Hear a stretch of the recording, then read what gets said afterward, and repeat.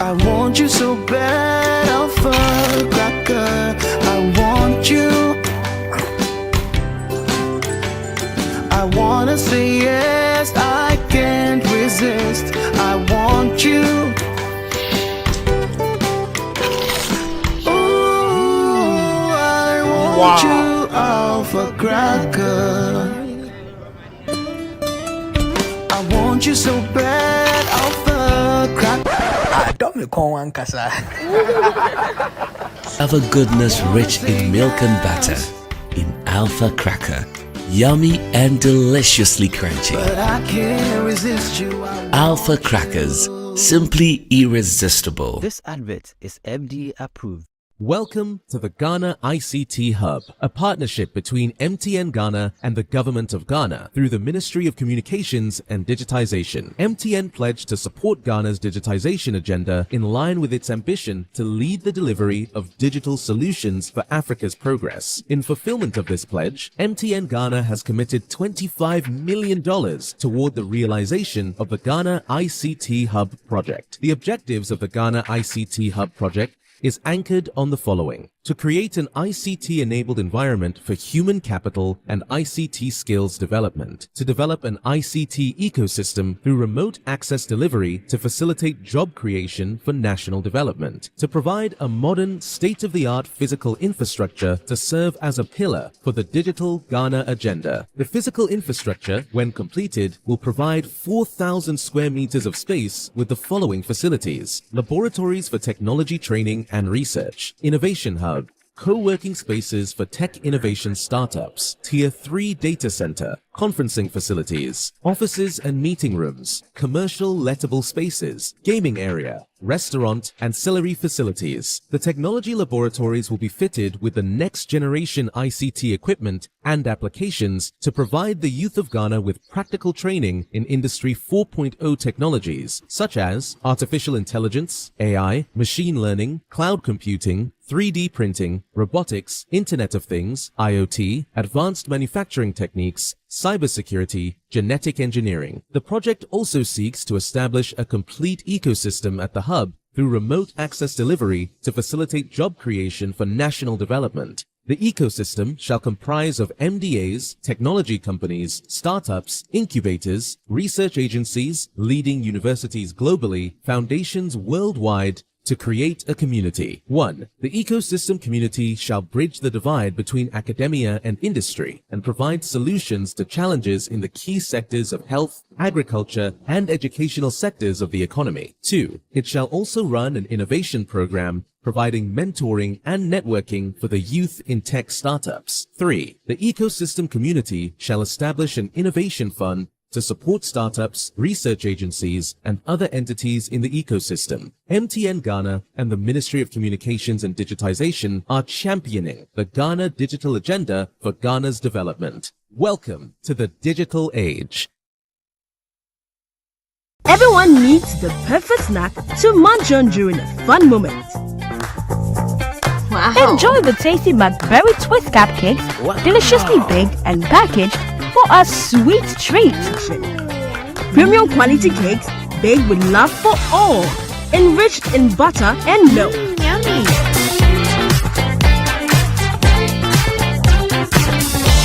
Oh, McBerry Twist cupcakes, simply irresistible. Try one today. This advert is FDA approved.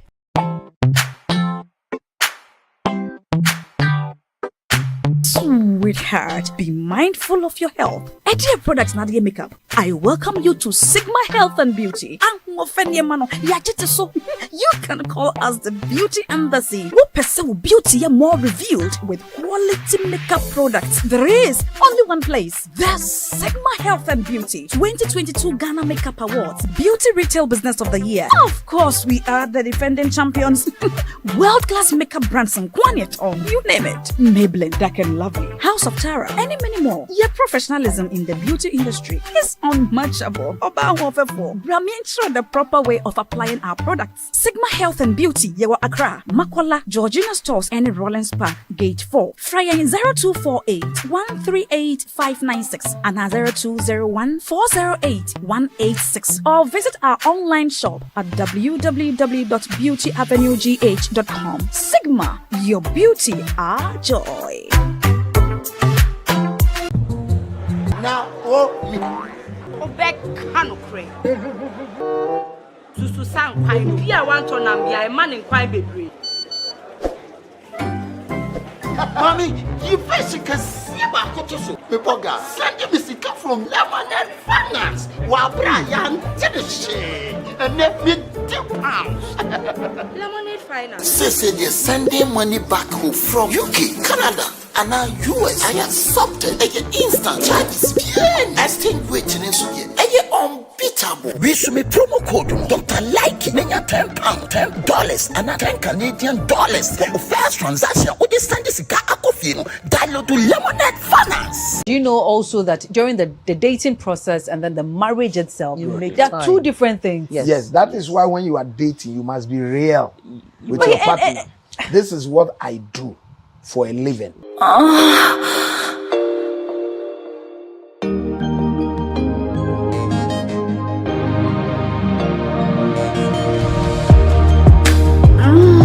Right there.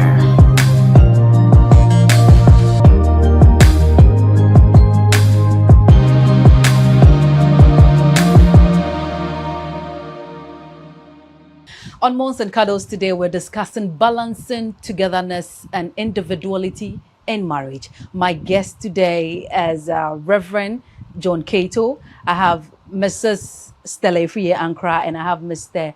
Roxin Gales. My name is Patricia Roxin Hammond. We want to understand marriage and individuality. When should the balance come in? When should I decide that I'm married, so I have to leave all my single life and concentrate on my family? Where does the balance come in? And I would like to start with the first female among us, Madam Stella Efriye Ankra. You've been married for several years. Like how many years now? 25. 25. Going on 26. Wow. 26 years of marriage. Yeah. Balancing together individuality and togetherness. In the beginning, how was it like? It's not easy. We are we are first individuals, okay? You've grown up for about maybe 26, 27, 28 years before getting married. You've shaped your character, you've shaped your life, you do things, and after 18, hopefully, you are taking decisions on your own. So it could be that you've taken decisions for the next 10 years before you get married, and now you have to share it with somebody. So you formed yourself, but the person fell in love with you. So it's not easy. You would now have to think about the person you've married, but then you should have also considered all those things before getting married to know that even as I am an individual in a marriage, I still have to consider the next person, the person I am marrying, to also make some sacrifices so that we can both combine our individuality to create a union. So it's not easy, but it's very achievable. It's the state of mind. Mm-hmm. It's what you decide to do. Is you decide that you're going to create a family.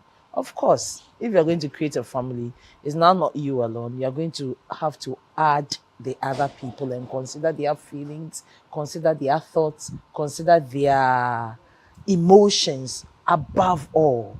And then also consider their lives to see how best you can all live together harmoniously. So yes, it's difficult, but it's doable. And let me start off by saying that you should not kill your individuality in your marriage. And I'm saying that broadly, but where you also know that we are not an island. We are not islands. Yeah. Exactly. So you're definitely going to have to consider the next person. No man is an island. Reverend, you don't kill, she says you should not kill your individuality because of marriage. Yes. I love to go out with my girls. Yeah. Whether I'm married, but I love to go out with my girls. Yeah.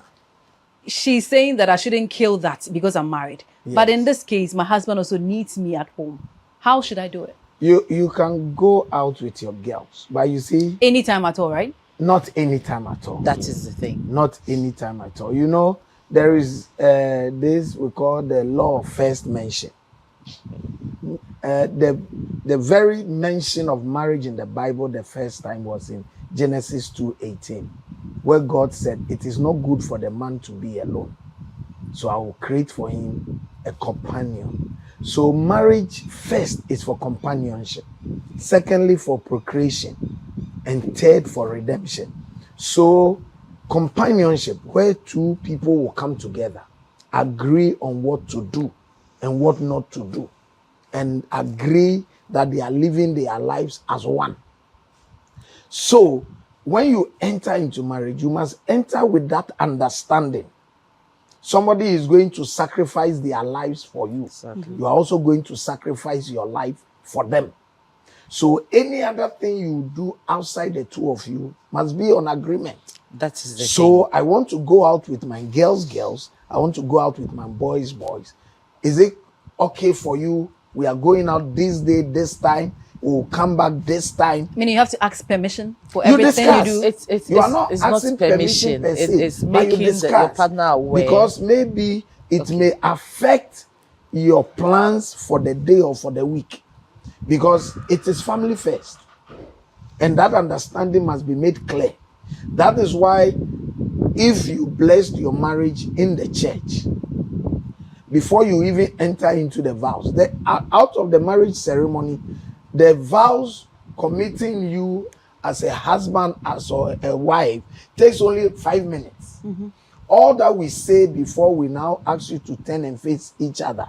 A marriage is a holy institution ordained by God, hallowed by our Lord's gracious presence in the marriage of Canaan in Galilee, into this holy estate, so and so wants to enter into. Then we make mention, you must enter into it unadvisedly.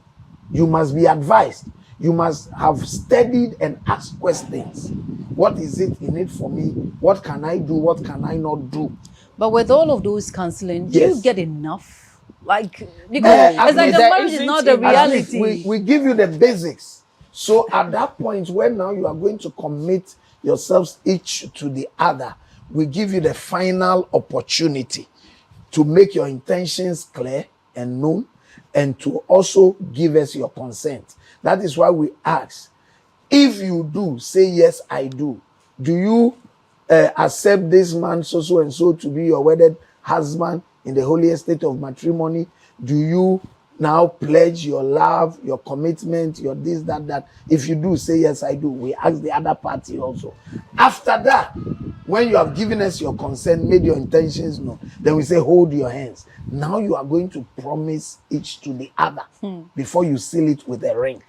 So at that point, if you realize that entering into this marriage is going to deny you and your girls, you and your boys, having your own time. Not to cut you, but declare do you know that sometimes Yes. At that moment, I'm Yes. coming to Mr. Roxon, Yes. at that very moment, Yes. you are promising each other, Yes. but when you leave that place, you're not Yes. facing reality. Okay. That is the thing. You're not facing, Roxon, In since fact- how long have you been married?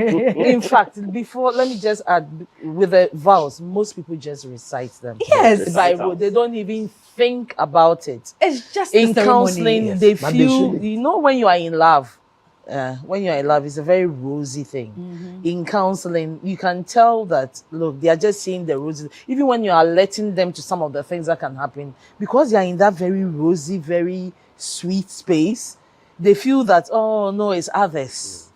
Until they get into the real the thing and reality realize hits. that Yeah. reality hits with a Yeah. bang. Yeah. Have you been hit by reality? I feel that yes, we are married. Yes, before marriage, I had my life. You had your life. I'll respect your space. I'll respect marriage. I'll respect the whole system, the whole institution of marriage. But then, let's take it, I'm in a business space. And so even what time I come home is undefined. I could get home around 12 a.m. and then a call come through. Just when I'm packing, and a call comes through, hey, come back, let's go to Takrady. And I don't have a choice because that's what puts food on the table for me. It doesn't also mean that I'm relegating my fatherly or my responsibility as a father of the house to the back. I only feel that I'll have to give you the space to operate so that I can also have my space to operate. Yeah, that is where the individuality comes in. You do have a life, but are you also considering how it is affecting the other person? partner? That is where the dating bit comes in. Good. Whilst you were dating, Good. you should, I mean, it was an orientation process for you. It wasn't just about the lovey-dovey and all that. But you know also that during the dating process and then the marriage itself, there are two different things. Yes, that is why when you are dating, you must be real with your partner. This is what I do for a living. This is what we are going to live with. Reverend, so not to cut you short, I have my checklist. Yes. No. But sometimes it is when you get into marriage, then you realize that the responsibilities of your business Are way increases. more Yeah, than you're maybe expecting. when you were single, it wasn't like, maybe it was just like 20%. But immediately you get married, maybe blessings and other Thank things, you. it increases to 100%. A lot of discussion. You see, that's why in marriage, communication is very important. Communication is very important. So you leave home. I'm going to the shop to buy something. You get to the shop and something comes up. You receive a call on your way to the shop. And so you have to go further. Communicate. Find a way to link. I was going, because if not so, you leave everybody in suspense and you worry everybody for nothing. Because we know you are going to the shop 3 minutes away from the house. You should be back within the shortest possible time. You've gone for 30 minutes, 1 hour, you haven't come. We begin wondering and worrying and panicking. So you cause fear and panic. We drive to the shop. We don't see you in the shop. What has happened? You understand? Marriage is not a sold out. When you come to pick my daughter, I've given my daughter's hand in marriage to you. I've not dashed my daughter to you. If I need my daughter, I inquire from you where my daughter is. If I need my son, I inquire from you where my son is. So you, the two in that marriage, must always be up to date with information as to the whereabouts of each other. Because if I need my daughter and I'm calling my daughter is not picking, you are the next alternative to call, to inquire from you. Where is my daughter? Where has my daughter been during the day? How is my daughter? You see, so if I have that responsibility to be able to tell your family your whereabouts and how you are feeling for the day or how you are doing for the day, then I demand the update of every bit of information I must know from you. So you are going out with boys, you are going out with girls. You want to spend some time together as old students, as a group in the church, or as work colleagues, or as a neighborhood association. I must know. Even church activity. Thank you. I must know. Even if you are going to church, as important as any spiritual activity in the church will be, if you are leaving your office to church, I must know. From work, you are going to church. From church, you will come home. Or you will pass somewhere, sit and check up on somebody. You understand? It doesn't deny you spending time with your friends or arranging to go on a trip with friends, but it must be with your spouse's consent. You understand? Yeah, I have to go on a break, but Roxanne, there are days, okay, like business, they always say business. Yeah. Business calls you, you leave at you come back at 12 a.m. Another call comes. Sometimes when the call comes, there's a call to go drink. And you'll be away for like another like 2 to 3 hours before coming back home. Auntie Stella asks, do you, in that case, do you consider your partner's emotions? Definitely. Maybe at that moment, she needs you around. That's it. Okay. So how do you balance this two? I have a principle that Good. in as much as I have to, and this is it. You step out with friends, you go and sit down. Most of the times it's a network table. Okay. Because you have to identify who you are. I won't go sit down with just anybody. So what the friendship brings you. It's about what the friendship brings to the table. Most of these guys are lawyers. Most of these guys are bankers. And when we meet, it's not just about let's meet and just have fun. Sometimes we are dissecting business. We are talking business. All right. As late as 2, 3, 4 a.m.? Yes. And these are, let's not forget, these are bankers who are doing 8 to 5. The only time they will get for you be after 5 to give you some of the tidbits in town or some of the things you can do to, increase your, and don't forget, your network is your net worth. There's absolutely nothing wrong with that. When I'm stepping out, I will conscientize you to let you know that today is a friend's birthday, and you know this friend. So we'll be sitting, and I'll go as far as telling you where we are meeting.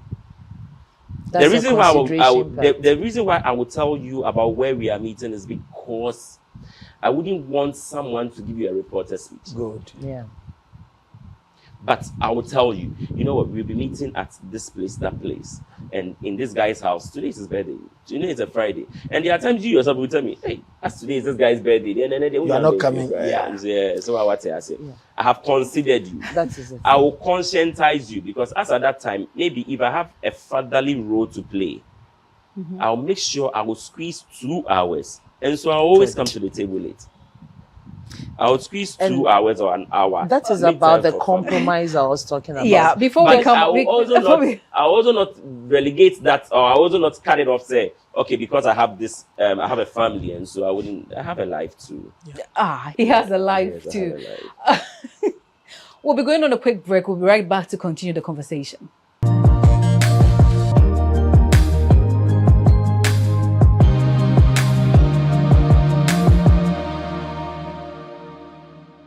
Everyone needs the perfect snack to munch on during a fun moment. Wow. Enjoy the tasty McBerry Twist cupcakes, deliciously baked and packaged for a sweet treat. Premium quality cakes baked with love for all, enriched in butter and milk. Yummy.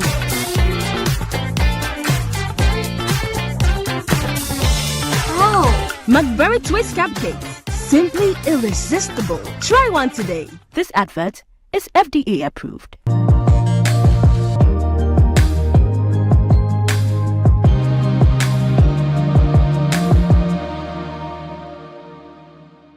Welcome back from that quick break. The show is still Moans and Cuddles on GhanaWeb TV with me, Patricia Roxanne Hammond. We're discussing balancing togetherness and individuality in marriage. And my 3 powerful guests have been keeping this show very interactive and very educative.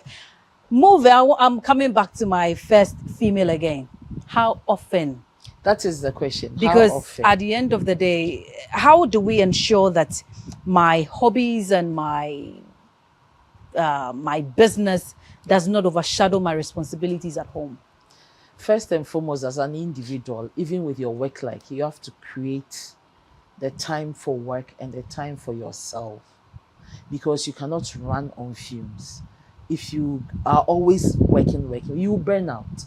So you already have to create time for yourself, time for your interests and other things. It can't be just work all throughout. If it cannot be worked throughout, you're supposed to put food on the table. And some people, naturally, they are workaholics. They don't have time for hobbies. They don't have time for leisure. But you see, one thing that you are also... So it has to be work. Do you work till you drop dead? Because what is happening is that a lot of people are so dedicated to work. After they retire, they do not have a life. And most people die early as a result of that. They do not have a social life. They do not have a family life. And that is what I normally want to caution the men to be aware of. Because the woman will have a social life after retirement, can move on with her children, grandchildren. Do you know that saying that they be a man in a career and and I say even here is the women who go. Why not the men? The men cannot equally do the same thing. But you were not there, so your children don't identify with you. Even your wife can go apart from you. Even your parents can go apart from you. If you are so solely focused on work, you're not thinking about anything else. You're going to lead. You might as well stay single and just do work, finish work, don't even enjoy what you worked for, and die off. And that is what will happen.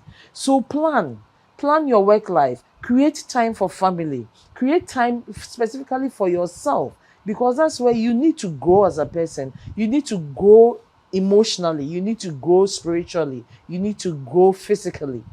if you are so focused on work to the detriment of your physical life, what is the need for the work then? You're going to spend every money you get on medical bills. The same way you brought in a wife, you have children. Yes, you have work. Create the time to spend with family as well.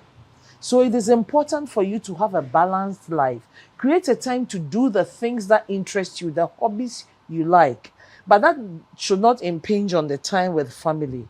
You know, as we went off break, we were talking about how you've worked, you come home, family time, you're so tired, you're sleeping. That is not quality time with your partner or with your children. So in as much as you work, and I will say it again, those married to reverend ministers and pastors, at times I feel sorry for them because the church can take so much of your time.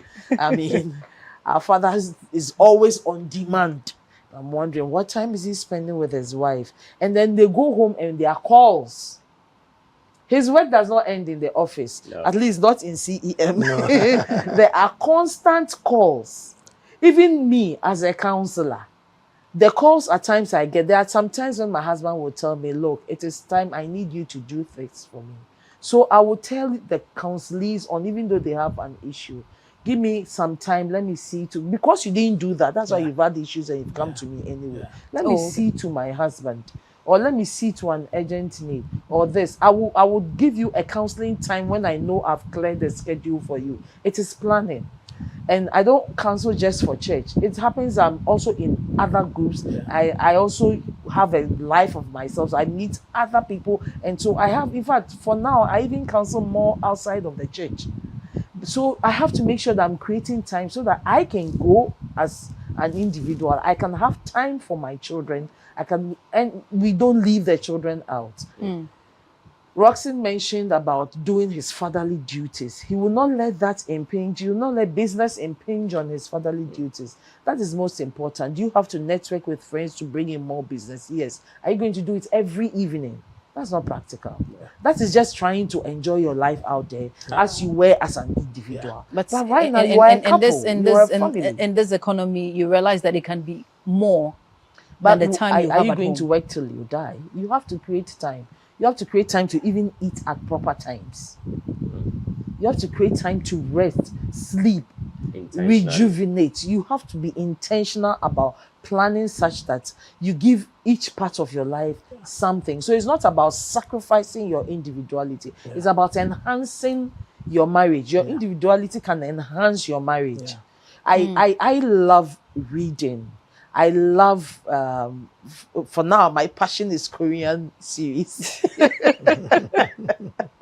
Netflix, what it will do to us, you know. But it doesn't mean that when my husband walks through because I'm more at home now. I work from home and everything. It doesn't mean that when my husband gets home, I'm so focused on my Korean series. I'm not going to see to him. I'm not going to chat with him. I have to connect with him. He has to be able to tell me what he is planning. I have to be able to tell him what I'm planning.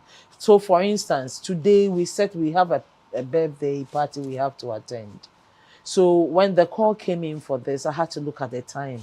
How will it affect our outing? Okay, it's arranged. It is this. So I will tell him. You even make time for outings. So I made time for this, and I also made time for his, because I have to accompany him to a friend's birthday. It's also to honor the man. I'm helping my husband honor a father. So I have to create the time for it. Is this something that I would have done alone? Or no, I'd have had more time for myself or had more time to do something else. So it's about planning. And you know, Robert, you know, even sometimes our businesses or our corporate institution even think about the family. And so you, the one in the family, cannot be in the family and not think about the family. Because if your institution is well-to-do and they give privileges like medical attention to your wife or your spouse and children, and they give certain privileges like maybe if you are up there, you are in the bracket of entitlement to a vacation, you understand, whether abroad or locally, they have thought about your marriage and your home. That is why they are giving those privileges to your family.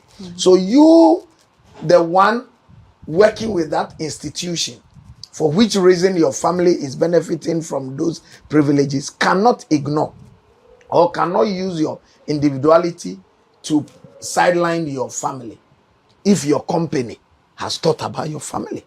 You understand? The family matters in every sense. And spending time with the family is as important as the productivity in your workplace. You understand? So we must balance it. It too. We must balance it. And we must, like Auntie Stella said, you must be intentional, you must be deliberate, you must be strategic.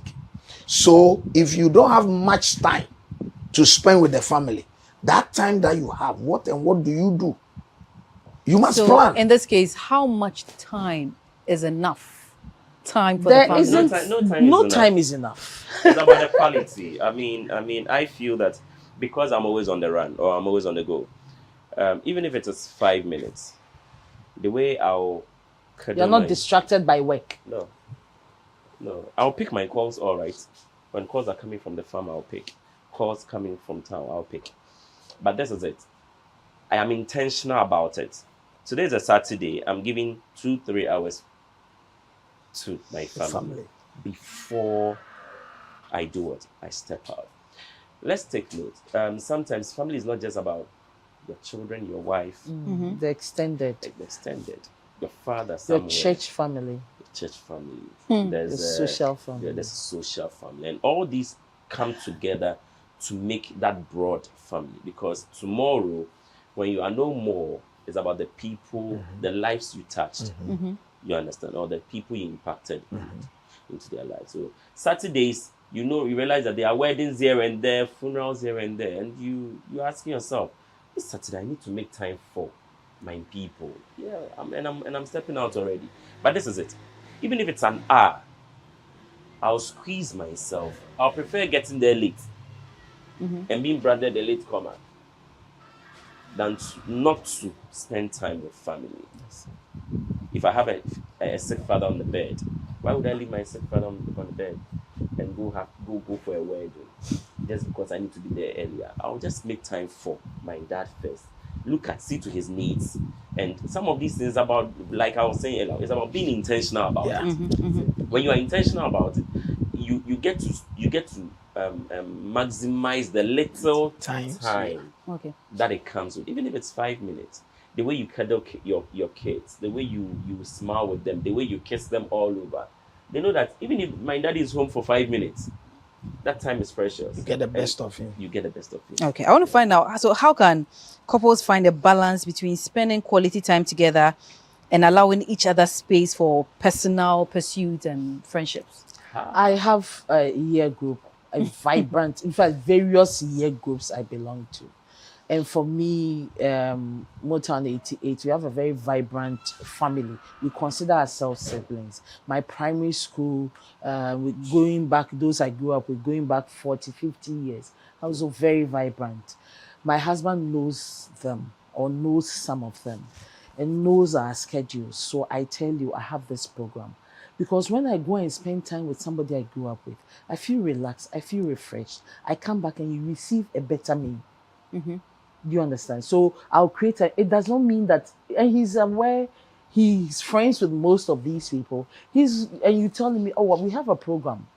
The day before my birthday was on Tuesday. So the Monday, a friend came in from the US. So we had a pre-birthday bash, just 3 girls. We sat down, we chatted.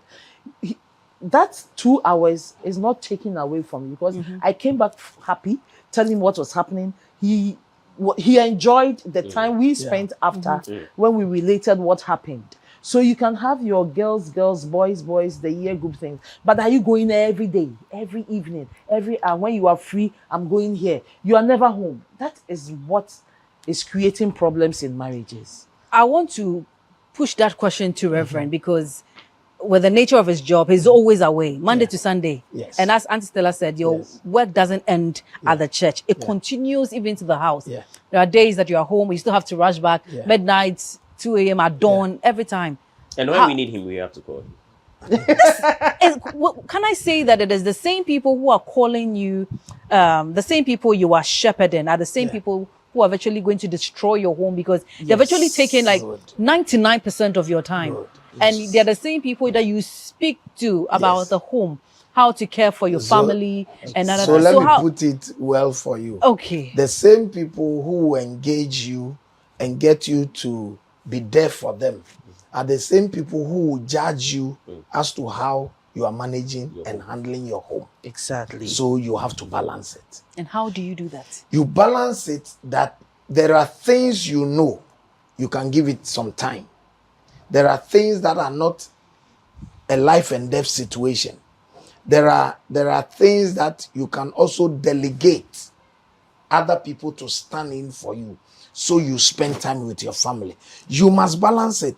You must plan it. You understand? So it's not every call you receive that you run. There are certain challenges that you can get solution for just being on the phone.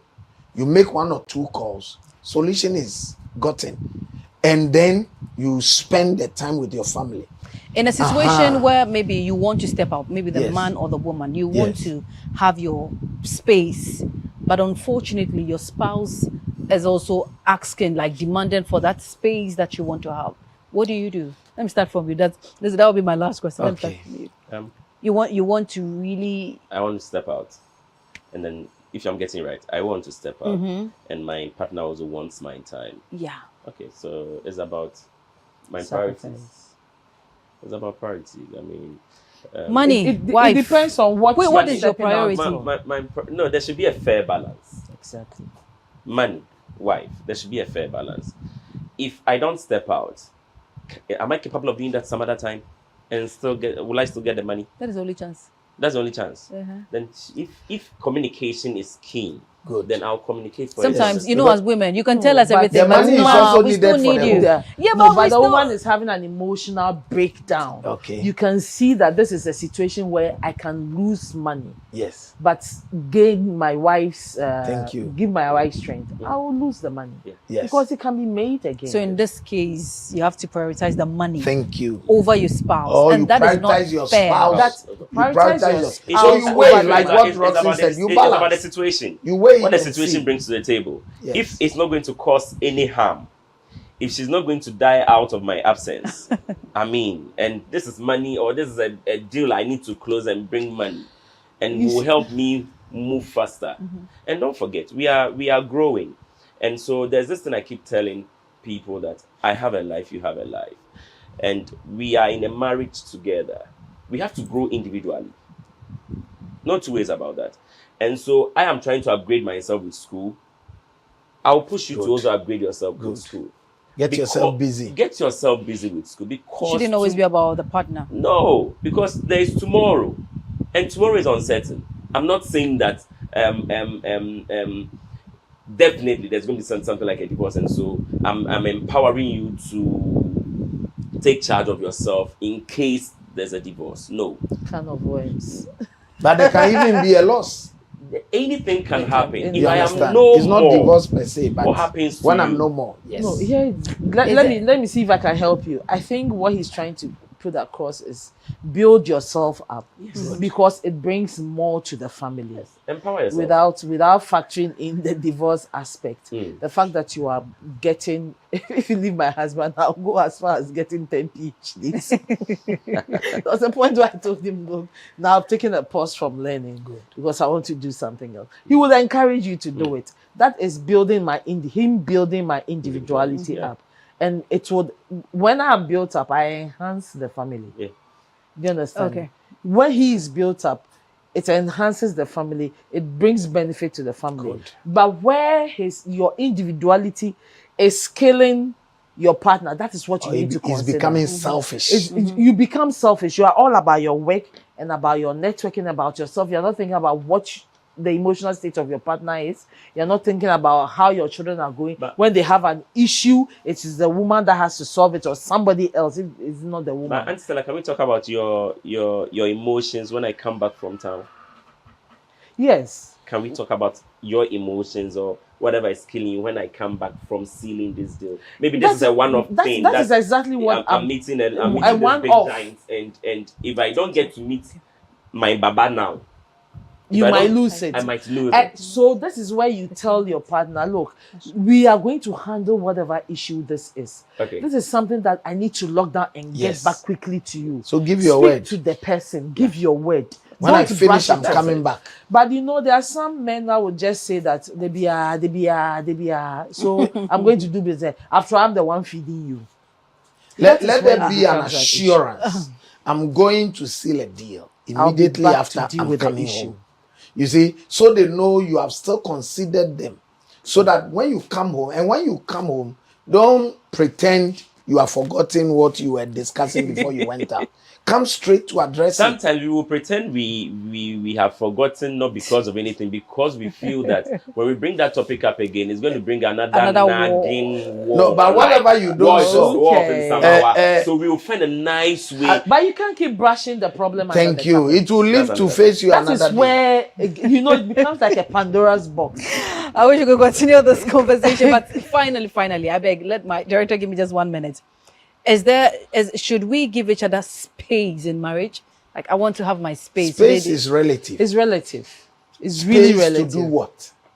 I want to I want to be myself. I is want it to refresh? More or less like I want to be alone. I don't want Is it to refresh, to be a bit innovative, to think about your work, to relax, but not space as to do what you like. Constant space. Whatever affects you affects us. Exactly. So I won't give you space to go out there and have a feel of yourself, enjoy people, do what pleases you, and trouble comes, and the trouble affects you, and affects That wouldn't be just you.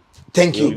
Thank you. So space, is it for your progress in life, to advance your cause, to bring home enhancement, to improve our life? That space we will give you. But space to do what pleases you. That tomorrow, thank you, something happens and it is me and you. No. Okay. Such space, no. Thank you very much, lady and gentlemen. The show has been Moments and Cuddles with me, Patricia Roxanne Hammond. We discuss balancing individuality and togetherness in marriage. Please, man and woman, spouses, don't be selfish. Every day come to an understanding, as my panel said, my panels discussed. Let us all come to a level ground and understand each other. The key thing is communication. At the same time next week, stay blessed.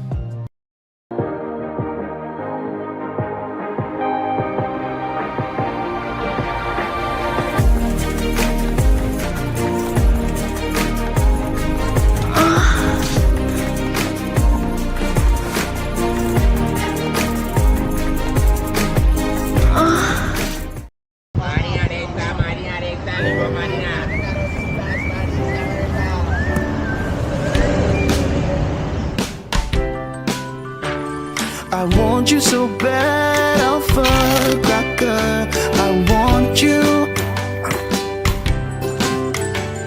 I wanna say yes, I can't resist. I want you. Ooh, I want you, Alpha Cracker. I want you so bad, Alpha Cracker. Alpha goodness rich in milk and butter. In Alpha Cracker. Yummy.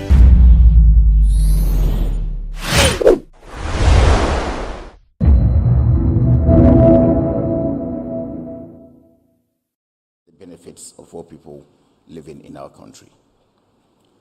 During the period I've mentioned, or under consideration, we revised the National Health Policy to reflect the National Health Agenda, incorporating new developments and international best practices in health, and provide direction to its attainment of the SDGs. Other major policies and strategic documents developed include the following: Ghana's roadmap for attaining universal health coverage by 2030. This policy document expresses government's commitment to SDG Target 3.8 which aimed to achieve universal health coverage by 2030. It also defined universal health coverage in our own context, I call it Ghana's context, and provide strategic direction for the sector up to 2030. We also have developed the antimicrobial use and resistance policy. This policy is aimed at containing the public health threat of antimicrobial resistance, thus to limit development of resistance to antibiotics treatment. Ladies and gentlemen, the ministry is concerned about the growing phenomenon of antibiotics use in Ghana. We have more work to do in reducing the abuse and irrational use of antibiotics in Ghana. We need to educate care seekers and the prescribers, pharmacies, and chemical shops. We also need strong regulatory enforcement and security services to enforce the law. This is a huge policy that has given Ghana's health sector a big acclaim on the global landscape, and we are in the process of implementing this policy.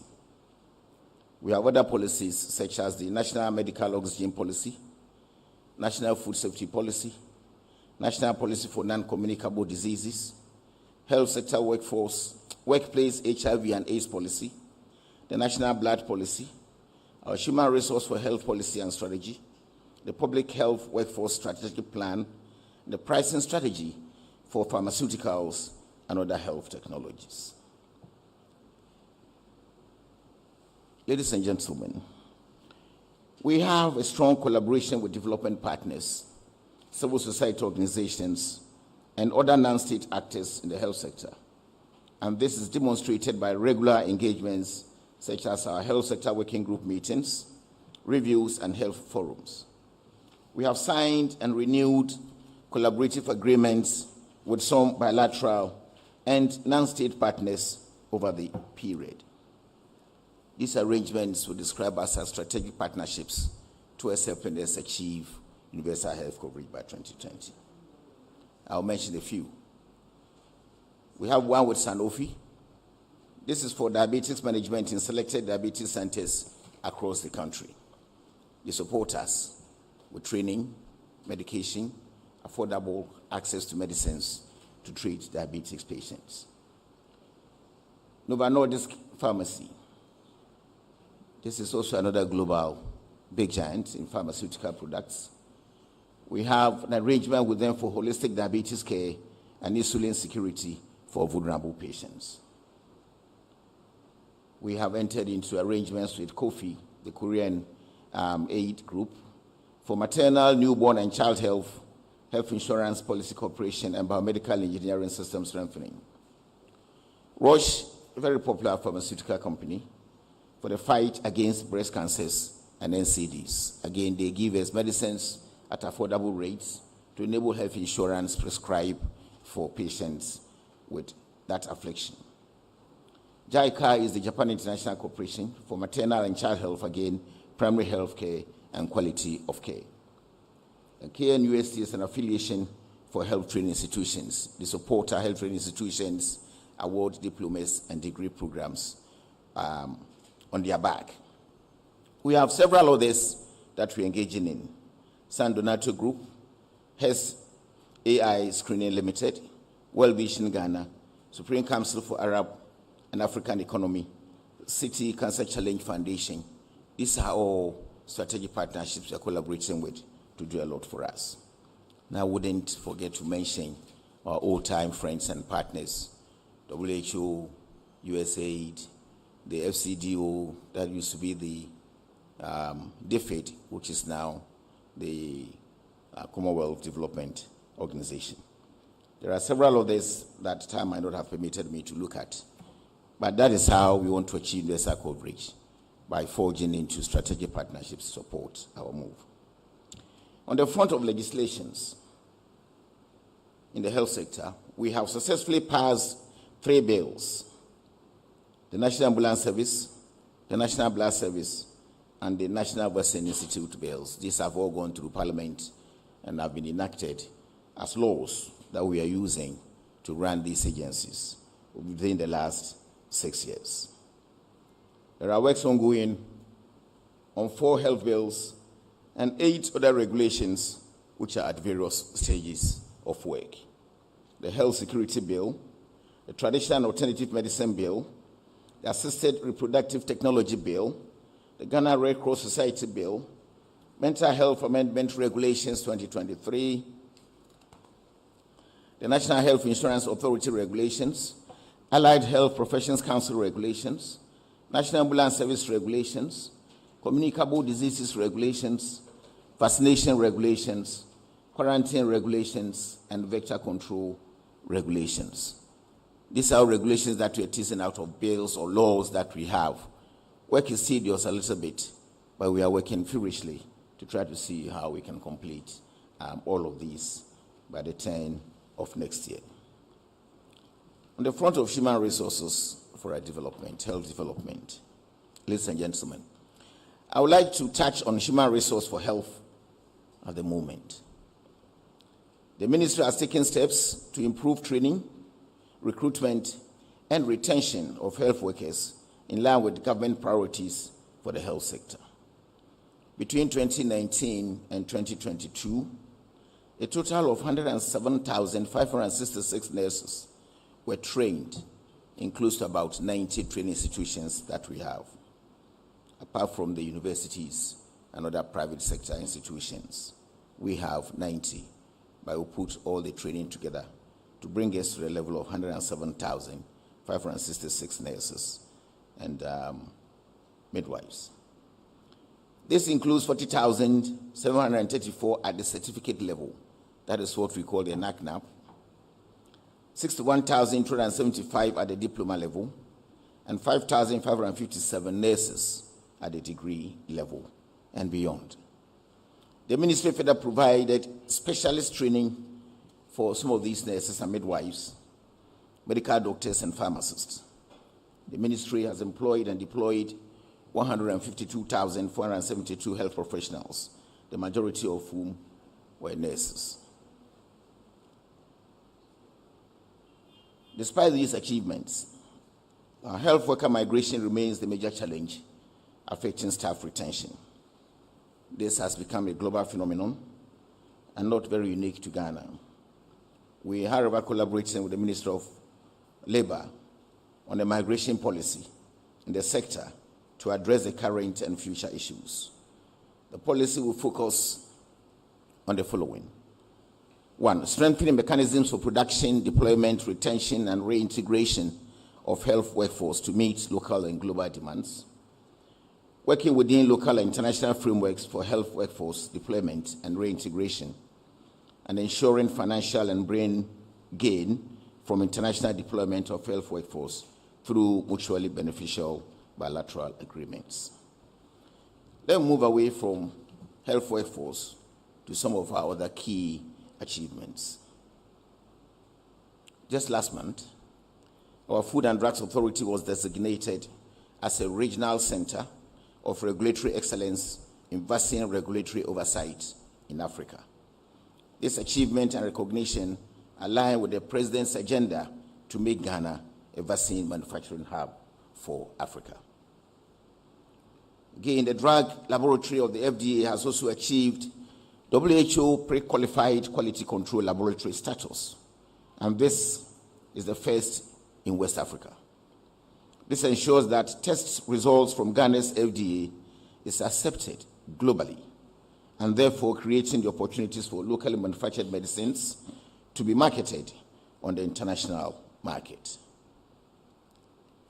The establishment of the National Vaccine Institute is a significant advancement in the West African sub-region. This is second in West Africa and sixth in Africa. Let me use this opportunity to announce that Ghana, in collaboration with the private sector investment, are working very seriously to be establishing a bioequivalent center in our country. God willing, by the end of October, this will have been commissioned. And therefore, we can do all trials in our country for medicines and other medications that are manufactured and produced to be used in our hospitals. We have sustained the dispatch of Chinese medical teams to Ghana in a part of cooperation between the two countries, especially supporting our efforts to scale up the integration of herbal medicines in the health delivery system. As part of the national digitalization agenda for the health sector, the ministry has since 2017 been rolling out an electronic patient record system we call LEMS. The rollout includes networking for health facilities, deployment of hardware and licensed software, and training of health professionals. The following are the objectives of the electronic patient record system deployment in the health facilities: to improve patient flow and reduce patient waiting times, improved system harmonization, improved access to patient information and continuity of care, improved health insurance claims management, real-time disease surveillance, and improved IT infrastructure in all our health facilities. Ladies and gentlemen, the ministry has deployed the electronic patient record system to all teaching hospitals as I speak, all regional hospitals, all district hospitals, and currently we are undertaking the deployment to polyclinics and expected to be completed by December 2023. With a capacity of 50 deployment teams to deploy the LIMS to 55 health facilities concurrently, we are working to enroll all lower-level facilities, such as the health centers and CHIPS compounds, by December 2024. We have in the process trained 115,000 health professionals on the use of the system, and more than 14.2 million patients have been registered on the platform, with 21 million patient visits recorded so far. We are seeing the benefits of the deployment already, some of which are cost saving, the removal of manual fold printing, folder storage, and improved revenues in the facilities. Okay, we have seen improved continuity of care, patient data portability across facilities, patient medical history for clinical decision making. So if you are referred from one facility to the other, you don't need to carry a folder again. All your records will be seen everywhere, so far as you have the unique health ID system. And we are envisaging to link this to the national ID system as we go forward. We have also seen improved claims submission and significant reduction in NHIA claims rejection rates from 15% to less than 10%. We also have seen the support for real-time disease surveillance and early warning systems to strengthen public health emergency preparedness. Let me go forward and talk a little bit about National Health Insurance Scheme.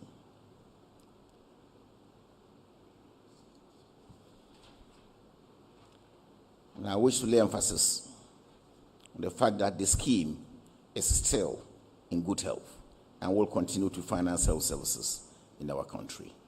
For the last few months, we have seen significant improvement in claims, payments, and money is now moving from the authority to facilities that have submitted claims for their use.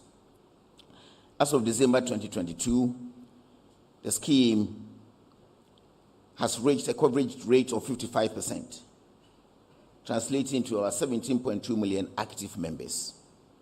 The population covered include 2.1 million indigents who were registered for free. All providers were trained on electronic claims submission, and this has improved electronic claims submission to 90% for service providers.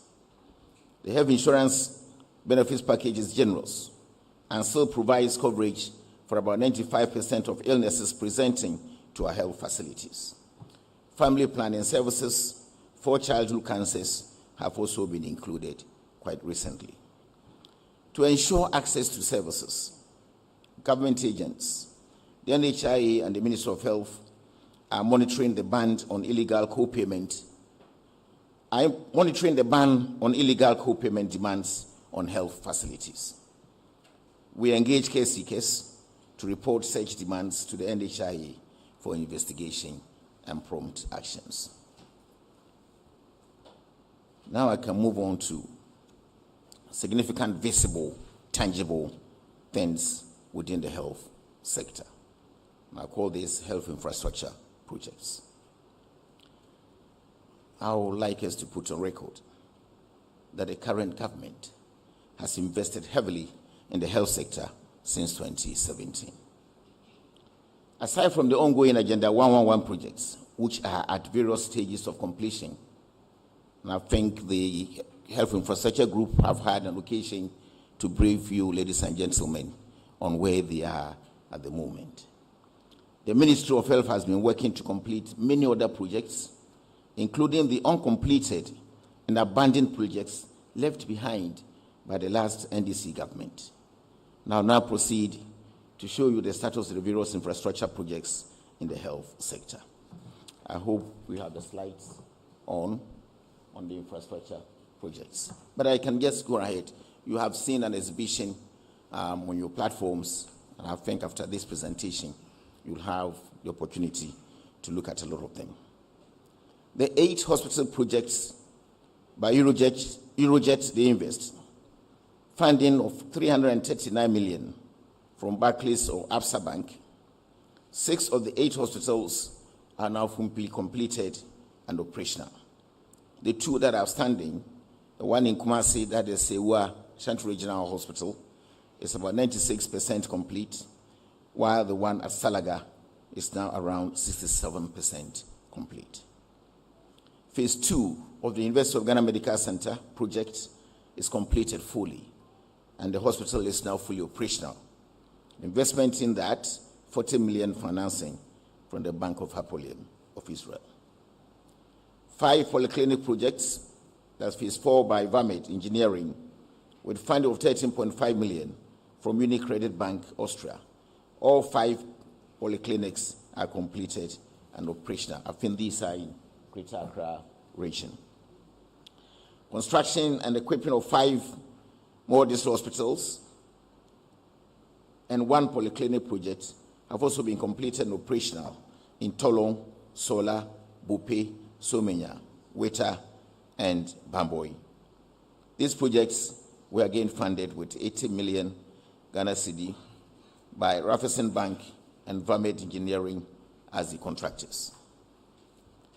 We have also 7 district hospital projects with integrated IT systems.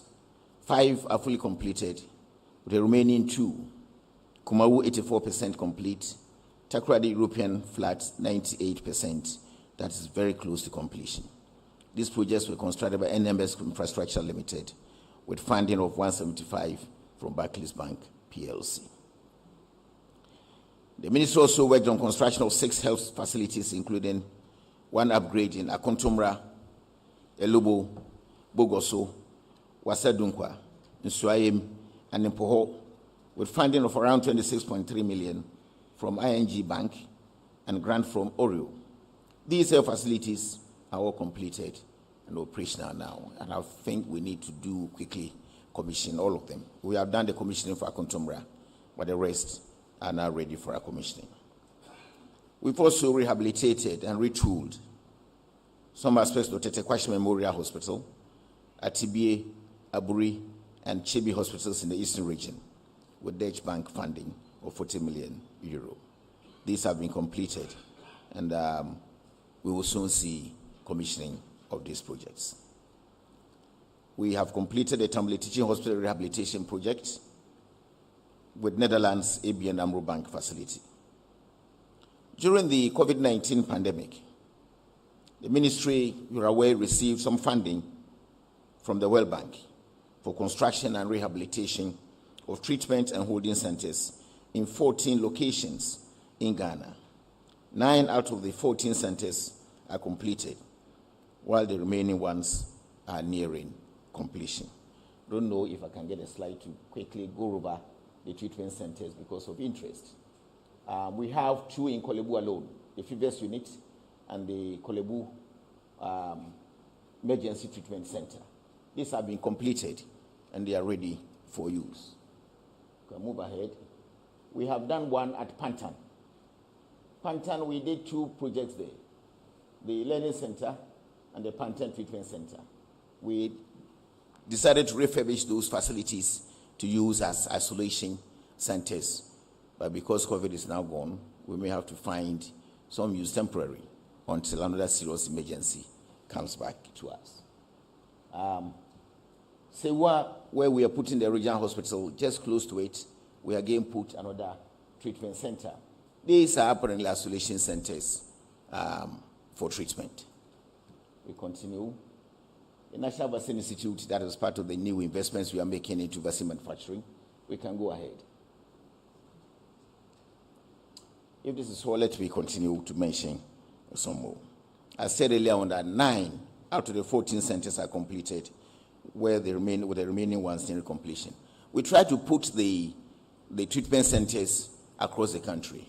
So we have one at Zebila, the Adekulu, one in Volta region, one in Sunyani, one in Goso, one in Dodua, the Shant region, one is in Sewa. So we covered almost everywhere. The Western North has one, is it Yoso or close to Yoso? So that is how we distributed some aspects of the COVID investments across the country. We also have completed 16 new chip compounds projects in selected locations across the country. Despite these, we have a number of uncompleted projects that we are seeing work in progress. They're a bit slow now because of inflows that are getting to the contractors' hands, but with time, these projects will also come to completion. The equipping of Komfanochi Maternity, completion and equipping of Komfanochi Maternity and Children's Block with funding of 38.5 million from Dutch Bank. This is about 56% complete. That was the old Komfanochi Maternity Block that was 44 years old, uncompleted. We tackled it, and we are getting close to about half complete with that project. The Bolga Regional Hospital, that has also been there for a very long time. We are now around 96% complete. We left with fixing equipment, and soon that will also be commissioned. The Eastern Regional Hospital has seen significant progress, which is now close to about 56% also complete. We started Ifeanyi Kwanta Hospital on the rehabilitation, and we are also constructing a new Western Regional Hospital with funding of around 190 million euro.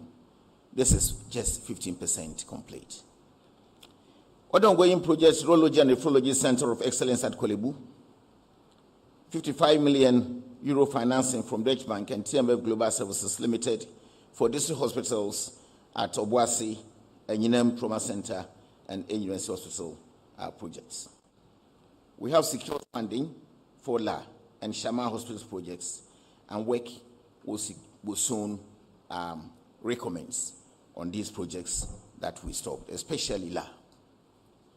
The ministry has also received approval for 400-bed maternity block for Kolebu Teaching Hospital, 5 new district hospital projects, the rehabilitation of Tema General Hospital, Nkranza and Doma hospitals, as well as the construction of a new central medical stores for the ministry.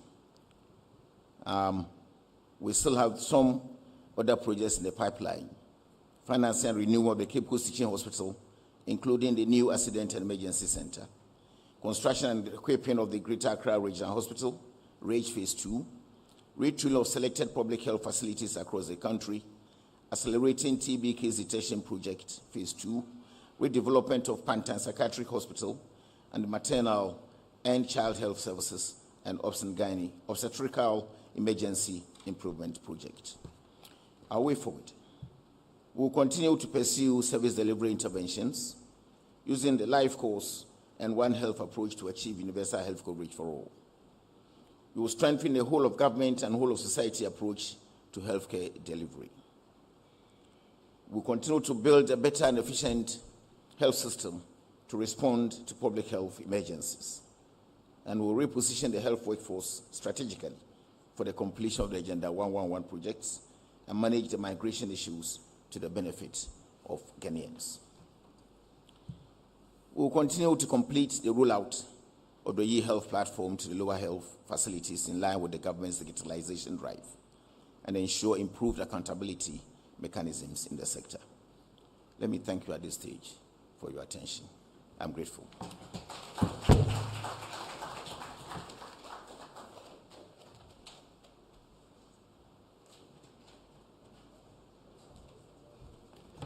Honorable Minister, thank you so much for that insightful presentation. In fact, when Minister read all the infrastructure projects, I was struggling to catch up because there is so much that the ministry has achieved within that period.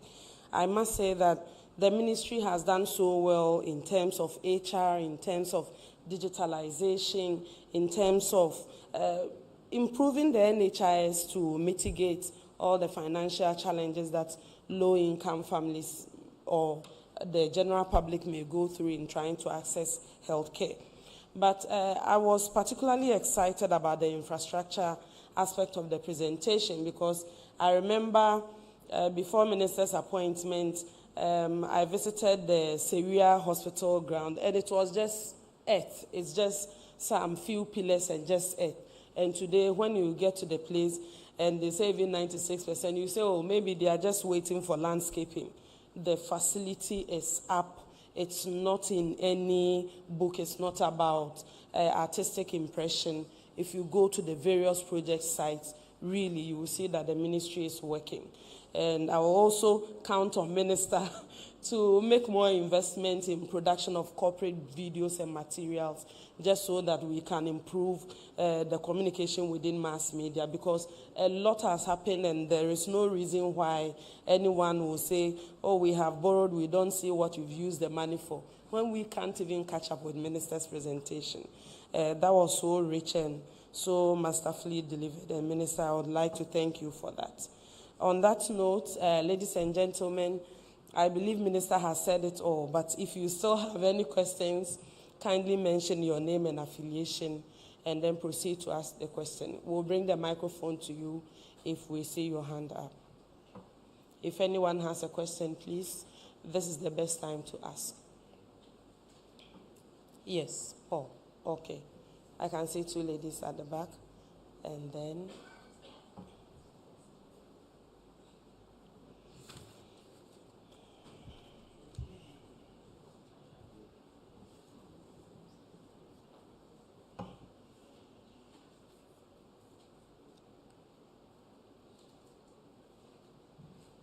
Okay, we can start with the ladies. So kindly mention your name and media house and then proceed to ask your question.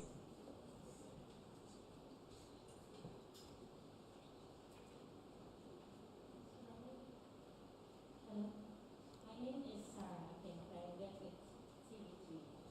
I would like to find out from Minister. I think we keep hearing that funds have been secured for the General Hospital in Shaman. Projects will begin, but it's still the old story. If it could be very specific this time around for us. Thank you. Thank you for the question. My name is Sarah from GTV. It appears the Minister's presentation was free to just a few sectors in the health arena and quite not satisfied. But I want to find out whether this assessment took into consideration some projects being embarked upon by a private sector in the health, for us to also know the level of completion with such things. I will recall the cardiothoracic center, the 37 military hospital, I want to find out the state of this. And also the phase 2 of the Greater Florida Hospital. I haven't heard anything about that. We want to find out the current state of it and when government hopes to start. And we also know that the 111 is not under the Ministry of Health. So we are able to even ask pertinent questions from the Ministry of Health. We want to find out whether it's in terms of the time, the duration for the completion of the project, whether they are going to achieve the set targets here. Okay, thank you for the questions. We'll take one from Paul. Yeah. Good morning. My name is Paul Nyojedalafu, and I represent the Daily Statesman. Thank you very much, Minister, for your presentation. My question is, I want to find out from you, what is your response to the claims by the Fourth Estate, which was published within this week, that free childhood cancer, despite promises made by government through the Vice President and the First Lady, has not been implemented? Thank you. Okay, we can take 2 more questions for this round if there are any hands. Okay, please. Good morning. My name is Ako Kraba, Kasapa FM. Minister, I want to find out from you, how are you regulating the private training colleges, private health training colleges? Because there are many times that these institutions offer almost about 6 months, 1 year, and they train these nurses, and they add up to the numbers, which our health cannot be jeopardized. So how are you regulating them? And then also, sources tells us that almost about 10,209 nurses have been trained, and they are yet to be posted. What accounts for these numbers? Why are they still home? And what accounts for those, And finally, I want to find out from you, Minister. The brain drain has been a worry to our health sector. You've made mention that even though efforts are put in place to ensure that these nurses are kept in this country and then work for Ghana, one of the few activities or one of the major causes of this brain drain can be attributed to the fact that their salaries are considered meager. What are we doing about them? Thank you very much. Thank you for the questions. Okay, let's take that as the last for this round and go for Minister's responses. My name is Augustina Teria from the Daily Graphic. The minister did mention of a migration policy that they are working with the Labor Ministry. I want to ask, how soon will this policy be in place? And in the interim, what is the ministry doing to retain the nurses that are leaving the country? Thank you. Thank you for the questions. On that note, I will invite Honorable Minister back for his responses. And if there are any follow-ups, we will come back to you.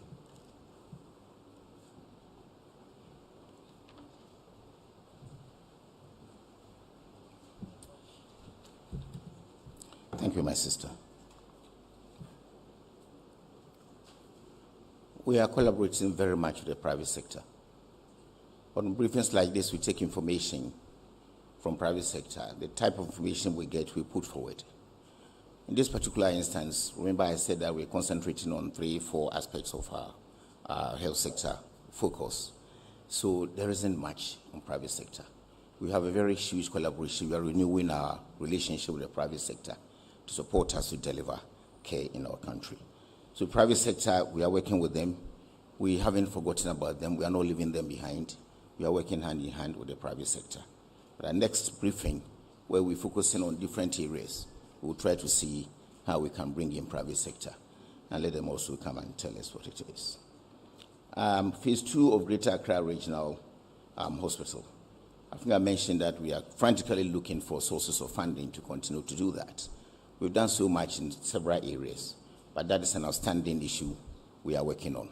We started meaningful negotiations and discussions in trying to see how we can get funding to continue to do that. La and Shama, we got funding. Unfortunately, something happened. We couldn't continue that way, and we got it stuck there.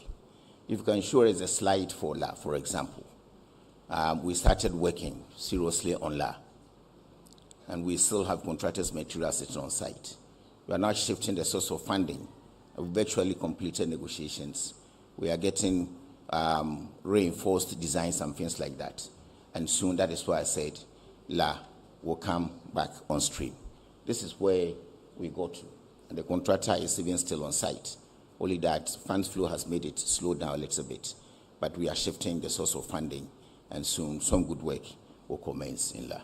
And that will relieve me a lot from the criticisms that I've faced for pulling down La. That was virtually collapsing itself. Agenda 111, I'm glad you said that you now realize that it's not solely in Ministry of Health. Because of the significance the President attaches to this, his vision, this project was actually situated under the presidency. There's some health infrastructure group that is undertaking that. And I believe that they came to give a briefing here on where they were not very long ago. So that question should have actually been there. I'm very, very optimistic that they will achieve some targets that have been revised. Earlier on, we were thinking they will complete all the 101 hospitals by 2024. Unfortunately, because of procurement processes and delays in signing agreements and pushing contractors here and there, the targets have been revised. And when they come in for the next briefing, you will get it. I don't want to mention numbers. They themselves will tell you where we are. By what we have revised these targets to, I believe it's achievable and they can achieve the targets. Childhood cancers, we had some little problem. We've had a good engagement with providers and the National Health Insurance Authority, I think last 3 weeks in the ministry. And all those centers that have been identified to do care now are doing care that will be paid for by health insurance. So we have jumped the hurdle in that respect at the moment. The private health training institutions. I don't understand when you say how we regulate. We are regulating them like we are regulating the public health training institutions. And mind you, the private health training institutions include some of the universities that are running courses in nursing and midwifery and what have you.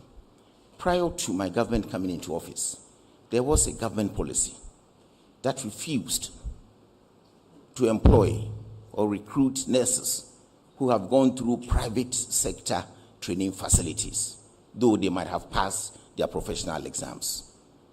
It took us about a year to be able to actually negotiate, to get funding, to be able to start recruiting them. As I speak, the numbers that I mentioned includes all private sector trainees, those who have passed through private sector health facilities. Plus, of course, those that have not been licensed, those that have not been accredited, those that have not been properly registered. So we regulate them just like all other public facilities. Nurses yet to be posted. What accounts for this? Other university graduates that have not been posted. What accounts for this? The answer is the same for the nurses as well. We begin to forget that when you finish university and you pass your exams, you also have an obligation to be employed.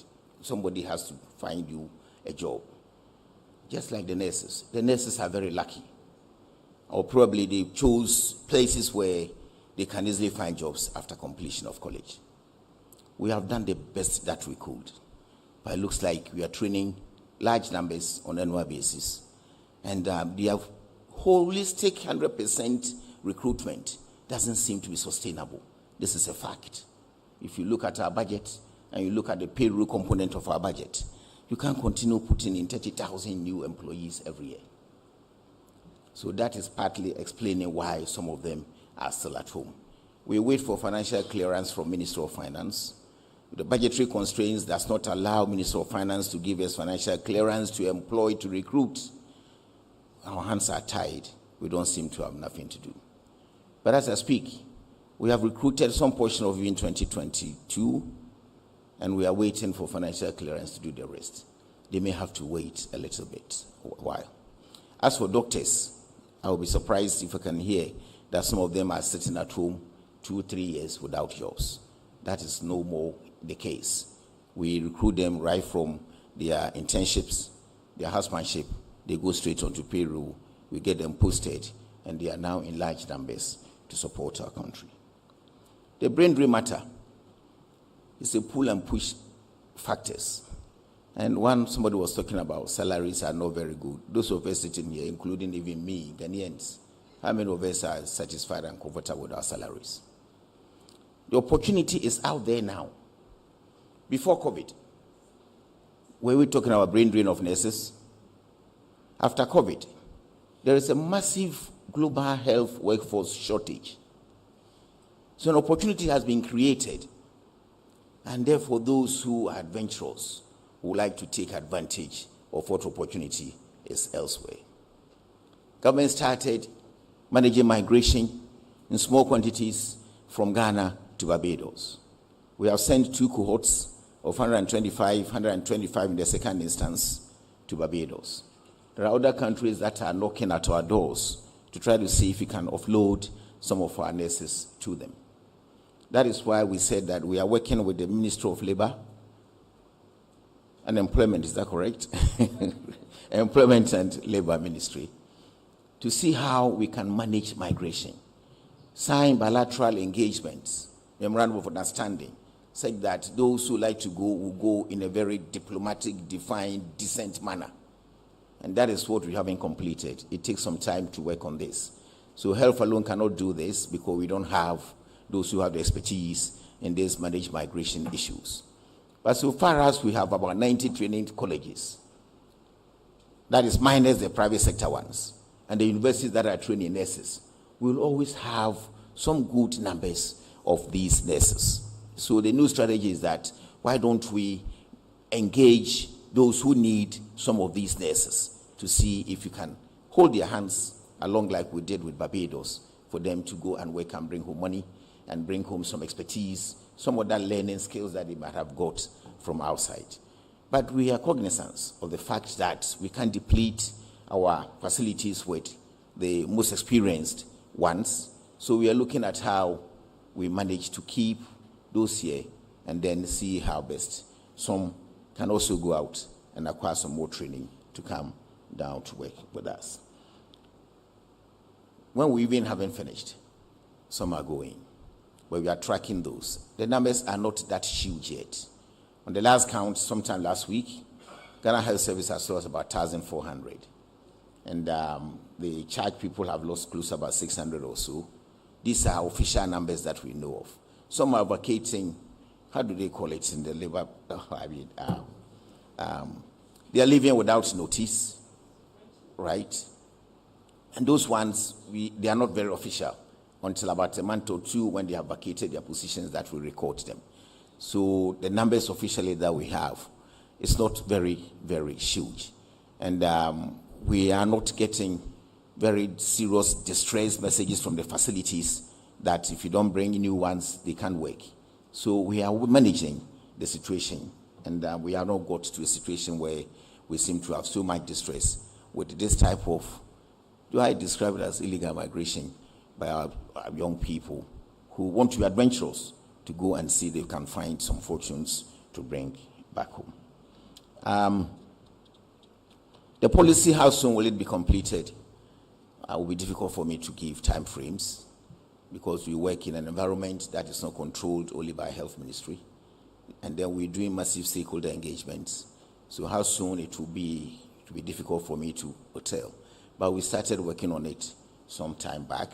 I don't think it will take too long for us to complete what we are doing. I think I've answered all these that were picked up. Thank you very much.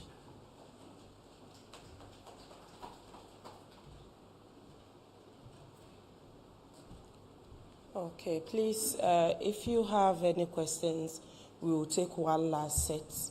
But if there are no questions, then it means we have to invite. Okay. My name is Isabella Jakwa with the Daily Statesman. In the minister's submission, I didn't hear him touch on the mental health sector and also on any interventions of the mental health sector. And a consultant psychiatrist is calling for an imposition on taxes on alcohol, cigarettes, so that these monies can be directed to the mental health fund. I want him to respond to this. Okay, thank you for the question. Sarah. Okay, so my name is Sarah Furi again. I want to find out from the minister. The minister mentioned that there was an arrangement with the UK government where Ghana stood to gain some dividends with nurses being migrated and all that. I want to find out the state of that agreement. And also, he didn't touch on childhood vaccines. I don't know whether our current stock is still enough for us to vaccinate our children. And also, I wanted to find out from him when the COVID Trust Fund team were over and done with your work, why didn't the ministry advocate that the monies be put into other health projects instead of returning it to the consolidated fund? Yeah. Okay, thank you for the question. I can't see any hands, so I take that to be the last question. So I will invite Honorable Minister back for his responses and also his concluding remarks.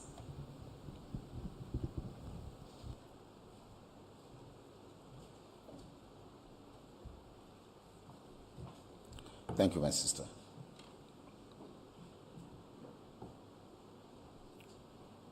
COVID fund, the minister advocating for it to be put into health infrastructure only. When COVID hit us, the activities that the entire COVID task force advised for us to undertake, they were all not in health alone. Remember, even when we were quarantining people at the Pentecost Center, we had to bring in national security and the police service. When we're looking at how we can support businesses that were going down under because of COVID, we have to fall on the Minister for Finance to give some small support to small businesses that were collapsing. So if you set up a COVID fund, and the health minister alone goes to say that, bring me other money, I don't think you'll be asking for equity. So you look at where gaps were created, look at what other things that money can be used to do to support us, but not only in health. If you look at the type of infrastructure and the things that I mentioned, we were trying to put up 14 new facilities. We call them treatment centers, holding and treatment centers. That investment was big. Then you still go and ask for more. Look at all the projects that I mentioned being funded again from the consolidated fund. There were several other things that we haven't even done as a nation. So there are talks now asking for the fund to do several other things. This morning, just before I got here, those who are working on the emergency preparedness policy are asking that, why don't they give us all that fund into emergency preparedness? That emergency preparedness center we want to create will not only be for health issues, but even natural disasters, fire outbreaks, floods, and all that. So if you put all that money into health, I don't think we'll be doing this nation some good. The Ministry of Health will benefit anyway, but we are talking. At the end of the day, Cabinet to make a decision as to where to go. But let me advise or remind you that wherever I am and we are discussing on where to put money, I don't think I'll keep quiet. I'll advocate for health to be given a fair share of that funding. Childhood vaccines, let me tell you, our challenges are now over. We have adequate stocks. We are looking at the stock levels on a weekly basis. We have some good allocation now to do vaccines, and I don't think that problem we faced is going to happen in the very, very near future in the country. Migration to UK, we are still engaging people. But you see, you are knocking at the doors of somebody. He has come to you to negotiate. What he wants, even when you haven't completed, he's getting. So what will be their enthusiasm to push you to do it? So we are becoming a little bit slow.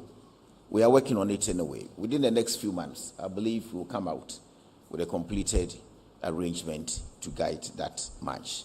So we are working with the UK government, not only UK government. Yesterday we had a briefing with some group from the US who are also looking at whether they can take some of our nurses away. But these things take a little bit of time to negotiate, to get your foot going. Taxes on alcohol and cigarettes, we call them sin taxes. This has been a very old advocacy thing. All the time we're talking about taxes on alcohol and cigarettes to stop their use and all that. What did we put taxes on? And somebody was complaining just last week or so. Something that we have put taxes on, something, I don't know. Even me standing here, when I was in opposition, the other time they talked about taxes on alcohol in Parliament. I got up and said, hey, you are not taxing Apiteshi. You see that sort of thing. It has been an old thing. And year on, governments look at what they can do to put on some taxes on these things. It's an old age phenomenon on these. It's only last 3 weeks when I was in Lagos on cardiovascular research findings that the researchers are saying that we always talk about alcohol and cigarettes and sugar. What about sodium, salt? Then the place went quiet. The place went quiet. So now, can we be bold to ask anybody to put tax on salt? But that also is hazardous to our health, somewhat. But it takes, certain situations and certain times to be able to introduce some of these things. We know what it is and how it can help us fight diseases. Mental health sector. Remember I said the focus of this briefing were in 3 key areas of health. Little I can say is that we are seeing some good improvements in funding for mental health, and some new activities are actually coming up into mental health. At the appropriate time when we meet you next, I think we will create space to actually brief you on what bold steps we are taking in the front of mental health. I thank you so much.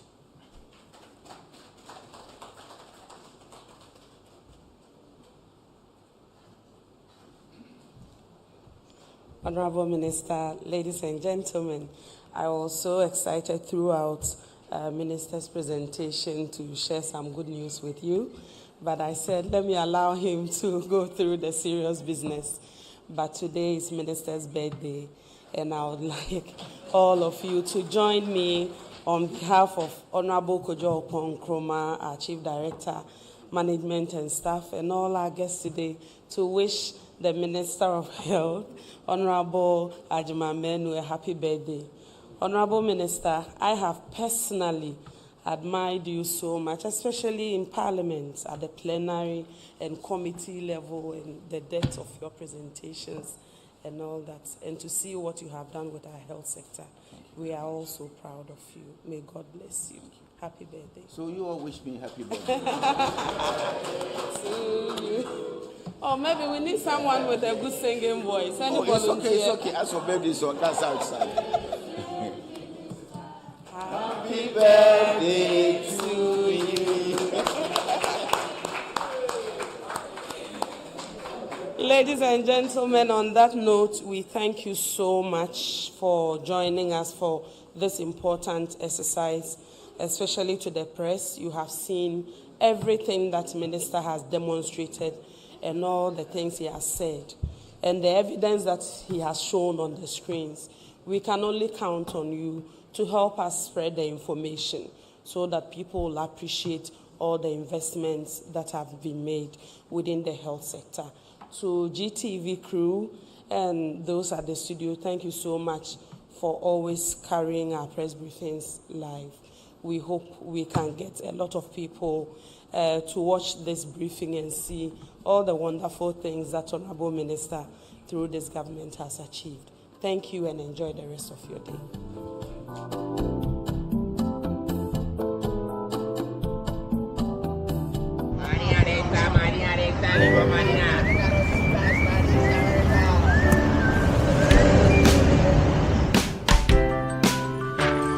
I want you so bad, Alpha Cracker. I want you. I wanna say yes, I can't resist. I want you. Ooh, I want you, Alpha Cracker. I want you so bad, Alpha Cracker. Alpha goodness rich in milk and butter. In Alpha Cracker. Yummy and deliciously crunchy. But I can't resist you. Alpha Crackers. Simply irresistible. This advert is FDA approved. Welcome to the Ghana ICT Hub, a partnership between MTN Ghana and the Government of Ghana through the Ministry of Communications and Digitization. MTN pledged to support Ghana's digitization agenda in line with its ambition to lead the delivery of digital solutions for Africa's progress. In fulfillment of this pledge, MTN Ghana has committed $25 million toward the realization of the Ghana ICT Hub project. The objectives of the Ghana ICT Hub project is anchored on the following: to create an ICT-enabled environment for human capital and ICT skills development, to develop an ICT ecosystem through remote access delivery to facilitate job creation for national development, to provide a modern, state-of-the-art physical infrastructure to serve as a pillar for the digital Ghana agenda. The physical infrastructure, when completed, will provide 4,000 square meters of space with the following facilities: laboratories for technology training and research, innovation hub, co-working spaces for tech innovation startups, Tier 3 data center, conferencing facilities, offices and meeting rooms, commercial lettable spaces, gaming area, restaurant, ancillary facilities. The technology laboratories will be fitted with the next generation ICT equipment and applications to provide the youth of Ghana with practical training in Industry 4.0 technologies such as artificial intelligence, AI, machine learning, cloud computing, 3D printing, robotics, Internet of Things, IoT, advanced manufacturing techniques, cybersecurity, genetic engineering. The project also seeks to establish a complete ecosystem at the hub through remote access delivery to facilitate job creation for national development. The ecosystem shall comprise of MDAs, technology companies, startups, incubators, research agencies, leading universities globally, foundations worldwide, to create a community. 1. The ecosystem community shall bridge the divide between academia and industry and provide solutions to challenges in the key sectors of health, agriculture, and educational sectors of the economy. 2. It shall also run an innovation program providing mentoring and networking for the youth in tech startups. 3. The ecosystem community shall establish an innovation fund to support startups, research agencies, and other entities in the ecosystem. MTN Ghana and the Ministry of Communications and Digitization are championing the Ghana digital agenda for Ghana's development. Welcome to the digital age. Everyone needs the perfect snack to munch on during a fun moment. Wow. Enjoy the tasty McBerry Twist cupcakes, deliciously baked and packaged for a sweet treat.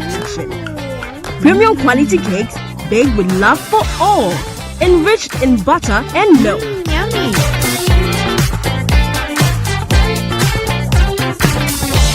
Oh, McBerry Twist cupcakes, simply irresistible. Try one today. This advert is FDA approved.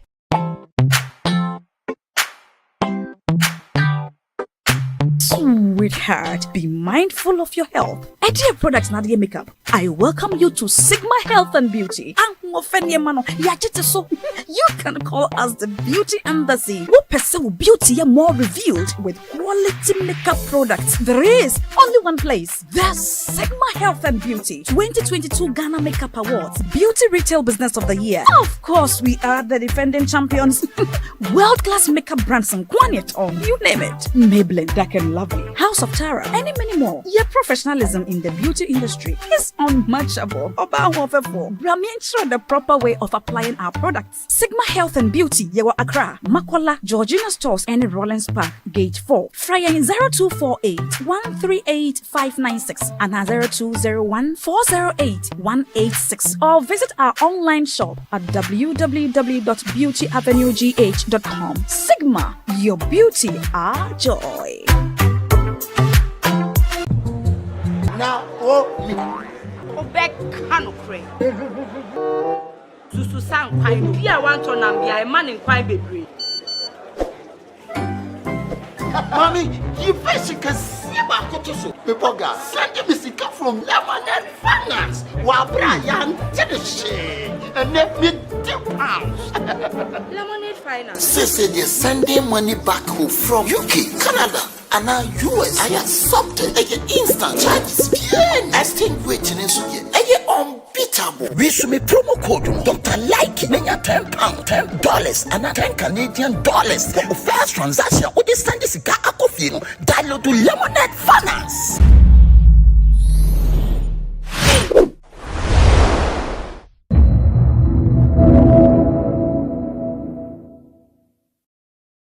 Right before I made the post about Sarkodie, Hajara was sitting next to me and I was like, Hajara, look at this. Like, who saw to Sarkodie before he came out to shoot this video? Like, why is this a problem?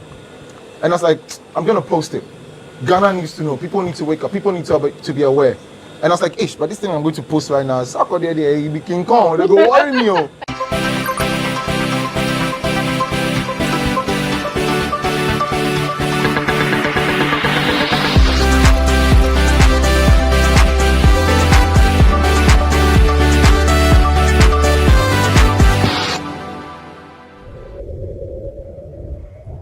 Another exciting edition of Talk Entertainment here on GhanaWeb TV, and I am your host Elsie Lamar, or you can call me Miss Lamar. Today we are being joined by one of Ghana's finest and talented actors and fashion designers. I'm not too sure he likes to be called a fashion designer because he likes calling himself the tailor. Yes, the tailor. Yes, your guess is right. Elikem Kumordzie, or Elikem the tailor, is our guest for today, and we are live here at his shop. Elikem. Hello. Other African tailors will disappoint you. Except Elikem Kumordzie the tailor. Exactly. What was that tagline born out from, though? So, I'll tell you a quick story. When I started this whole fashion thing, I used to take my clothes to other small tailors to finish, to give to my customers. I didn't have a shop. And one of the guys, Steven, he said to me, "Charlie, stand the door and make sure say some ash Honda be the camera." So when I say some ash Honda, they come, you go run past the back. Yeah, right. And the client or customer will come and be so upset. And so I started realizing that was a problem with us Ghanaian and African tailors. The issue with disappointments, the issue with not finishing the clothes on time. Tailor sell in 1 week and it's over a month. And so I said to myself, if I'm ever going to do this business, I'm going to fix the problem of disappointments and people not having their clothes on time. And so that's my tagline. There's a few disappointments here and there every now and then, but ultimately we try to keep ourselves from disappointing the customer, which was it still is a major problem in the tailoring business today. But why do those things happen though? What are some of the factors? Sometimes it's not their fault too. This work is very tiring. If you look at Patrick's fingers, for example, Patrick is our chief cutter. He's got black spots and marks around his arm, and yes, it's very daunting. They call it occupational hazard sometimes. And so it's a very daunting task to become a tailor. You stay up late at night, you're standing all day, your back hurts, balancing between sitting down and standing. And some tailors will take the work and overload themselves and they can't finish. So which is why my outfit grew into an enormous size, because I couldn't do the work alone. So everyone you see here is important to the business because they help us not disappoint a customer.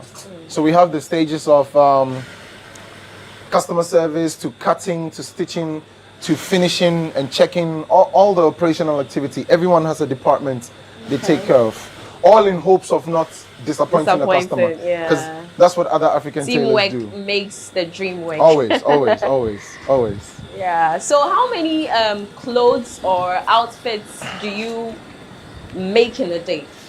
I know that it might be hard. So we're an average of about 18 or 20 subcontractors who sew, and each person is meant to finish a minimum of 2 a day. So in the most likely case, we're looking at finishing about 36 individual pieces a day. And so if we were trying to move with speed and do a little overtime, we can say it's 3 items per person. So we can finish about 52 to 54 items a day if we go with speed, but on average it's about 36. Okay. So what makes Elikem distinct from every other Ghanaian tailor? Like we blatantly say, other African tailors will disappoint you, but we don't. So we make sure that we finish your clothes for you on time. That's number one. Number two, we bring you value by giving you the quality of service. So once you walk through our door, we have a trained customer service personnel to see to you and take your details, get you to sit down. We offer you water, we offer you a cold drink, and then we call in the other team. So the second team is a team of operational managers and our chief cutter who takes measurements. So then Patrick follows up with Derek, and they come and take your details and take your measurements. You can also book an appointment to see me. And then we discuss personally. I'm the creative director. So if you're not coming to order a design that's already existing, you saw online, and you want us to design something for you, you can either see me or my assistant creative director. And so bringing top-notch value in terms of the quality of service and trying not to disappoint. That's the hallmark we live by. And we charge you a little more for the quality of service because the processes we go through that bring out the clothes for it to be as pleasant for you as possible is quite rigorous. And so our charges are not like your regular container or your regular kiosk tailors. We're up a notch a bit. So I like to call myself affordable luxury. I'm also not as expensive as some of your high top designers in the country who charge in dollars, if I may say. Talking about rates, what's the most expensive amount you've ever charged for an outfit? I must have charged up to $5,000 for a pageant dress. It was a lady who was doing something in Liberia. It was for, if I'm not mistaken, a Miss Liberia. And it was flamboyant. It was all over the place. It was putting extra feathers, putting extra stones. Some couture dresses take like an arm and a leg to finish. And a lot has to be put into it. So. Oh, okay. So there's this trend on social media lately. People order for outfits from their fashion what you designers. get versus what you exactly what you ordered. So I want to seek an expert advice on it. What usually goes into that? Why do people get what different? Happens? Yes. So in the defense of the tailor, some clients don't bring to us clothes that will suit their body type. We all have a certain type of body. My body is different from his body. It's different from your body. It's different from her body. And certain clothes you wear that will suit you might not necessarily fit Hajara. Yeah. And certain clothes that she wears might not necessarily fit you. And so they see something online, and I want some. But it won't look good.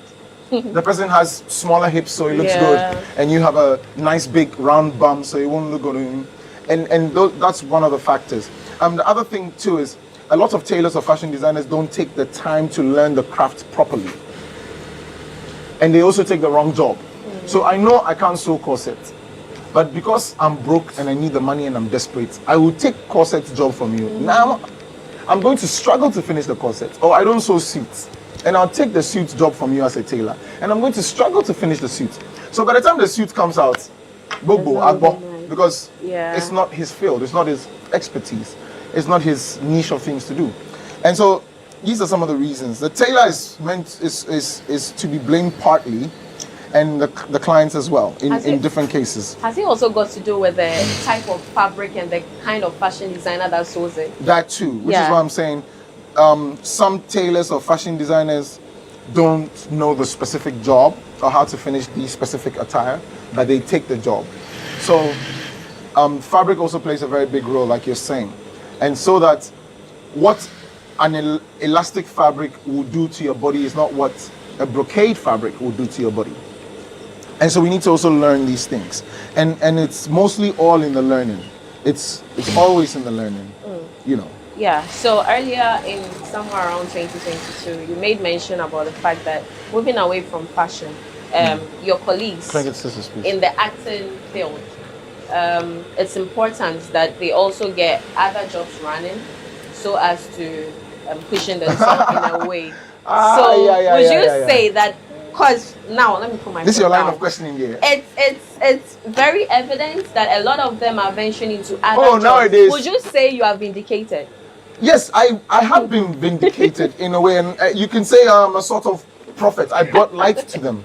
all my colleagues, now everyone is venturing Yeah. into a business. But I came out to say, in the entertainment industry, you need to have a day job. You need to have something that supports you. Whether you're in New York, or you're in Ghana, or you're in Hollywood, that doesn't matter.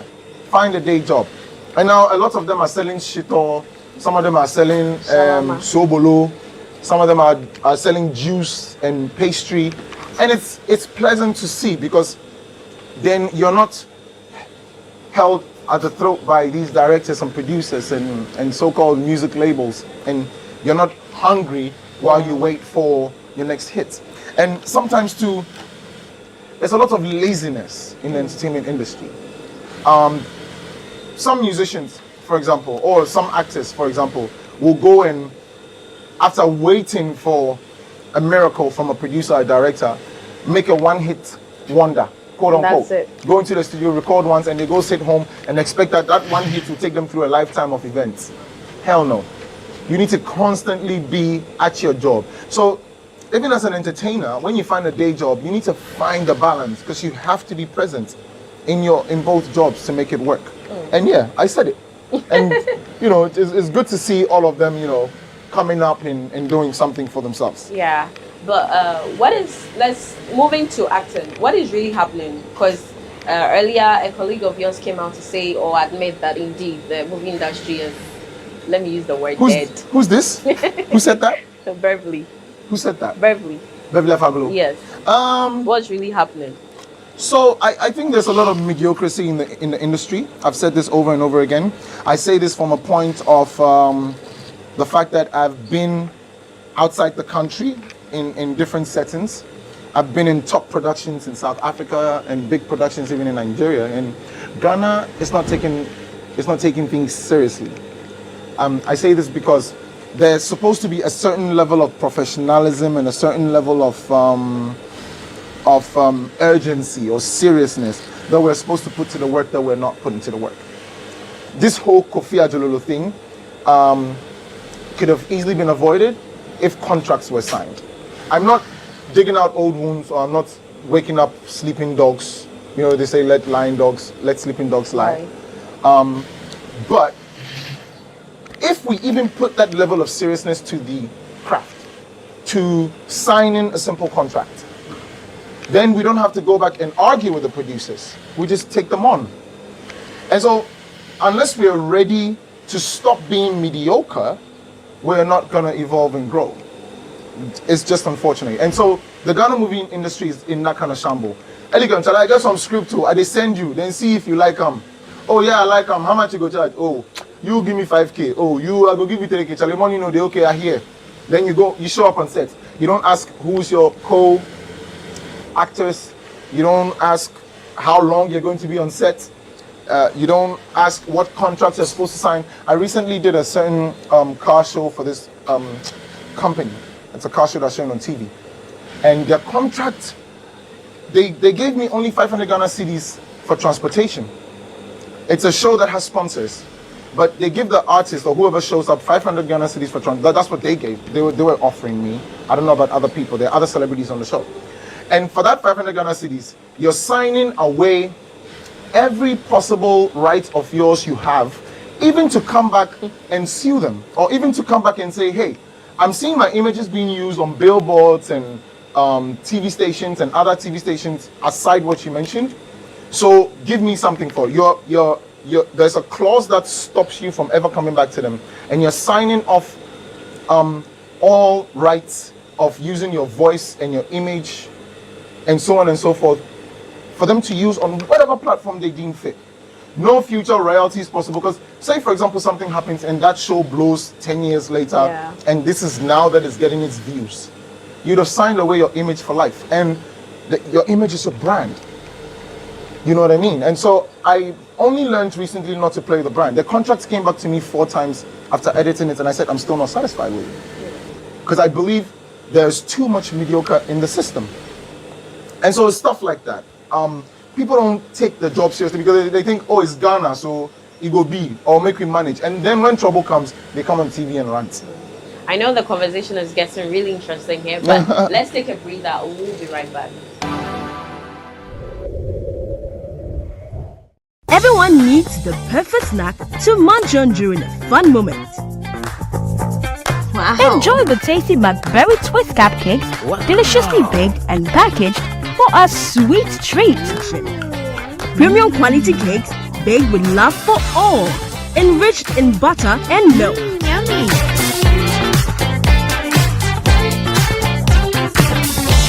Oh. McBerry Twist cupcakes, simply irresistible. Try one today. This advert is FDA approved. And we are back. If you just joined us, we are still watching Talkatainment here on GhanaWeb TV, and I'm still chit-chatting with your favorite designer, Taylor, Elikem. Yes, ma'am. So, before we went on break, we're discussing the movie industry. Right. Why do most Ghanaian actors these days, I don't want to use most, but a lot of them are actually running to Nigeria to work there? What is happening? What is happening there? I think it's just diversification. There's nothing wrong with wanting to work overseas. It's actually good for open-mindedness, you know, exchange of cultures and experience and professionalism. You get to see what they're doing outside, and so on and so forth. They always come back. Van Vika was away for the longest time. He came back. Omar Sharif Kaptan was away for a long time in Nigeria. He came back. Chris Atto did Tinsel and so on. He came back. So it's just to be like an international brand, you need to work internationally. You know Chris Hemsworth and Liam Hemsworth? Yeah. They're Australian originally, but they crossed over to Hollywood to do movies and come back to Australia to do movies. Jason Statham, he's British, but he does a lot of American movies. He's in the Fast and Furious series and so on. So there's nothing wrong with traveling out to do a job or two and living there for a little bit and coming back. Because the ultimate is to reach for the top of the chain of whatever industry you're in. And so, as it stands, Nollywood is better than Gollywood by the far stretch. And so if you start from Gollywood, it's nice to elevate to Nollywood. And if you like, you want to pass through Bollywood and go to Hollywood, it's your problem. But sky should be the limit. Hollywood should be the limit. And it should be a ladder to climb up. Has it got anything to do with the fact that they pay more than Ghanaian directors? Well, that too. But there's certain Ghanaian productions you go on that will pay you well. Like recently I was on To Have and To Hold with the great Ivan Kashiga, and it was a production for Aquaba Magic, and the pay was good. Very good. Maybe the highest I've been paid in Ghana so far. However, do you want to compare it to Nigeria? Because also you're a foreigner, sometimes in Nigeria, they want to treat you well. And so you can't necessarily measure, you know, in terms of, if I was in Nigeria, they'll put me in a nice 5-star luxury hotel, they give me what I want, I have a chaperone, he picks me up. But if I'm in Ghana, I go from home to location and back without any extra special treatment. You know, so it varies.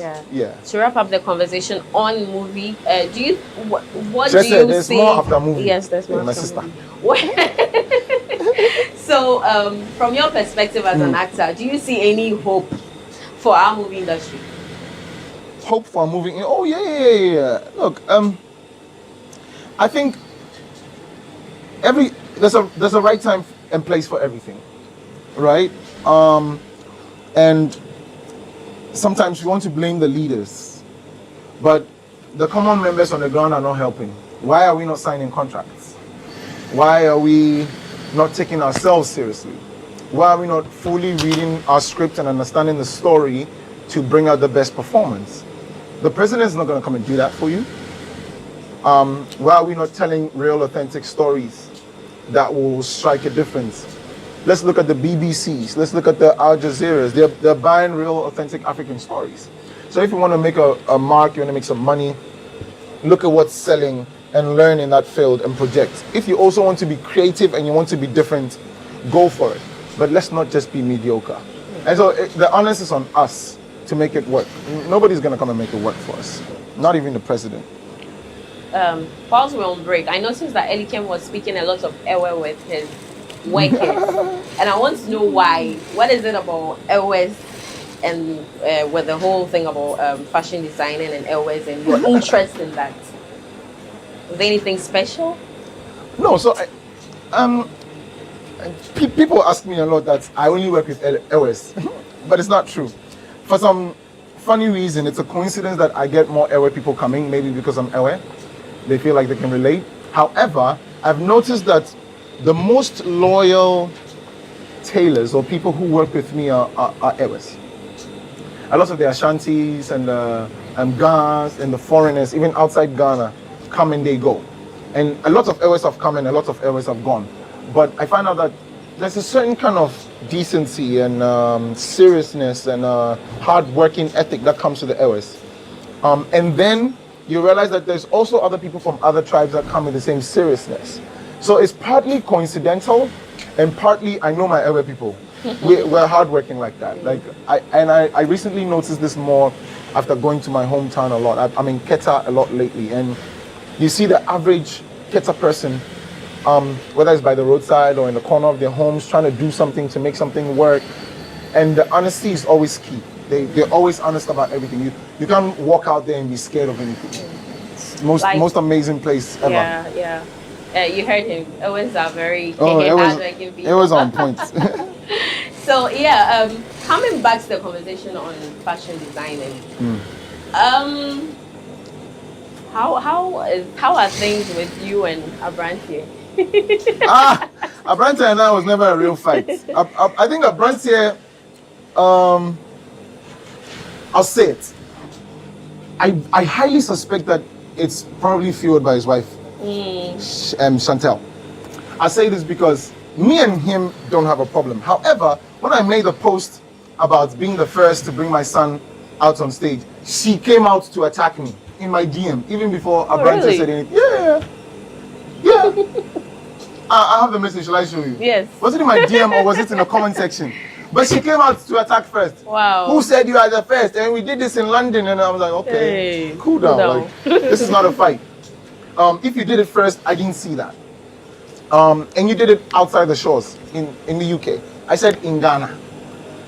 And aside that, my son fell on the stage, which was part of the routine of the models falling on stage. It was random, it was spontaneous. And I brought a whole Bobobo group from the Volta region to play on stage. That was also the first. And he claimed he played drums on stage before. My theme was based around the original music by the Bobobo drummers and not the music from the speakers. So it's different concepts. So there was no fight there. However, me and him we're cool. We speak all the time. We're chatting on Instagram, and I'm congratulating him. I'm liking his pictures. Look, I'm pro Ghana, and me and Abrantie have said it many times that we need to collaborate. We need to do a collection together, like how musicians collaborate. Sarkodie featuring Black Sherif, Elikem featuring Abrantie the Gentleman, Abrantie featuring Elikem. We put a collection together. We go face to face. We do our own runway show. Abrantie is walking on the left. Elikem is walking on the right. Healthy competition, and that can create noise or a buzz and put Ghana out there. Why is Ghana trending? Some 2 fashion designers are killing fashion today, stuff like that. So I don't think it's beef. If I've said something and you genuinely feel you are the first and I'm not the first, take it. It's not a fight. However, you can't come at me like that, you know what I mean? Yeah. Would you say that would you call yourself a non-conformist? Or a controversial? Okay, let me just use the word controversial. Would you call yourself a controversial person? I know every time a celebrity says something online that trends, they are aware that it may most likely trend or not. We are always aware that this thing you're about to say can most likely cause a problem. But we say it anyway because we're entitled to our opinion. We're entitled to our page. As long as I'm not cursing at you, I'm not dissing your mom or your family, and I'm not being provocative, I can speak my opinion. And so, right before I made a Sarkodie post, I was sitting beside Hajara. I was just about coming there. Hajara, look at this. Like, who saw to Sarkodie before he came out to shoot this video? Like, why is this a problem? And I was like, I'm going to post it. Ghana needs to know. People need to wake up. People need to be aware. And I was like, but this thing I'm going to post right now, Sarkodie, you be King Kong. They go worry me. and I posted it So anyway. you knew. We always know. Yeah. We always know. Shatawale is going to say something provocative on air. He knows it will most likely trend. If your Odo knows she'll trend if she wears those kind of clothes and makes a video. We always know. However, sometimes you're not aware it might create such a negative connotation and it might come off wrong, and so you can apologize because to err is human. And so I might be making a post about Sarkodie, but if I made it and it was somewhat derogatory and I wasn't aware of it, then I must have overstepped my boundaries. However, we always know that this is maybe most likely controversial or not. But have and you? Yeah, I am just a little bit controversial, I must say. Okay. And not that I'm proud of it, but I speak my mind sometimes. Yeah. Yeah. Have you met Sarkodie after? The No. Never seen him before. Never seen him after. Oh, really? Yeah. We're not friends. Never ever before. No. I don't know him. I make clothes for his DJ Mensa. Yeah. Yeah, we're born on the same day actually. But never met Sarkodie before. I'm a fan of his music and his talent and his ability to mix and match up words. I love his music. We never met him before. Yeah. People were upset that you are criticizing their idols. Yeah, Well, they are bossy. Elikem doesn't idolize people like that. They are bossy. They bossy attached their bossy. But I think to be true, I talk. Yeah, it's a big deal. Recently on Twitter, there's this gentleman who lives abroad. He's called Firestick. I don't know whether you saw that. What's his name? Firestick. No. Okay. He sells sneakers and stuff. And he likes, like if you wear something and he thinks it's fugazi, you talk about it. So he likes calling a lot of celebrities out to talk about their outfit. Oh, okay. So he and Strongman and Co were fighting on Twitter. I think. Oh, yeah, few I days saw ago. something. They said Strongman wears fake clothes or something like that. Yes, Right. Yes. Charlie, they all wear fake. That is what I wanted to ask you. All of them wear fake. Masa. Do you think celebrities don't put so much, don't invest so much in their looks? You cannot afford the original. But because you want to look good, you have to make shifts. And so your sunglasses are not original. But you wear the first grade or the second grade or the one that looks original just for the sake of showing up for the music video and so on and so forth. So a lot of things are props. The sunglasses could be props, the clothes could be props, the cars. A lot of them don't drive the cars they portray in the music videos. A lot of them don't own the big boats, the Lamborghinis, the cash they use. Some of the cash is even photocopy. This is film we're talking about. You can cheat. They don't own all those cars. They don't own all those mansions, but they're props. They make the video look good. And so, how much money is a Ghanaian artist making on average to be able to afford a $900 pair of sunglasses? How much money are they making to be able to afford an $800 pair of $800 watch? Strongman as a family. And so, instead of him going to spend $1,000 on a wristwatch or sunglasses, he will pay his children's school fees and pay rent and accommodation. It makes more sense. However, because you need to wear a white pair of shoes, go and buy the fake one at Accra to do for 400 cedis and shoot a music video. It doesn't change anything. And what I discovered was, when my ex-wife started going to China to make her shoes, and she used to go to Turkey, then she'd go to China, you'd realize that some of these shoes that you're making by the manufacturers that cost $10 or $20 compared to the $1,000 Louboutin, you will even find out that the $10, $20 shoe is of a better quality than the Christian Louboutin shoe. So now they're selling brands and names and so on and so forth. So it's always highly overpriced. And so if I can buy the copy for 10% of the actual price and it will give me the same look and feel I'm getting in the music video, I'd rather take care of my family with that money than spend it on clothes. So Strongman is doing nothing wrong. It could be a little bit of pressure from the industry. Where else will he find white Air Force sneakers to buy? Instead of buying it for $200 online, you buy it for $20 at Studio and use the rest of the money for his family. Simple as that. It's no big deal. That guy said way the talk say they buy original. What's the guy's name again? Fasting. How much original does he buy? If he's spending all his money on designers, on original, he's a big fool. I'm saying this on authority today.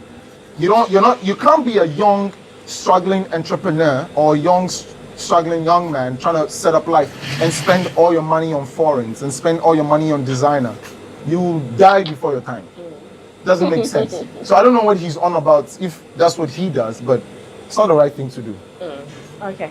Speaking of ex-wife, you said you were in Zim. How is parenting, co-parenting going? That's all right. Pokelo is flexing small, but it's all good. We communicate about the boy. I'm trying to get him into piano lessons, but for some reason, I'm not getting through to her too much to get the boy lessons. However, our communication is smooth. I was supposed to be sending some money every month, but I think, not to think that they're okay without me sending it, but I think that they're in a better space now, and I can also slightly focus here and rather channel the energy into visiting the boy a lot. So I want to see him about maybe twice a year, if not at least once a year, or travel him down with whoever can come with him and set up things for him. And I want to contribute, with trying to get him piano lessons, pay for a tutor. But all in all, she's doing an amazing job, with the boy. And I always applaud her for it, because if she wasn't taking care of him the way she is, it would put a lot more pressure on me. So I really, really do appreciate Pokelo, for looking out for me and the boy the way she is. Is there a chance that you come back to Ghana and come and spend a little holidays with you or something? Yeah, that's the plan. The last time we were talking about it, he said, how many planes do you need to take to Ghana? I said 1 or 2, depends on which route you're taking. And he's already asking questions. He was here when he was very young, so I'm not sure he remembers anything. But that's the plan. Right now he's young, he can't travel unaccompanied. And so the last time I was in South Africa, shooting Amazing Voices Africa, I flew him in with Pokelo's personal assistant. And we had like a whole week to ourselves. We did zip lining, we went bowling, we went gaming. I follow you, so I saw everything. Yeah. So that's what I'm trying to do with the boy. Just spend time, a lot of time with him. Trying to give him food he doesn't really like. And then recently in Zim, we were cooking. Yeah. So I travel, I get an Airbnb, and we go everywhere. We do everything. We spend time together, we sleep together. And I love my boy. He's my first child, and he broke the ice for me, with And I must commend you. You're doing love. so well with this whole parenting thing. I could say you're someone people should look up to. I don't have a choice to be a good father. My father was the best. My father would show up at school on your birthday with squash and a cake. So now I have to portray the same love to my kids because I felt it. It was pleasant. Yeah. And my dad would take you out to town, he'd show you things, he'd let you read books. I can only be as good a father, even better, to my children because my father was amazing. So I don't have a choice. I didn't have a quote unquote the S word father. Yeah. And so I can't be a snap father. I gotta be on point. Yeah. Your new partner, how is she handling the fame? I kind of coached her about how hectic it can be when people know of you and people want to talk about you, and she tastes it every now and then. Like recently we went out and she was wearing an outfit. What do you call the singlet that you clip under? No, you have anything? Something suit, bodysuit. Bodysuit, yeah. She was wearing a bodysuit and a drawer at her bottom small, and she was wearing baggy pants, and the fabric was quite light. And everyone started going on her on the internet that she was wearing granny panties, and she took it lightly. And even when you guys went for the Emmy Award, there's some awards launch something, and she wore a loose dress. They said, "Hey," at that time I think she was pregnant. People will always, this, she understands now that people will always attack you, but understanding that also, don't forget that there's people who still love you. So you focus on the love, and you forget about the hate. Because empty barrels make the most noise. So you'll notice that, like I did this analogy with the Sarkodie post. I had over 1,000 comments and even half of those comments were bad and half were good. But I got more than 10,000 likes, I think. I don't remember. So you've noticed that people who like the post is more than the few people who are talking much. And so only because you can read a very negative statement to say, granny panties, you're too skinny, you let that affect you, forgetting that the real people don't talk. Busy people who have something doing, who are real busy, don't have time to be talking about other people. They don't have time to be looking through other people's Instagram because they're busy with their stuff. Like, I get so busy in a day. I had to go 5 other places before I met you right now, including the barber shop for the look. And so I cannot be on Instagram dragging someone for what they are wearing, because the moment I see the post and it's funny or it's not, I'm moving on to the next. And then I need time to make my own post. Why am I going to waste my time on your post when I have to make my post to sell or to make business? You know, so gave her a little bit of an understanding, and she's also on social media a lot, so she sees what happens to all these other famous people and how they can be dragged for nothing. So she understands to the best of her ability. She understands. Okay. Before we draw the curtains, Steven, I think look, we're meeting. if you have any words you have to say, your last words To your fans. my fans. Yes. Guys, desire in your heart what you really want to do. Fail at it by trying. Learn from the failure, and at the other side of it, you might just have your success. And then if it doesn't work, wake up and try again, and try again, and again and again and again and again and again and again and again. All right. So also soon, here's where we draw the curtains. Thank you so much, Elikem, for hosting us in your shop to get to experience what people don't get opportunities to see on a daily basis. And we have come to an end of this discussion, and I hope you enjoyed every bit of it. As usual, I am your host, Elsie Lamar. You have been watching Talkatainment on GhanaWeb TV. See you another time. So then, we are out.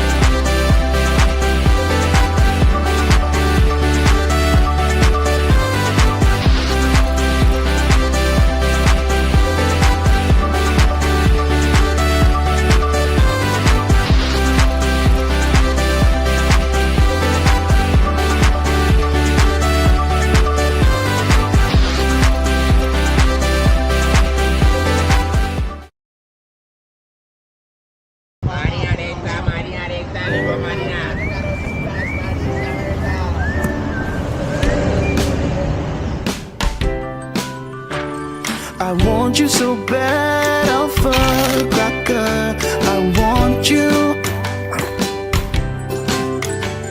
I wanna say yes, I can't resist. I want you. Ooh, I want you, Alpha Cracker. I want you so bad, Alpha Cracker. Alpha goodness rich in milk and butter. In Alpha Cracker. Yummy and deliciously crunchy. But I can't resist you. Alpha Crackers. Simply irresistible. This advert is FDA approved. Welcome to the Ghana ICT Hub, a partnership between MTN Ghana and the Government of Ghana through the Ministry of Communications and Digitization. MTN pledged to support Ghana's digitization agenda in line with its ambition to lead the delivery of digital solutions for Africa's progress. In fulfillment of this pledge, MTN Ghana has committed $25 million toward the realization of the Ghana ICT Hub project. The objectives of the Ghana ICT Hub project is anchored on the following: to create an ICT-enabled environment for human capital and ICT skills development, to develop an ICT ecosystem through remote access delivery to facilitate job creation for national development, to provide a modern, state-of-the-art physical infrastructure to serve as a pillar for the digital Ghana agenda. The physical infrastructure, when completed, will provide 4,000 square meters of space with the following facilities: laboratories for technology training and research, innovation hub, co-working spaces for tech innovation startups, Tier 3 data center, conferencing facilities, offices and meeting rooms, commercial lettable spaces, gaming area, restaurant, ancillary facilities. The technology laboratories will be fitted with the next generation ICT equipment and applications to provide the youth of Ghana with practical training in Industry 4.0 technologies such as artificial intelligence, AI, machine learning, cloud computing, 3D printing, robotics, Internet of Things, IoT, advanced manufacturing techniques, cybersecurity, genetic engineering. The project also seeks to establish a complete ecosystem at the hub through remote access delivery to facilitate job creation for national development. The ecosystem shall comprise of MDAs, technology companies, startups, incubators, research agencies, leading universities globally, foundations worldwide, to create a community. 1. The ecosystem community shall bridge the divide between academia and industry and provide solutions to challenges in the key sectors of health, agriculture, and educational sectors of the economy. 2. It shall also run an innovation program providing mentoring and networking for the youth in tech startups. 3. The ecosystem community shall establish an innovation fund to support startups, research agencies, and other entities in the ecosystem. MTN Ghana and the Ministry of Communications and Digitization are championing the Ghana Digital Agenda for Ghana's development. Welcome to the digital age. Everyone needs the perfect snack to munch on during a fun moment. Wow. Enjoy the tasty McBerry Twist cupcakes, deliciously baked and packaged for a sweet treat. Premium quality cakes baked with love for all, enriched in butter and milk. Yummy.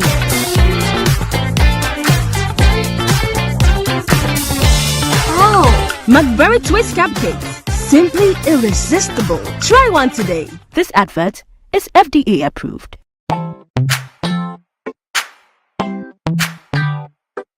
Sweetheart, be mindful of your health. Idea products na the makeup. I welcome you to Sigma Health and Beauty. You can call us the Beauty Embassy. Who pursue beauty more revealed with quality makeup products. There is only one place. The Sigma Health and Beauty 2022 Ghana Makeup Awards Beauty Retail Business of the Year. Of course, we are the defending champions. World-class makeup brands and Gwanyet on. You name it. Maybelline, Dark and Lovely, House of Tara, and many more. Your professionalism in the beauty industry is unmatchable. Bramientra the proper way of applying our products. Sigma Health and Beauty, Yewa Accra, Makola, Georgina Stores, and Rollins Park, Gate 4. Fryer in 0248 138 596 and 0201 408 186. Or visit our online shop at www.beautyavenuegh.com. Sigma, your beauty, our joy. Now, Obek Kanokre. Susu sang pine, Pia want to Nambia, a man in quite baby. Mommy, you basically see about Kotoso. People got sending me sick from Lemonade Finance. While Brian did the shit and let me £2. Lemonade Finance. Say they're sending money back home from UK, Canada, and now US. I accepted a instant charges. Exchange waiting in Suya.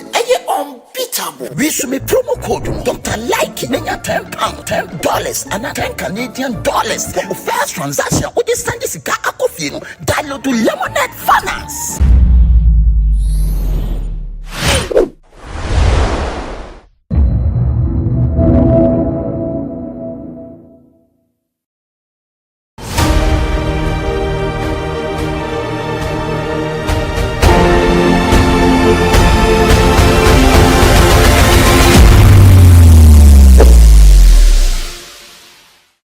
Welcome to this episode of Everyday People. We will be having a conversation with Bless, a fruit seller. Let's go and listen to her side of her story. Mr. Bless, good morning. Now, I say one of my now, meaning so much food, but the sale sounds so bad. It's my way. But sure, we talk fruits. And how many years in our town fruit? 2 weeks. 2 weeks. Now we are previously and now we're sure, I am here to drinking sports. They are also here for how many? 4 months. House. Like how in what way? We so by we catch us me pe. We so by catch us me pe. Like she obey us and bonnie be on person obey. Now if you a patch say like who cast away 4 months, 2 months. Why other jobs? Patrol ebinede. My way we to watch any we to watch and Masai we be. I don't so like me like 5 weeks na me. Patrol na uf ya crazy. If you go there. See, Uba now Pana say like you are here permanently. Like for now, I'm here for Uba so basically. And it's Uba and fruit now so how is the business going? You say yeah. Now nice lady like you, Pacho Uko school like what level of education? JHS. Now Pacho I don't want to ask. Because you come okay. That's the kind of one. It's now Papa like only be aunties now be answering few. It's in all voter region and one like all voter region is more than an hour. Me mommy or talking and say yeah me boy but she said that one and say Oko school na owing that's what say be always school about the age. It's not what would dream work here day now person over here day. Like let me person so yes, wow. It's because parents need me being going to young person. Now say ebia obi ba not so be boa because you are still young. Obi to me up school na so person obo now achieve your dream obeko. You are hoping so. And patrol. Oh, I don't know. Patrol. Oh, my say and our bassy. Oh, Baba. None way. See, Jima, we are now the chef. Nah, a plan of pay. I support it. It's no. Let me be sound to fruity out like a day. When you are saying like estimate. Like 60 cities. Now, it's wow, the Anna say, be a upoche. It's a better would be for now.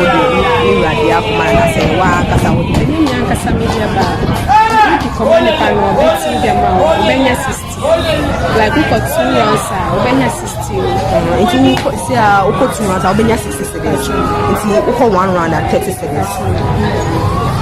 A crisis say like upese my oye has say permanent way a crisis now first no me buy like me start see food juma no me find it difficult but say that yema living yema and a food now to so yema that's only my dreams na me bomba say we need that one a baby mama with us.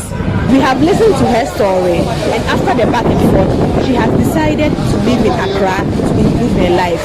We have more of these intriguing stories in the next episode of Everyday People on GhanaWeb TV. This is Dede Ayew.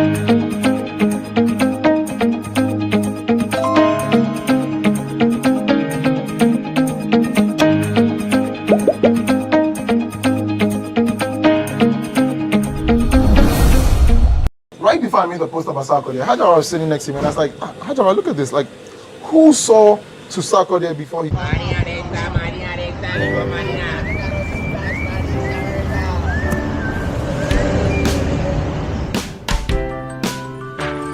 I want you so bad, Alpha Cracker. I want you. I wanna say yes, I can't resist. I want you. Ooh, I want you, Alpha Cracker. I want you so bad, Alpha Cracker. I don't me call one casa. Alpha goodness rich in milk and butter in Alpha Cracker. Yummy and deliciously crunchy. But I can't resist you. Alpha Crackers, simply irresistible. This advert is FDA approved. Welcome to the Ghana ICT Hub, a partnership between MTN Ghana and the Government of Ghana through the Ministry of Communications and Digitization. MTN pledged to support Ghana's digitization agenda in line with its ambition to lead the delivery of digital solutions for Africa's progress. In fulfillment of this pledge, MTN Ghana has committed $25 million toward the realization of the Ghana ICT Hub project. The objectives of the Ghana ICT Hub project is anchored on the following. to create an ICT-enabled environment for human capital and ICT skills development, to develop an ICT ecosystem through remote access delivery to facilitate job creation for national development, to provide a modern, state-of-the-art physical infrastructure to serve as a pillar for the digital Ghana agenda. The physical infrastructure, when completed, will provide 4,000 square meters of space with the following facilities: laboratories for technology training and research, innovation hub, co-working spaces for tech innovation startups, Tier 3 data center, conferencing facilities, offices and meeting rooms, commercial lettable spaces, gaming area, restaurant, ancillary facilities. The technology laboratories will be fitted with the next generation ICT equipment and applications to provide the youth of Ghana with practical training in Industry 4.0 technologies such as artificial intelligence, AI, machine learning, cloud computing, 3D printing, robotics, Internet of Things, IoT, advanced manufacturing techniques, cybersecurity, genetic engineering. The project also seeks to establish a complete ecosystem at the hub through remote access delivery to facilitate job creation for national development. The ecosystem shall comprise of MDAs, technology companies, startups, incubators, research agencies, leading universities globally, foundations worldwide, to create a community. 1. The ecosystem community shall bridge the divide between academia and industry and provide solutions to challenges in the key sectors of health, agriculture, and educational sectors of the economy. 2. It shall also run an innovation program providing mentoring and networking for the youth in tech startups. 3. The ecosystem community shall establish an innovation fund to support startups, research agencies, and other entities in the ecosystem. MTN Ghana and the Ministry of Communications and Digitization are championing the Ghana digital agenda for Ghana's development. Welcome to the digital age.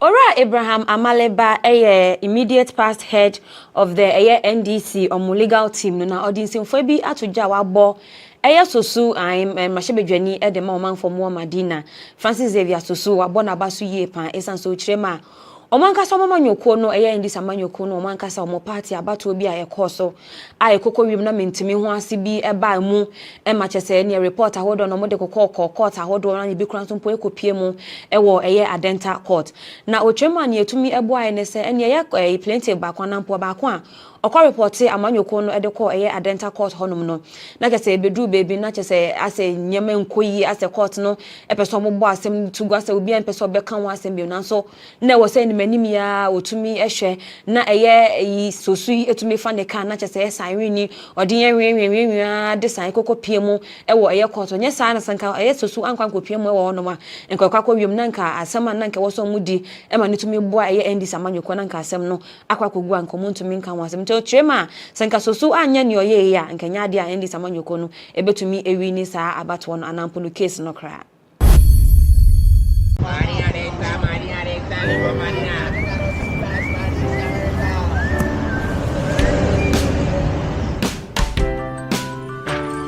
I want you so bad, I'll fuck like I want you. I wanna say yes, I can't resist. I want you. Ooh, I want you, alpha cracker. I want you so bad, alpha cracker. Have a goodness rich in milk and butter in Alpha Cracker. Yummy and deliciously crunchy. But I can't resist you. Alpha Crackers, simply irresistible. This advert is FDA approved. Lauren Gbagbo enkane mampeni edema Ivory Coast na ono na watutu bi yepa ede amani sisi omo mampeni Alsan Ouattara ene ECOWAS mpenimfo ochema nanse wonya ne ntie se an eye Asan Watara epeso of fast rafo edi free ni krom ho no Ivory Coast ho edi kokopie mu ewo nije no mkoye dom kokko ho no ma ochirema musabi mu jimie no munja nto nche na chese mumpe standby force e no se ba ne se ahom ne ommo mo hunu so a sa air forces na betumi any terrorists for nampo no wona wo no ako na mo so ye na mo kwakofa e na asrafo ne fan kosi se no lo gbagbo ochirema enya de betumi abo akra e no so ni interview kokoye ye no kan sanse mfa nyina edi tuja. Everyone needs the perfect snack to munch on during a fun moment. Wow. Enjoy the tasty McBerry Twist cupcakes, deliciously baked and packaged for a sweet treat. Premium quality cakes baked with love for all, enriched in butter and milk. Yummy.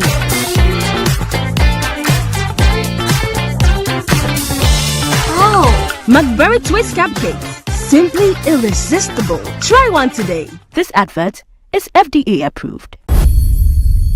Ora Edward Enin eye enkane mrahye bedwani edema omanfo omwo Obuasi East na otwema asisi ade no ankasa hu ni sanyankopon etua ne kayi ankasa esan ono ankasa ni pese bi nkuminya dwumadie bi a odiye otwema aye before afi 2016 ebekọ abato no na chese NDC amanyoko no mo projects bi a omo enwie aye de ma ono se onye esan se omo ye no animanim ya aye kwakọ wiem na chese NDC amanyoko no beka se an enesa ade we de ye ne ye nti no esan so do ono ni party nti o chema nya do bepene ma NDC amanyoko no de aka omo campaign messages hunti omo twen ya chese o delay project no echire kra na chese okokọ ye okokọ wiem spondi MP amanyoko no chese hwi amfe ambemu amano nenyo ni OKFM for aiding kita na otwem se sisi adonwu se waye bone ankasa ono akoso po ahusa ya de anyakopon twe na so e woni dwumedi a odiye efa anampode ma MPP amanyoko no.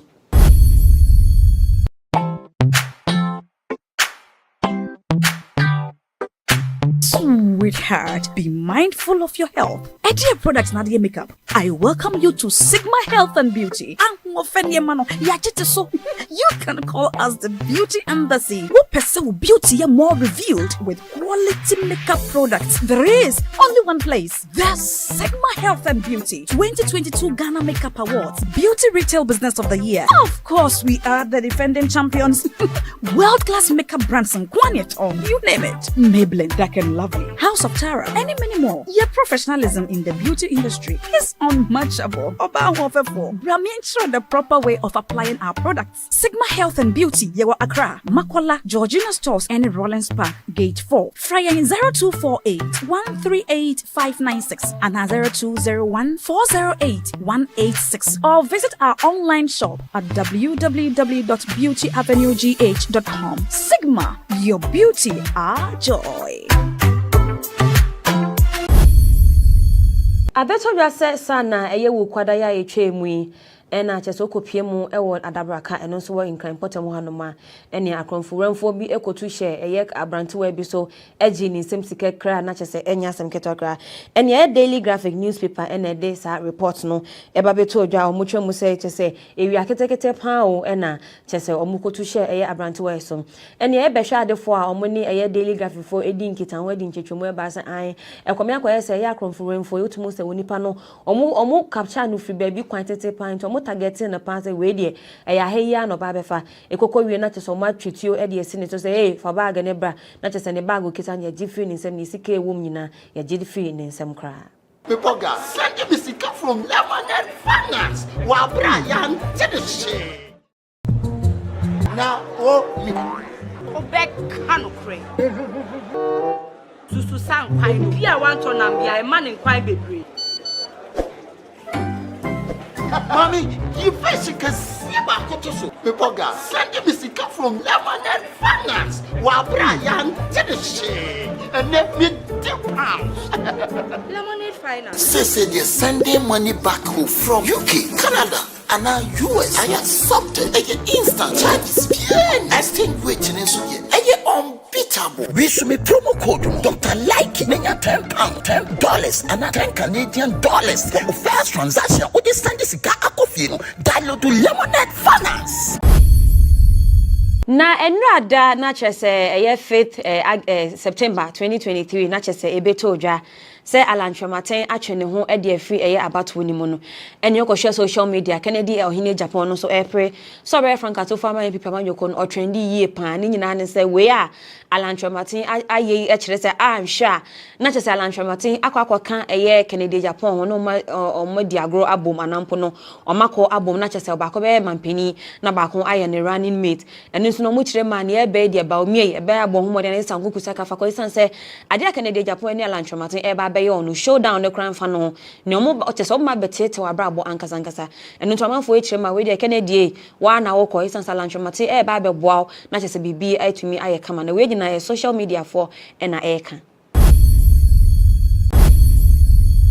na eye Superintendent George Asare a ne ho atwe ni yie pan e wo Ghana ha no nyina egina eye audio bi aye beto odwa yete se omo dinse inkitanwodie bi efa IGP Dr. Kufu Dampare ho ana omo press omo behwe na nka IGP yeyi no e de frame na papa yi ekọ ye free eye na konwa so na papa yi ekọ PM e wo committee nanim ne nsemfo ahodo na kyese odi to odwa na ba kokoro odi to odwa ne sa an eye apostifo ba kon no so eye COPB aye fe no se awuni no ye NDC ni mapapa enu nti no abato mokoto ewo eye ase north omunyi no moka ho e na kyese MPP amanyoko no ekokodi incho ewo honom na omanfo enim se odo e beto odwa COP eye Alex ekokopiem no kire mu san nsem ni bi wonom a enye no kra na echi no enye release eye video ebeka na video yi mu enye hu se George Asari ene nsemfo de okan bi ye bobo eye awuni kro yidin na GhanaWeb kire ma akoye nhwehwemu bi nso e de hu se na awuni kra ene no hwan eno mu kire ma eye awuni ono no ye friend say COP Paul Manley awuni ono no ye kire ma oye okan eye current police management board no eno nti no omu kire ma awuni ya eye Superintendent George Asari eboni na kyese e bia na eye sa papa we ya boni din e wo hai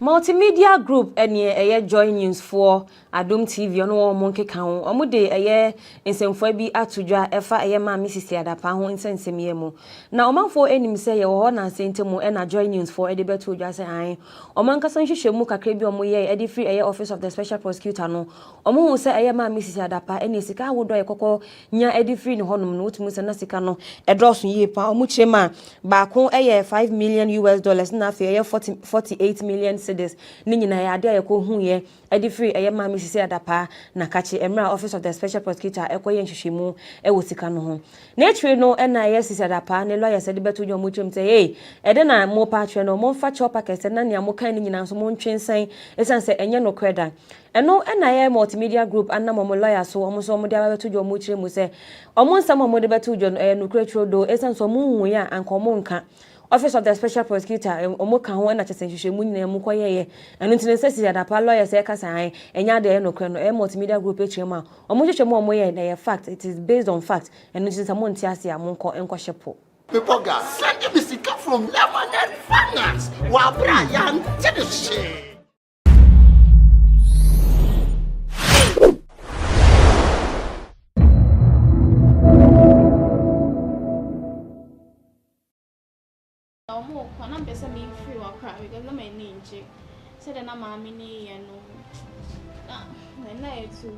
But were you able to escape? No.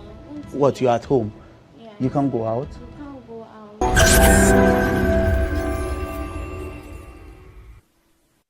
The subject matter of this conversation we're going to have will not be new to many of you, but of course, the story is unique. One that you might be hearing for the first time on Say It Loud here on GhanaWeb TV. My name is Echi Atisu. I'm speaking with a young lady. Her name is Ekia, not her real name for that matter.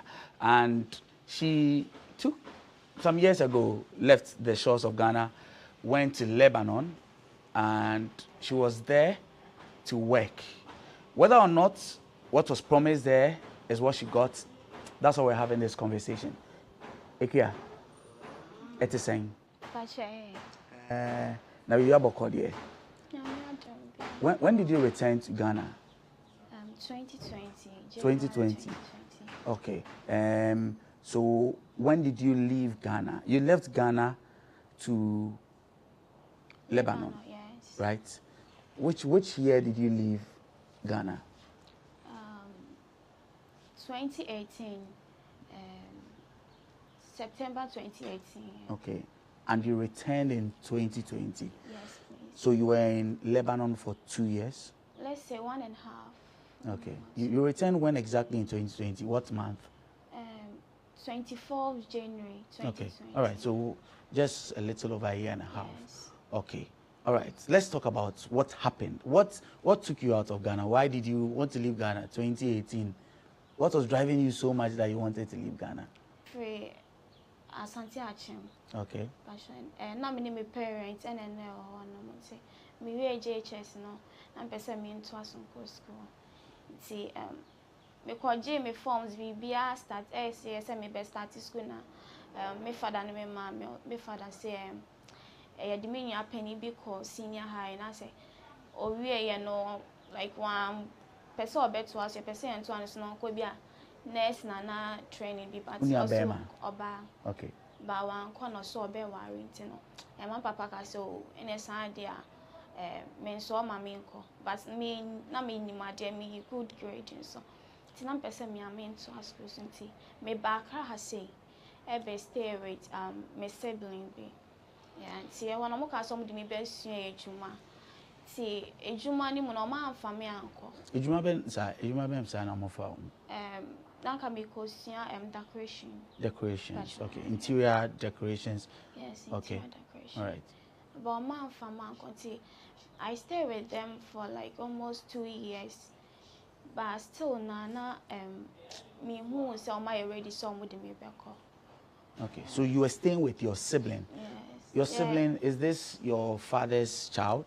No, my mother's side. Your mother's side. So what, your cousin? Yes, cousin, more or less. Yes, okay. Cousin. So they promised to give you send you into a trade. A trade, yes. But it didn't happen. Yes. Okay, so what happened after that? So after that, no, I was there one day and then I had a call from one of my family member. She's called Auntie Dora. Mm-hmm. So Okachre me say lady bi wo Lebanon ho. And a choir bed I was say obi wo e ho no ma ope obi atena ne nchen. Either say nipa no ebeye shop attendants and I say obeye nanny wo for be share akra ketwa. Okay. So okay no na me so okay and pain is so now say it's good than say me what Ghana has saying. What were you promised? What was the pay? just out of curiosity, what were you promised? That time I was like $200. It's almost 1,000 something. For how long? $200 for a month. For a month. Yes, okay. Every month. Okay. Yeah. That was all you were told. Yes. Okay. See, we started with the process, no passports. And this is 2018 when you started the process, because you say you went there in October. Yeah. Okay. Yes. All right. So you started the process. Tell me how the process went. Process no me and me tia me passport fee. Okay. Me birth setting so and call for check up like call check say bia woni yare bia e wo moja ma. Say na me the man fa to say agents bia so to say mostly e bi no wo agents ya omodo omokono. Na me ne brony boy agents like who call on my office so na me no chat straight si bibia na ma send dia man. Yeah. I see. So yours was just to get away from Ghana because one, your father didn't allow you to continue school, and you saw it as a good opportunity to go and make some good money. Yes. But yes, so come back and go back to school. Yes. So all along it's been about school. You really wanted to go back to school. Yeah. Okay. So now process is over. You eventually left the shores of Ghana towards Lebanon. For what job in particular? Okay. Were you told which one in particular you're going to do? Shop attendants or nanny. Like nanny. I'll take care of a baby. All right. Now you get to Lebanon, and then what happened? Like everything was totally different. Tell me about the difference. What was the difference? And yet she said now can so ebia free shop ube coffee and I saw sorry abe shop no abe and I say be a crowning ka say so be sha crowning corner like you are going to take care of one year other house choice be but me call no a house choice and kasa. And I'll be cleaning, mopping, but not mean cooking, no mean wage. So you were supposed to go and be a shop attendant, and you were promised more or less a very free life. But when you went there, you were subjected to other things. Yes. You were more or less a house girl. Yes. Can I refer to it as a house girl? Yes. That was all you were doing. Yes. You were what? You were doing anything apart from cooking. Yes. So things like that. Give me a breakdown of how your days looked like. When you wake up in the morning, what time do you wake up? Okay, I wake up by 5:30. Yeah, 5:30. Now my madam no coffee. After that, no, now miss my breakfast. Then I start juma. See, may juma kosi best 12 no. Now my home make. What kind of work? From 5 o'clock or 6 o'clock when you start work? What things you do? Okay, so what call for now? My obet show, the obey. To me, quite no chair me a diner apartment like near our second floor. A hostel. Yeah, see, obet show. It be a day, be a bed, cleaning, be a room way, any corridors, any balconies. Today be a sana. You can windows. When I glass windows, it's also making sure say we be cleaning in. But some washrooms they be also clean on washrooms. Any room we be lay on bed. So this is like working in like a hotel of the sort. Yeah. Was it just how many people lived in the house? We were 4. So the man, his wife, and 1 daughter. They had 1 child. Yes. Okay. How old is this child?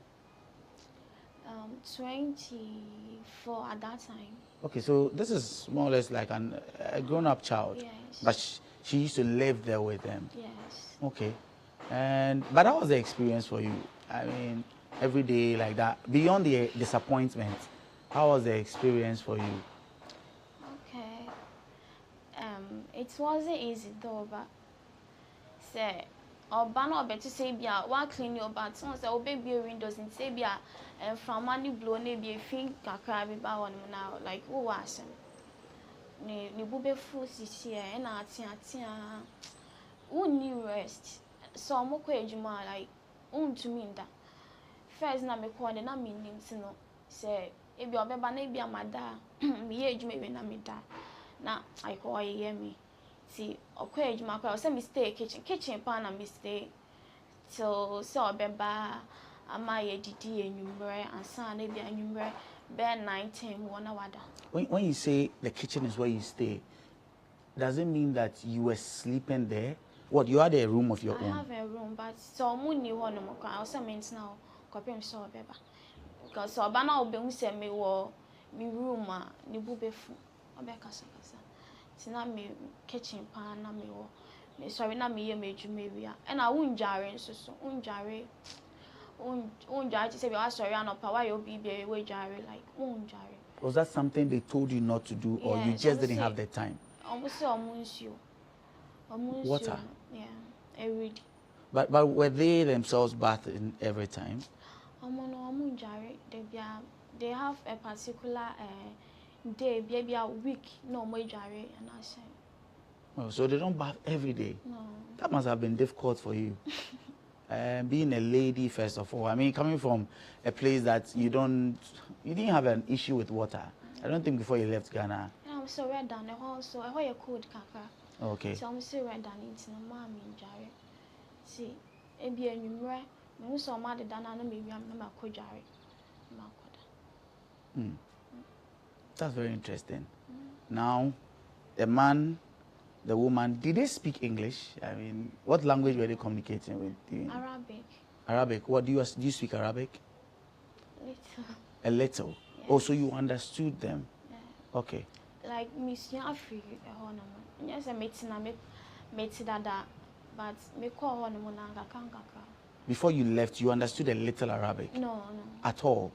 So how would you know if they were saying this to you or not? You said you'll be scolded, but how do you know whether they are saying something bad to you? Almost daughter no, Neba no ot English. Okay. And say mostly no one like explaining BBR training. And she would explain. And I say like more actions no. Maybe I won't tell but in the actions no. And they said obey and it shows so ma men ko hana se ma anyway. And I say be on PC. Oh.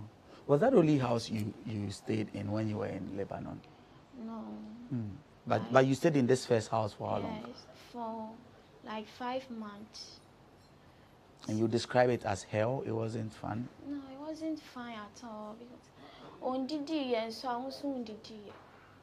To me, breakfast, you know, egg and was some bread be soft yeah. That's all you take? Yes. Were there days you go without eating at all? I mean, apart from your breakfast. Were you always having breakfast, by the way? Yes. Definitely. Yes, yeah. Breakfast you would have. But were there days that you go to sleep without food? No, not one day. But just that the timing would vary? Yes. Okay. And that was it? Yeah, and more of a sister on mommy Johnny. Now say come with them, now be I can't say a banana be and I say orange be one me far. I don't know buy us I think say be a cameras were around. Oba so and no be kasa santi. Mate na say chen mo be po adwuma ba be too. Asana yeah the enumerate. You couldn't tell if there were cameras? Like or you never saw specifically say be an but how was she able to tell? I don't know, say be all count and I be I see. But na me did twice a day and and then in the 2 evenings. 3 one no I area. Within this period that you were there, did you have access to your phone? Did you have access to maybe your passport, those kinds of things? No, tell me about those things. Only access to it. We do one like we be BS season. It's any pan of every airport so and I say agents now one. So about BBS season. Mostly I know mudi be no phones from almost easy on San Cabio.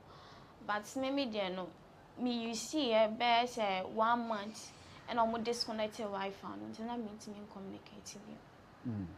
But at least you had your phone. Yes. All right. You mentioned that you moved to other houses from there. I want us to just pause for a bit. When we return, we'll talk about all the other adventures that you had whilst you were in Lebanon.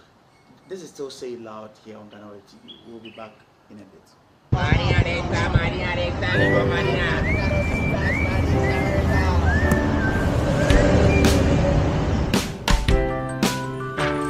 I want you so bad, Alpha Cracker. I want you. I wanna say yes, I can't resist. I want you. Ooh, I want you, Alpha Cracker. I want you so bad, Alpha Cracker. Alpha goodness rich in milk and butter. In Alpha Cracker. Yummy and deliciously crunchy. But I can't resist you. Alpha Crackers. Simply irresistible. This advert is FDA approved. Still here with Ikia. Ikia is sharing a story about what happened to her when she went to Lebanon to work. Ikia, before we went on the short break, you talked about the first house you were in. Now there was a man, there was a woman. Was it all rosy apart from the few incidences? What things do you remember so much about your stay in that house that sometimes worries your mind? Okay. There was a time when mostly I'm my madam no ko ejumaja ne husband no. And I ne ban so ko school to about vacations. Tino de shada ne na pa de bia sai. Ti maame ne kwa now aka man no. Ti one day me ho na order some shorts e bi bra me like I yes Andy. ene bra ebra mi se eya na mahye na ye de aye training because me won 9 shape tinye sa anytime I make na my kesi mefu aye kesi na my ti ode bra me de na me hye ti bi won mo na me ye adwuma na o konso awatade a ode be ye adwuma won hye Like a uniform? Like a uniform? Yes. Okay. And we ebola like a so pan. See, like wishing my who said that you're attractive and that baby. See, or the buy and me the name mention. See, what me or one more no I be friend me. Me be to na sumu me mano. Me pimples be like me be me a man. Me massage no ni adi agency. Me the name me but now any margin be a say be a or per se be a only me be baby and I yeah. See, me the name or one name me obefrɛ me sɛ bia me nkɔyɛ ma no na makɔyɛ ama no sɛ ebi wɔn sɛ obefrɛ me sɛ me mbra no yɛnyɛ training no ɔnyɛ bio me na meyɛ ɔkyerɛ me sɛ yɛsei na mayɛ sɛ ebi wɔn na me hɔ a na waba abɛbom sɛ adɛn nti na menhyɛ ande ne bra na ɔtɔbrɛ me sɛ yɛmfa nyɛ training na me so menhyɛ ɔno nso ɔte brɔfo no maako bi na me so menhyɛ na ɔsɛ okay sɛ asa na asa afei de no wa bedtime bibi a me bia na enye we kra na o complain ti na ne yere ne de onye dada minim se me ko onya like onye but na papa ne de na oye cool kakra na obisa me o pese want na hanche for how long do you want to marry here, like do you want to live here, do you want to have kids here? And what answers were you giving him? I want to go back and then go to school. So okay, so after school will you come back? Miss maybe or so okay. See, now I feel a bedtime me. And I want so say more I'm person me free or cry because no man ninja.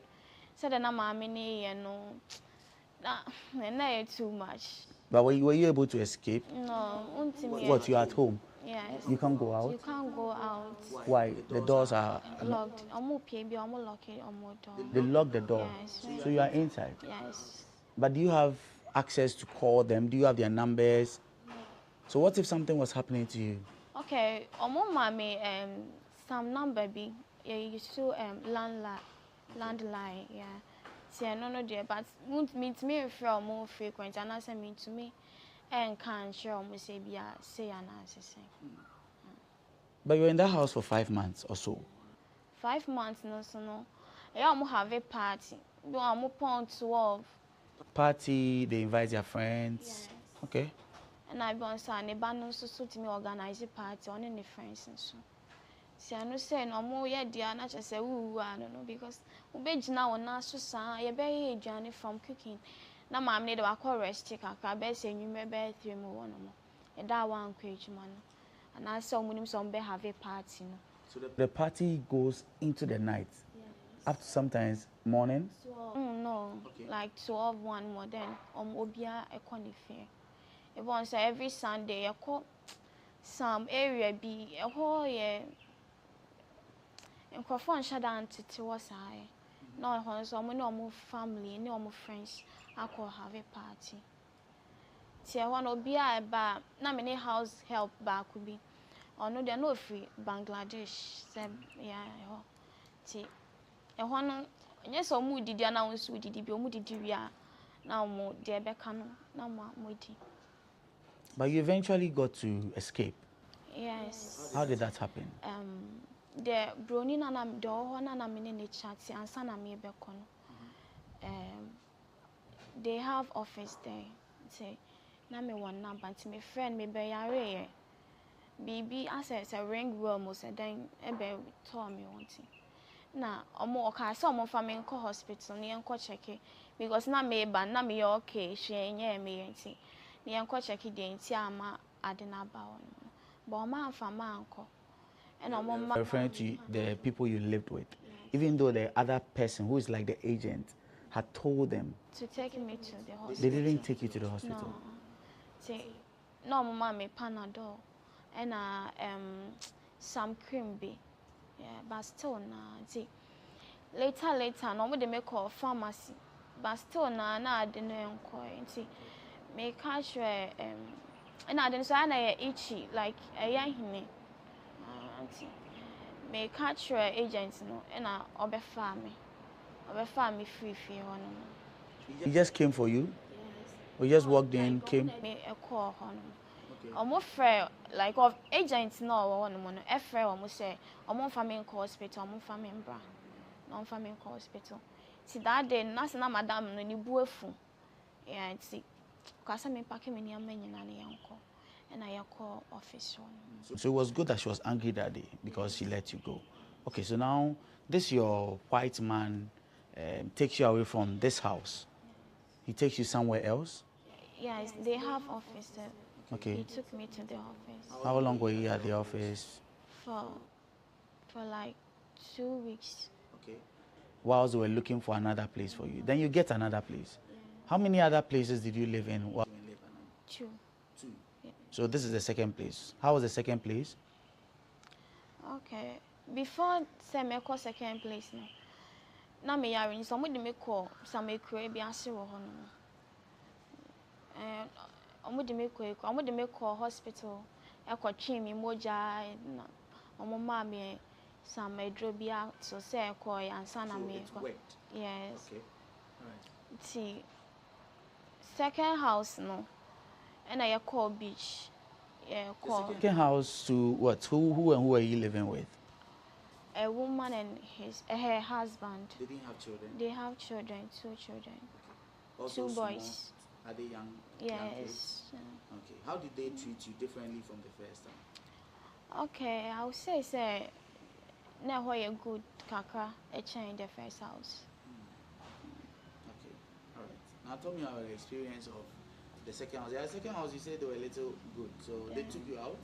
You stepped out occasionally? Yes. Say me oma for man call fear straight. You call beach because no more air call just some fresh air. See yes yet now on more best 3 weeks I will beach. See one nam di be who Ghana for. You met some Ghanaians? Yes. Na kuye me madam no mommy house help. Your friend a diner. Oh, okay. So she too was living with your madam's mother. Yes. Okay. How was that for you? I mean, meeting someone from home. Was it exciting? Oh, yes. Okay. But were you in touch with the person? Yes, we were close. Okay. All right. But she's no more now. She's no more. What? She died? Yes. Oh, God bless her soul. Oof. Anyway. So you lived with a second house, then you moved on to a third place. No, not yes. We went to their house. Okay. So you were there with them too for a while and all that. You said this was fairly good. Did you live with another family before you eventually came back to Ghana? No, that was the second and last. Okay, second and last. But why did you leave and how did you leave? Okay. Not like they were good, but not good as maybe a wow crew man as our Ghana has say or parents to there. Madam no ana minute no. No I worry. Oh nikuno no. But na nikuni ejuma was Saudi Arabia. Ti oba ebia 1 month, 2 weeks and I no ko. See now madam no or date for waitre like with 2 guys like back a guy na back a grown man pa our gray hair. So she had 2 other men she was with. Yes. While her husband was away in Saudi Arabia. Yes. Okay. And that troubled you? Yeah, because always now because me kumba men can and say you kuni ba on person me call close to ni kwana say ni kuni kwe bisa masama Because she was always say be a mechanic say but na me sa kwa ni meeting me see your whole one day and 2 other guys no omo be crash. The 2 men came? Yes. See now me who said me explaining no. See na baako na we penny pan or gray hair e wo inside and ye ne wo. na me ye aduane around be 9 na me ye aduane and I light ne call out see ya call downstairs baby car park na ya call switching on mostly na yes see a bus and I say light out by ye room one see me madam ne can say me call down na me call so light nothing or the phone e mama into no me drew ase ho no na me touch na me hu say other guy need na wo kita gun. The one, which of them? The Indian husband, no. No, which of the two men? The elderly one? The younger one? The younger one. Okay, okay. All right. He was holding a gun? A gun, yes. Pointing at you? At me, yes. See. What was your crime? I don't know. Maybe he thought, say, I am a madam nana, say. Okay. See, me young me pa, me saw light na me dani me ni nana. Me who saw the into me, wish me that then like me whom when you know Johnny Anna or sign me who say me madam na or sign me only don't say English like Arabic name one what's Anna or sign me who not coming to me madam need no joy very good English na me catch and say like she shouldn't open the door na it's missing na the air banner. But not other guy and grown up man or what gray hair no inside. Yeah. See when be see me guy no kita gun no. Ye jina door na for some time not they are exchanging words. We exchanging words sana. Me madam no be na guy no call inside. O call inside no say man now what's one year will be shooting. This is your madam. Yes. Saying that the man there will shoot her. No, the other guy. The okita gun. Yes. Or say the one papa no one will be shooting. He was telling his other rival that he would shoot him. Yes. Okay. Then it's like a movie. I will fear one not easy. See a bus and said now so now we shine any abre pants so shall be to me. I to and I say baby say madam it is a kitchen baby cry naija me sugu me see a hono na me hu ne ya omo kasa ya na omo mienu omo miensa nyina me madam ne da daga omo nyina like omo pie ye see a bus and so now me madam ne ba no we ba ko enyini ba ko obe 19 and ba ko 5 years. See, now 19 years in the no fee, but not 5 years in the no at all. See, a bass and me fat, a crown, only a call, your share them. See, a honor na me fre, me, or one, a hodden me so I fall. Yeah, now me friends and this, and I that happened. Me, them is true, no mammy so. On what them pie boy at that time, which is so like BBI. Who did you call? I call some pastor. What, here in Ghana? Yes. Okay. You called somebody in Ghana? Yes. And the person gave you assurances that you shouldn't worry? Yeah, nothing will happen to me. Okay. But now I want us to we have little time, so I want us to move the conversation quickly to how you left and eventually coming back to Ghana. Yeah, okay. Still, now who me say 1 week later, na mistress. And I said, and I deny mistress say be a you couldn't find out say na air course na be a member na money. If so catch me say be any a member na money.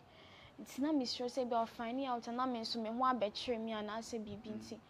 Me catch say me mammy a no me ba. I was say me ba na me be see me mammy no me maint na will be. And I want to know so we dinner ko share them no miss all lucky one almost say be I'll be a baby into nothing. Me call them na me Susan and madam no buy no say. I then I'm so person me call. No sister, and I'm saying it's in the buffet. Then the buffet say no see you. See you call back to office one and when I'm call catch office no see you. And yes there on be plane ticket na mommy say. Now my year juma for 3 months ni enchi on chia me kai. In this other house. Yes. Okay. Now on chia me kai no see there. 3 months pay no the better ticket na mommy and mama. See me one no my friend say ticket now you ready. And I made it buy. So you eventually came back in 2020. And what have you been doing since 2020 till now? me person me school bus. Me call say come me exams no prizes ni ade na the boy edint no me question ejuma. Se ade me. What work is that? Ade pan fashion. Okay, so you've learned how to sew now, and so you're on your own. And what would you tell other young ladies? We know that times can be hard, there can be opportunities to travel and all that, but what would you say to other young ladies like yourself who are looking for opportunities like the one you got that didn't turn out well for you? Okay. Well, me can say mine too quite there, but and so now be too quite na wajune ho. Pay ni de would trade there be an wakwa share on kwana say because lady be kwa won so we were yare wo man hwe na ma we would dine we will baga na obi wuye. It's no me advice you obi a person ko obi a say okona say ho nya na waba. Me can say there are good houses e wo ho no mo dia omoye good there. But okona say more treat you any other na waba. Besi me waba. Say o chance na want to me enye ejuma den so dia na what na obi bi adwene ho ana say obi su ejuma bibia obeya betima improve your life bia. All right. Okay, thank you very much for sharing your story with us, and we hope that now that you're doing your own thing, that helps you to settle. And I love the fact that you want to go back to school. I hope that you take up that and do that. Okay. All right. So that's been our conversation with Ikia. Ikia was in Lebanon for a little less than 2 years on a mission to work, but things didn't go as she planned. Well, thank you for joining us here on Say It Loud on GhanaWeb TV. My name is Echi Atisu. Until another time, be kind to one another.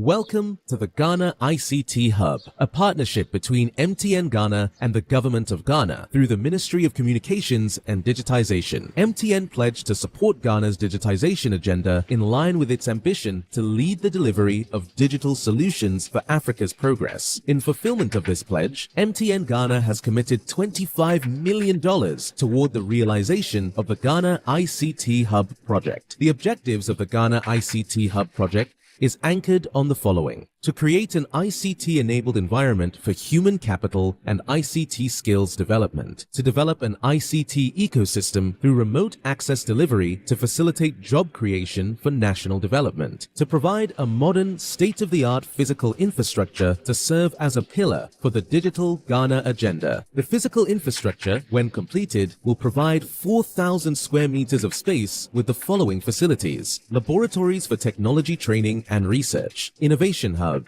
co-working spaces for tech innovation startups, Tier 3 data center, conferencing facilities, offices and meeting rooms, commercial lettable spaces, gaming area, restaurant, ancillary facilities. The technology laboratories will be fitted with the next generation ICT equipment and applications to provide the youth of Ghana with practical training in Industry 4.0 technologies such as artificial intelligence, AI, machine learning, cloud computing, 3D printing, robotics, Internet of Things, IoT, advanced manufacturing techniques, cybersecurity, genetic engineering. The project also seeks to establish a complete ecosystem at the hub through remote access delivery to facilitate job creation for national development. The ecosystem shall comprise of MDAs, technology companies, startups, incubators, research agencies, leading universities globally, foundations worldwide, to create a community. 1. The ecosystem community shall bridge the divide between academia and industry and provide solutions to challenges in the key sectors of health, agriculture, and educational sectors of the economy. 2. It shall also run an innovation program providing mentoring and networking for the youth in tech startups. 3. The ecosystem community shall establish an innovation fund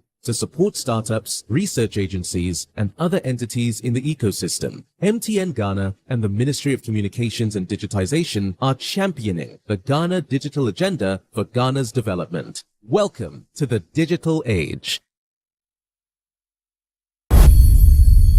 Ora Abraham Amaleba immediate past head of the NDC legal team no na odinsin fo bi atoja wabo sosu I'm mashebedwani e de ma oman for mo Madina Francis Xavier sosu wabo na basu yie pan esan so kirema Omankasa omamanyoko no ndisa manyoko no omankasa omo party abato obi a yekoso ayekoko wiem na mentimi ho ase bi eba mu ma chese ne report ahodo no mo de kokko court ahodo na ye bi kran so mpo ekopie mu ewo adenta court na otwema na yetumi ebo aye ne se ene plenty bakwa na mpo bakwa okwa report amanyoko no edeko adenta court honum no na kese ebedu baby na kese ase nyema nkoyi ase court no epeso mo asem tugu ase obi empeso beka ho asem bi na so na wo se ni manim ya otumi ehwe na yi sosu etumi fa ne kan na kese san ni odin yenwen de san kokko pie mu ewo court nye san na sanka sosu ankwan kopie mu ewo honum a enkokwa kwa wiem na nka asem na nka wo so mudi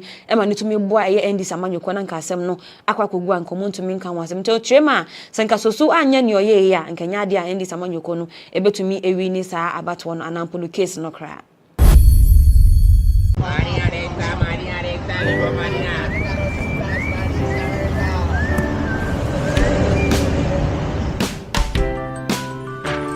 I want you so bad, Alpha Cracker. I want you.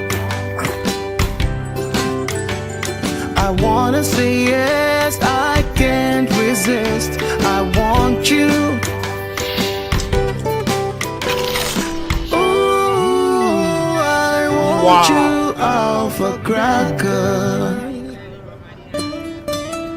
I want you so bad, Alpha Cracker. I don't me call one kasa. Have a goodness rich in milk and butter in Alpha Cracker. Yummy and deliciously crunchy. But I can't resist you. Alpha Crackers, simply irresistible. This advert is FDA approved. Lauren Gbagbo enkane mampeni edema Ivory Coast na ono na watutu bi ye pa ede amani sisi omo mampeni Alsan Ouattara eni ECOWAS mpenimfo Ochema nanse wonya ne ntiese an Alsan Ouattara epeso ofa asrafo edi free ni krom ho no Ivory Coast ho edi kokopie mu ewo nije no mkoye dom kokko ho no ma ochirema musabi mujimie no munja nto nche na chese mumpe standby force no se ba ne se ahom ne ommo hunu so a sa forces na betumi any terrorists for nampo no wona wo no ako na mo so ya na mo kwakofa na asrafo ne fan kosi se no ono Lauren Gbagbo ochirema enya de betumi abo akra eno no so ne interview kokoye no kansan simfo nyina edi tuja.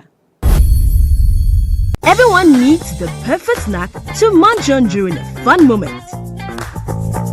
Wow. Enjoy the tasty McBerry Twist cupcakes, deliciously baked and packaged for a sweet treat. Premium quality cakes baked with love for all, enriched in butter and milk. Yummy.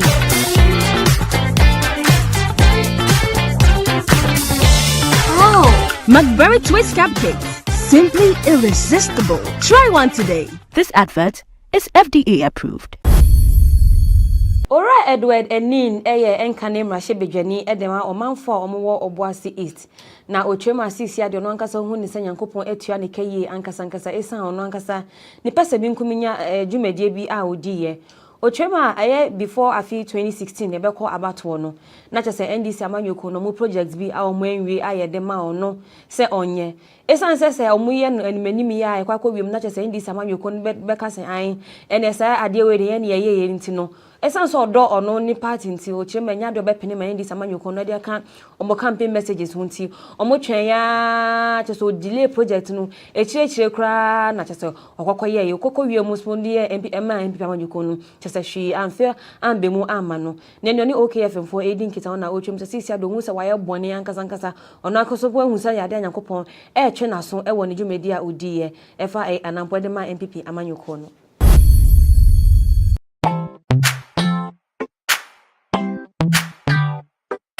Sweetheart, be mindful of your health. Idea Products Nadia Makeup. I welcome you to Sigma Health and Beauty. You can call us the Beauty Embassy. Who pursue beauty more revealed with quality makeup products. There is only one place. There's Sigma Health and Beauty 2022 Ghana Makeup Awards Beauty Retail Business of the Year. Of course, we are the defending champions. World-class makeup brands and Quaniet on, you name it. Maybelline, Dark and Lovely, House of Tara, and many more. Your professionalism in the beauty industry is unmatchable. Ensure the proper way of applying our products. Sigma Health and Beauty, Yewa Accra, Makwala, Georgina Stores, and Rollins Park, Gate 4. Fryer 0248 138 596 and 0201 408 186. Or visit our online shop at www.beautyavenuegh.com. Sigma, your beauty, our joy.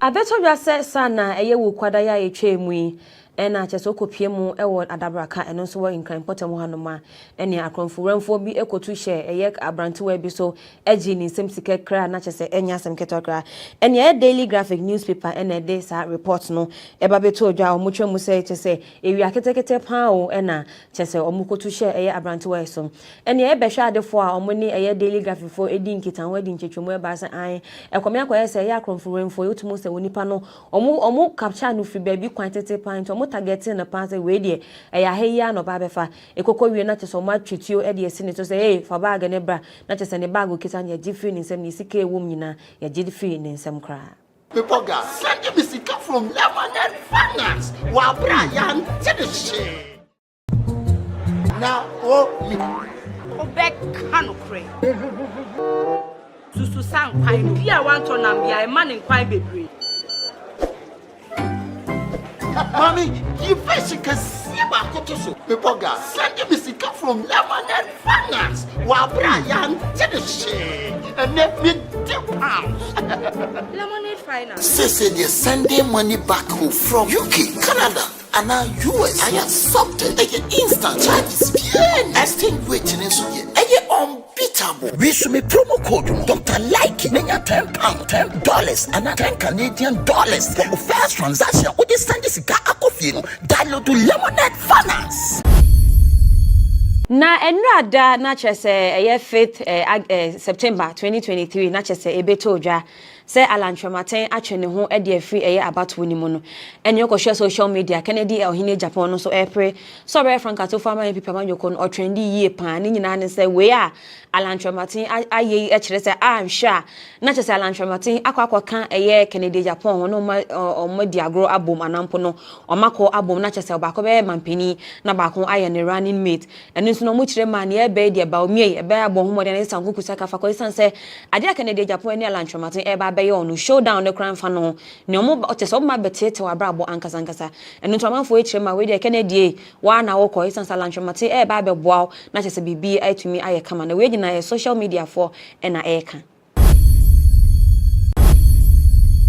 na eye Superintendent George Asare an ho atwe ni ye pan e wo Ghana ha ni nyina ejina eye audio bi aye beto odwa yete se omok dinse inkitanwodie bi efa IGP Dr. Kufu Dampare ho ano mo prese omo behwe nanka IGP yeyi no e de frame na papa e free e na konwa so na papa e ko PM e wo committee nanim ne nsemfo ahodo na chese odi to odwa na ba kokro odi to odwa ne sa an eye apostifo ba ko no so e ye COPB aye fe no se awuni no ye NDC ni mapapa enu nti no abato mokoto ewo eye ase north omunyi no mo ka ho e na chese MPP amanyoko no ekokodi incho ewo honom na omanfo enim se odo ebeto odwa COP eye Alex ekokopie mo no kire mu science semni bi wonom a enye no kra na echi no enye release eye video ebeka na video yi mu enye hu se George Asari ene nsemfo de okan bi ye pa bobo eye awuni kro yidin na GhanaWeb kire ma akoye nhwehwemu bi so ede hu se na awuni kra ene no eno mu kire ma eye awuni ono no ye friend say COP people manly awuni ono no ye kire ma oye okan eye current police management board no eno ntino mu kire ma awuni ya eye Superintendent George Asari eboni na chese e bia na eye sa papa we ya boni din e wo hai enrada enebeto odwa se alantwematen ananka ohwe say obeye frankatofo e de ama MPP amanyoko na nka chese eye 4th November 2023 e na nka ba to be koso ne yetimi yi frankatofo no watwe ne ho e de afiri eye race ni mu yie pa na nrada e na krata tententen pa otro e de ba ya chese otro nsem e wo mu yie pa na no na GhanaWeb etumi aboabo nsemfo amiensa bi omu chema we eni ne enti poten a eye alanchobati ejina so e ka san watwe ne ho e de afiri eye race ni mu na ne ya sha ase ne se omu chema anampo ya alanchobati echema eye omu set August delegate conference na course no ekokọ wiem na say mpanimfo bi epese omo hwa na nke ye aba no anampo ye kọ edema onipa baako no gina so na kyase wayi ne ho ede afrim ne atoso mienu nso no kirema eye 27 August na omoto sa aba na nso so no ono nkasa ni polling agent baako won north east wonom ade omode ye no pa no na nsem fata no nso ka ho na kyase wayi ne ho ede afrim na afi ni etwat won san eniema egu so ekokọ so nka ne ohun ye nko ka sa bia nka amanyeko ne besesa na nka bibia ye kama so kwame akwa ese se ne omaye omagen no sa na omaye omagen se niema ensem fata niema e koso enkoye no eno kwa na omo ya akopim se ye 4 November na be kan tanyo chema e we nyina aka ho eno no alantwamate watwe ne ho e de afri eye race ni mu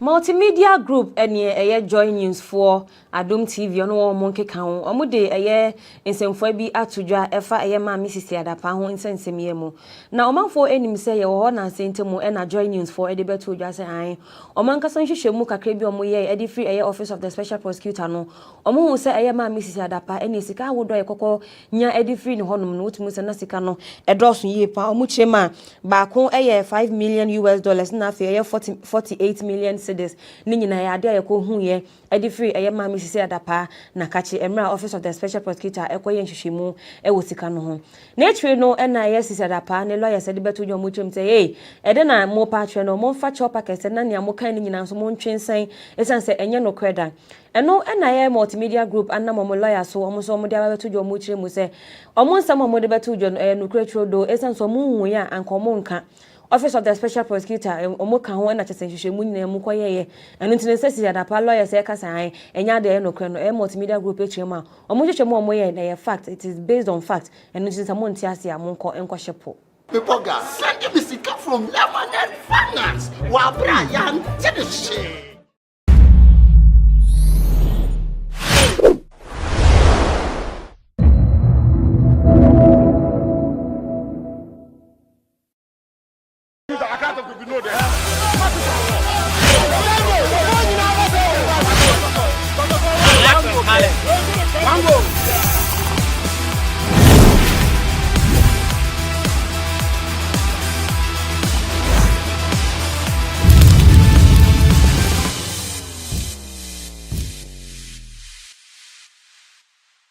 Black Stars head coach Chris Hughton has announced his 25-man squad to face Central African Republic in the 2023 AFCON qualifiers coming up on Thursday. And among the squad is Dede Ayew, who his inclusion has generated a lot of controversies on among Ghanaians. Some believe that he doesn't merit to be in the squad. Others also argue that he is experienced and thus he deserves to be in the squad. My name is Emmanuel Enin.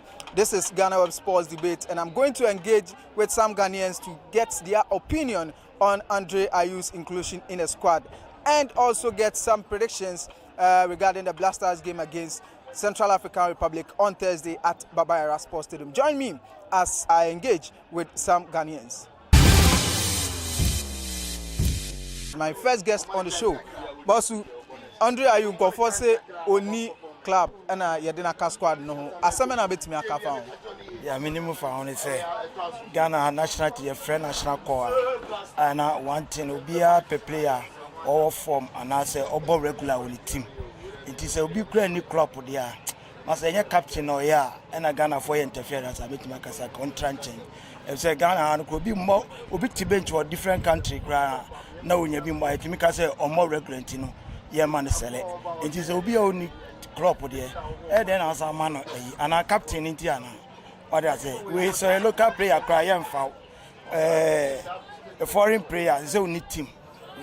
We need team or Tottenham crowd, Nottingham Forest crowd mobile. And you know, and when you say JTR and the Tintin say a sort of tranching. Now when you captain in T and ever can say they consider and say Ombo captain band no boka kra ko transit. On fa mo bi unya club a no be kan. Ono onim dada. Dede Ayew na kasa nim say without club no untimi feature national side. Injidi engineer man na bebo. Say nya Ghana committee bi da. Enti coach no me na mpefi no say untimi ma forward lines na attackers no on one double ni ntimi nya goals ye bebo match na erade sa na draw erade wuti krom kra obo na wo yam chichew na wo kote ye den wo park what are me predictions am pa bon say nya me adom na adom yen enya tu na bia hon ye be ji coach na di say yes or ye adwuma say Chris wuti ba ye na ye fi otu adon sem no ye un sakra bia say beka say extraordinary team na said dia abrewa wu na dia abrewa di ade eye na watu asheda what I say. So on Dede Ayew, he believes that because he is the captain, that is why he is in the team. And he says that Dede Ayew himself knows that with that club, he shouldn't be playing for the Black Stars. But he being the captain, that is why he is in the team. On the prediction, he predicted 2-0. So let's see that on Thursday, Black Stars can score 2 goals against Central African Republic.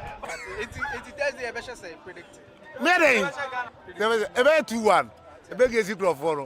So he has predicted 2-1 for the Black Stars, and he believes that Dede Ayew should be excused from the team. So he believes Dede Ayew is old, he's paid his dues, and should be omitted from the squad.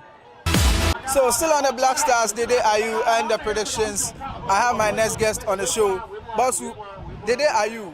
Yadene car squad no and go say undeserved so account a bit to say oh or a captain yan fan account asama na betimi aka oh they did here to me there they did any kwansen ka your friend or blaster and they did no so senka obeti advisor this the time I say ka wonu akura wo tranchen or blaster and be the minimum say they wabeboa blaster ani bebiri waye enoma bebiri dia maye.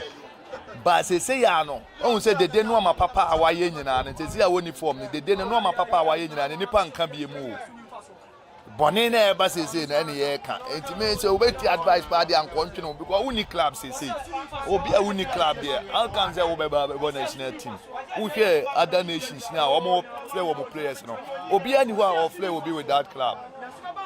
If you be a boss Saudi Pro League, I friend. And you take Ghana, Hana, more Ghana League, more club here. The internet that I over Blaster. Into the day, to me, the Blaster now your friend on the then two of us here. Captain band in the captain 4. There was second, third, fourth. It is a one club. What transit second one about captain band in the 7 nations. And it is the time I get it. They were baby ma or more canon to ever. Oh, we what did you ever show? 2-1 in favor of Blaster. Yeah. Alright. So he predicted 2-1 for the Black Stars on Thursday, and he believes that Dede Ayew should excuse himself respectfully from the Black Stars because he is not playing, and that is why people have been criticizing him. We are still engaging people, and Bosu, Dede Ayew in Semino, oh, asama na betimi akafa. Oh, kakra me kan say Dede Ayew the woman time kakra because we are several Ghana, wabua Ghana. He did here, obi a Ghana for nyina any dance say wabua Ghana. Because they do Blaster party or perform fine. Yeah, me kakra metimi hu for the day no no. Fuma de dem kakra. Na Thursday so Ghana betimi ashe. Oh, Ghana betimi ashe. Ghana betimi ashe trained. Yeah, we were good as Jordan Ayew. Fantastic So he predicted 3-0 for the Black Stars of Ghana against Central African Republic. Kudus Jordan Ayew will be on the score sheet, and he says that Andre Dede Ayew should be given time because he has served the nation well, he's paid his dues, and he deserves to be in the Black Stars, being the captain. So we are still engaging people on the Dede Ayew issue, and it seems that 2 are against Dede Ayew, and we have 1 for Dede Ayew so far. Black Stars squad the Babon, Dede Ayew need team. Any friend, a man for counting Pia found. Semana Betimiaka. Oh, Dede Ayew the metanimum, but I only penny. You find in common mobi. Now one tier on set and Kalansi and say the boy no Abobida. But Blaster coach Nagazanga selection or you knew yet. I mean, yes, selection, Emano. On that kino, on just or striking or so born wins. So what you say? Oh, yeah, Jordan, you know, you want more wins. Why am I? It's a man in no infini ho, no, strike it. So what you say? It's a young born ha. Wins wha. Near bought Saddam Tin, you know. Either there you know, Jordan, you know, I am no infini, no, no, Kinan, who did no strike him. Near more could do no infini, near more fatal circle. On no boss shot, oh, could do so him. So what you say? No players now can defense one day on a coach on your Jumano. No, fat, me never selection, my yamano. No. The day you do, then the man strike it. If you say, ring a beer one or better, said Jordan, you. So what you say? Open ringa with Johnny. Or not can you want to make me the born be a Jumana man. What's it? Oh, Thursday, the 1 penny a month. Oh, 1 pet. There was a to no matter say, 1 pet. But so on Naki boring, so why do you? On Naki boring, so why Jordan, you better go. Opa, coach, and say, me boom let my station, my shabby, me crame. Or more Naki and more rings for near Shadia. As a striker, we say Benzima. Why am I lady? Swallows with your penalty box to me, Bobby Drew, or because of penalty, man. It's a ring, botty, on chain yet, who's speeding yet. Now, there be penalty box to me, I has had you, penalty box in him, and Magina Moo. Young Fabon and Brandon Farm to form my end. Was a team in the head, yo, I'm your of elbow, you have to team so. Share, Yanyabrio, the Biana de Akume Diagra, blast and Arsenal, and I'm the Akuma Diagro. Last time I Ghana idea, you may remember tried, you may try to take it. So what I say, you may try to take it near the Chiomka. The Biama Konamu Jimmy Sa, we don't have a match them. Master is a Canadian Chiomko.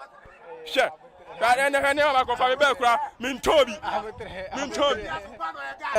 he predicted 1-0, and it seems he's a bit angry about Jordan Ayew. But here is where we wrap up on the show, and we've heard some predictions from people, and people disagreeing with Jordan or Dede Ayew's inclusion in the Black Stars. Black Stars faces Central African Republic on Thursday at Babayara Sports Stadium, 4 p.m. exactly. My name is Emmanuel Enin. This is Sports Debate on GhanaWeb TV.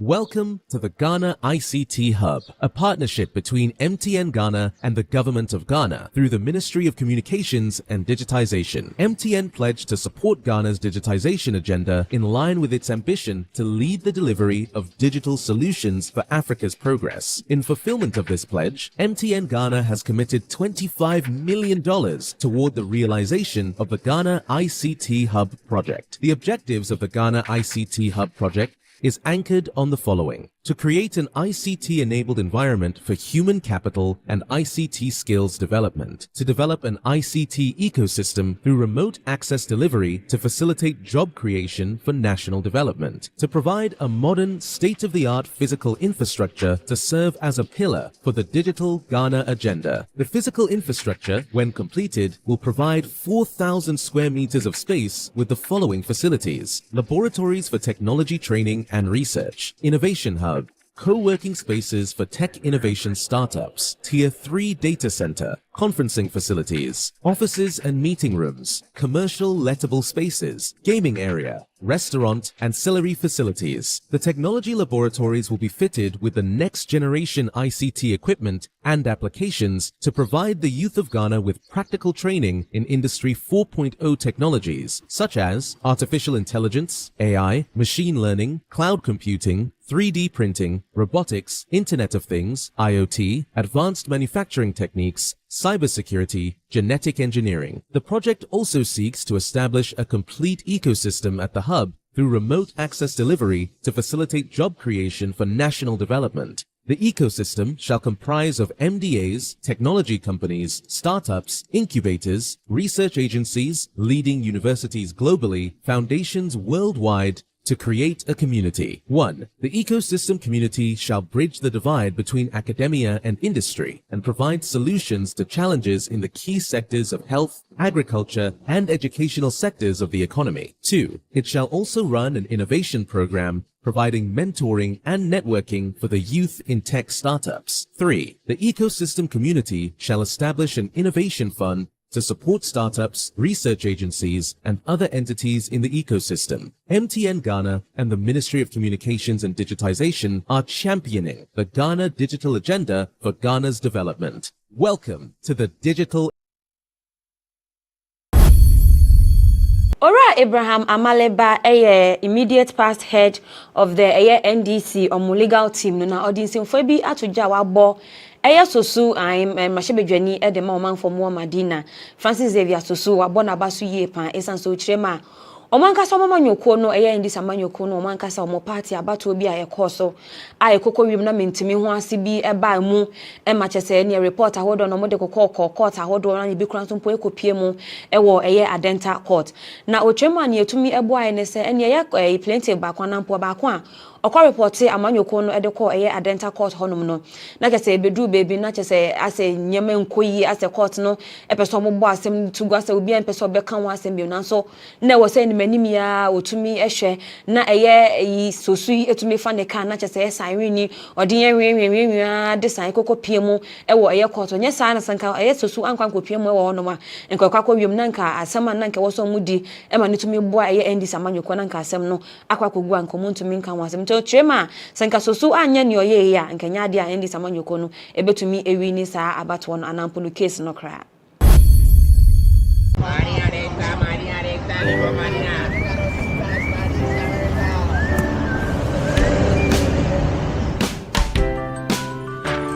I want you so bad, Alpha Cracker.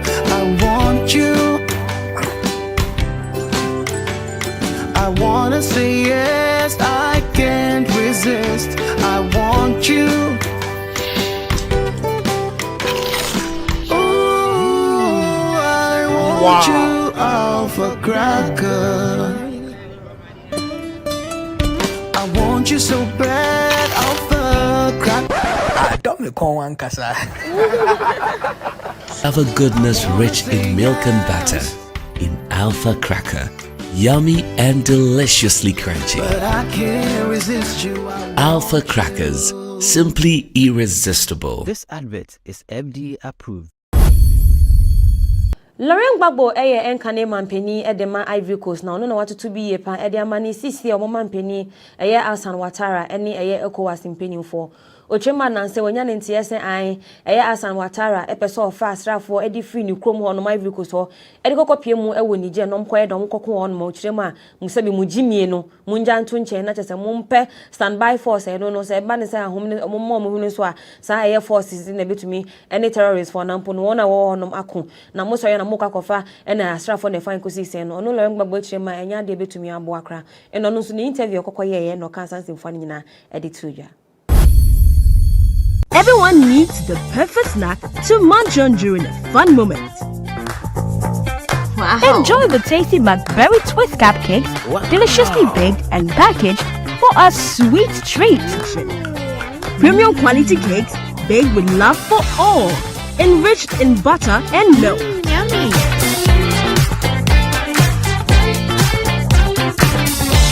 Oh, McBerry Twist cupcakes. Simply irresistible. Try one today. This advert is FDA approved.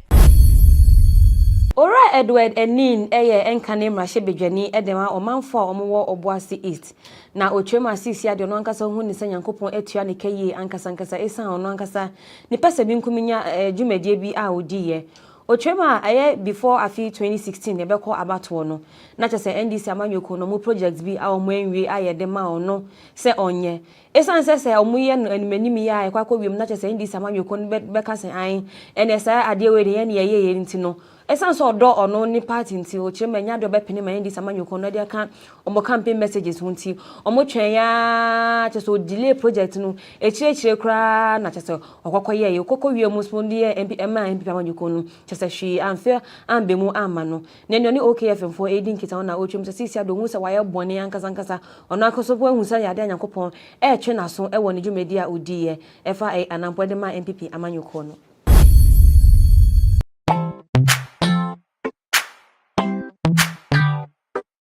Sweet heart, be mindful of your health. Dear products Nadia Makeup, I welcome you to Sigma Health and Beauty. You can call us the Beauty Embassy. Who pursue beauty more revealed with quality makeup products. There is only one place. The Sigma Health and Beauty 2022 Ghana Makeup Awards Beauty Retail Business of the Year. Of course, we are the defending champions. World-class makeup brands and on you name it. Maybelline, Dark and Lovely, House of Tara, and many more. Your professionalism in the beauty industry is unmatchable. Show the proper way of applying our products. Sigma Health and Beauty, Yewa Accra, Makola, Georgina Stores, and Rollins Park, Gate 4. Fryer in 0248 138 596 and 0201 408 186. Or visit our online shop at www.beautyavenuegh.com. Sigma, your beauty, our joy. Abeto dwase sana eye wu kwada ya etwemu ena cheso kopie mu ewo adabraka eno so wo nkran potem hanoma ene akronfuranfo bi ekotu hye eye abrantewa bi so agi ni semsike kra na chese enya semketokra ene daily graphic newspaper ene de sa report no eba beto odwa omutwe mu se chese ewi aketekete pa o ena chese omukotu hye eye abrantewa so ene ebehwe adefo a omuni eye daily graphic fo edi nkitan wadi nchechwemu eba se an ekomia kwa se eye akronfuranfo yotumu se wonipa no omu capture no free baby quantity pint targeting na pass we dey eya heya no ba befa ekoko wie na cheso ma twetio e dey sine to say hey for bag ne bra na chese ne bag okita ne gifi ni nsem ni sika ewom nyina ya gifi ni nsem kra people gas send me sika from Lemonade Finance wa Brian to the shit now me obek kanu kre susu san kwai bia wan to nam bia e man kwai bebre. Mommy, you can see about Kotoso. People gas send me sika from Lemonade Finance wa Brian to the shit and let me £2. Lemonade Finance. Say they're sending money back home from UK, Canada, and now US. I accepted instant charges. Exchange waiting and so unbeatable. We should make promo code Dr. Like £10, $10 and $10 Canadian for the first transaction. What is send this guy download to Lemonade Finance.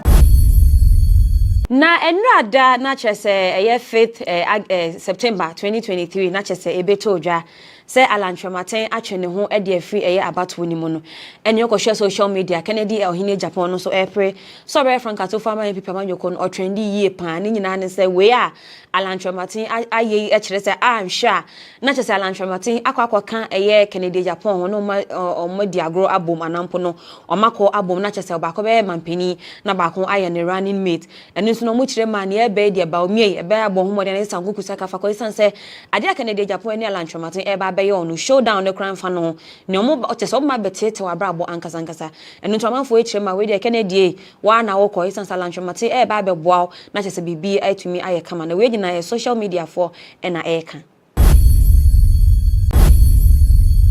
na eye Superintendent George Asare a ne ho atwe ni yie pan e wo Ghana ha no nyina ejina eye audio bi aye beto odwa yete se omo dinsi inkitanwodie bi efa IGP Dr. Kufu Dampare ho ana omo press omo behwe nanka IGP yeyi no e de frame na papa e free eye na konwa so na papa e kopie mu e wo committee nanim ne nsimfo ahodo na chese odi to odwa na ba kokoro odi to odwa ne sa an eye apostifo ba kon no so eye COPB aye fe no se awuni no ye NDC ni mapapa enu nti no abato mokoto ewo eye ase north omunyi no moka ho na chese MPP amanyoko no ekokodi incho ewo honom na omanfo enim se odo e beto odwa COP eye Alex ekokopie mo no kire mu science semni bi wonom a enye no kra na echi no enye release eye video ebeka na video yi mu enye hu se George Asari enye nsemfo de okan bi ye bobo eye awuni kro yidin na GhanaWeb kire ma akoye nhwehwe mu bi so e de hu se na awuni kra ene no hwan eno mu kire ma eye awuni ono no ye friend say COP Paul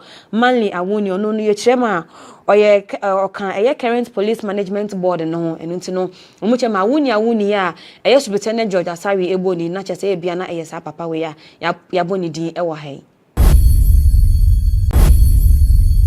enra Enrada enebeto dwa se alantrematen ananka ohwe se obeye frankatofo ediama MPP amanyoko nanka che se eye 4th November 2023 enanka bato be koso ne etimi yi frankatofo no watwe ne ho ede afiri eye race ni mu yie pa enrada enakrata tententen pa ochro ede baye a che se ochro nsem ewo mu yie pa neno na GhanaWeb betumi aboabo nsemfo amiensa bi omu kirema we eni ne enti poten a eye alantrematen ejina so ka san watwe ne ho ede afiri eye race ni mu na ne yahya ase ne se omu kirema anampo ya alantrematen echirema eye omu set August delegate conference na course no ekokọ wiem na say mpanimfo bi epese omo hwa na nke ye aba no anampo ye kọ edema onipa baako no gina so na kyase wayi ne ho ede afrim ne atoso mienu nso no kirema eye 26 August na omoto sa aba na nso so no ono ankasa ni polling agent baako wọ north east wonom ade omode ye no pa no na nsem fata no nso ka ho na kyase wayi ne ho ede afrim na afi ni etwat wọ ne san eniema egu so ekokọ so nka ne ohun ye nko ka se bia nka amanyeko ne besesa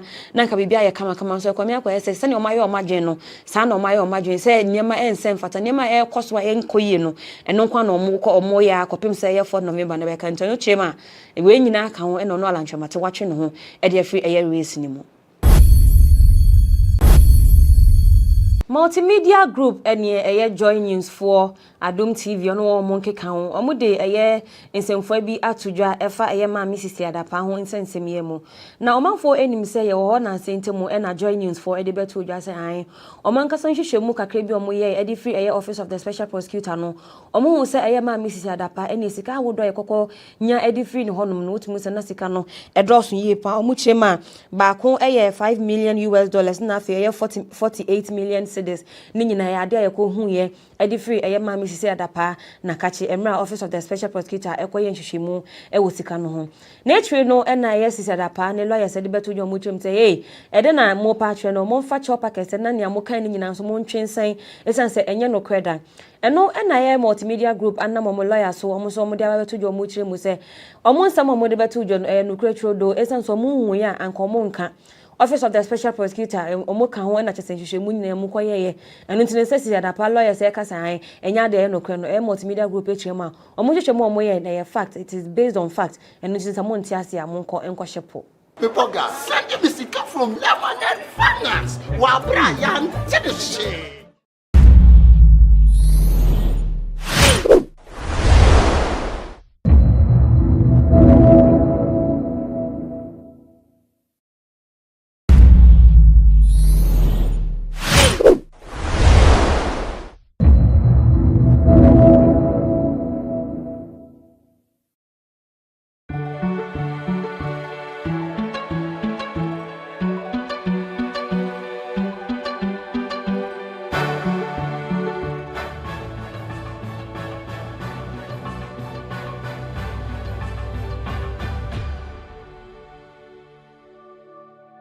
In 2021, the GhanaWeb Excellence Awards was birthed, where 17 people who were excelling in their various fields were recognized and awarded.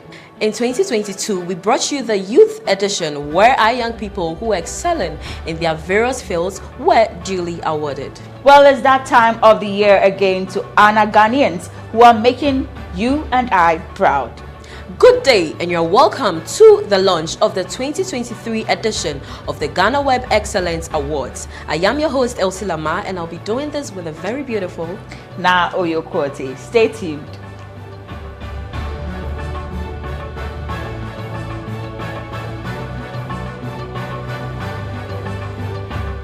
The 2023 GhanaWeb Excellence Awards is brought to you by Aspire Destinations Limited. Your world starts here. Clifton Homes, Ghana's favorite residential developer, and Edges Souvenirs, Beyond Creativity.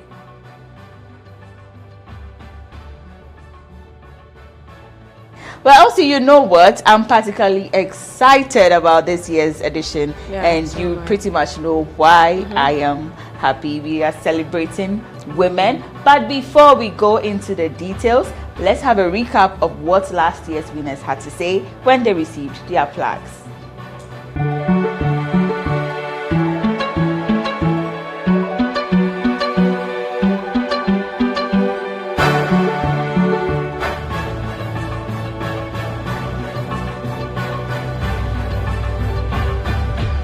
So I want to say a big thank you to GhanaWeb, first of all, to God for giving me this talent, and to anyone who voted for me. I really, really appreciate it, and I look forward to this brand doing great things in future. Thank you. For the category for Ghana Youth Excellence in Women Advocacy, congratulations, and keep on doing the good work for the women. Thank you so much, and thank you to everyone who chipped in their voice to support the recommendation, and eventually to those who voted as well.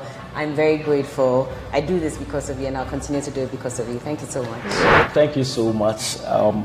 This is indeed a privilege to receive this award as a youth, contributing my quota in the health sector. And this award is basically going to be received in honor of the executive chairman of Tobinco Group of Companies. Okay, so this particular award, I don't know, having received this award from GhanaWeb is going to really motivate me to do more. It means that indeed the future belongs to the prepared youth. So if you're out there and you are doing something, sometimes you don't even have to look at those who are going to recommend you, but then you just keep on doing what you do. This award is going to motivate me to do more. I'd like to say thank you to GhanaWeb for this. Actually, this is a very great act because to help project my work to the world, since this is a very big platform. So I'd like to say a very big thank you to everyone. So I'm very grateful to GhanaWeb Excellence Awards for the recognition, the nomination, and this award. It means a lot to me. I'm happy. It shows that we're doing something good. It's a validation of what we're doing, and I'm so grateful. I'm grateful to everybody that has supported me throughout the journey. I'm grateful to God. Thank you to everyone that voted. I mean, yeah, everyone that supported me from the beginning till now. There's more to come, and I just want everyone to know that when you pursue your particular passion, it's going to be great for you. Just keep doing it. Hard work, determination, dedication will push you there. All right, thank you. Thank all my fellow award winners as well in other categories. They've done so well.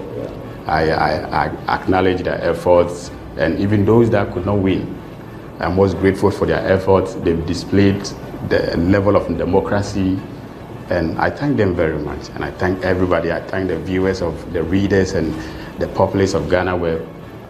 I'm most grateful at this moment. Thank you very much.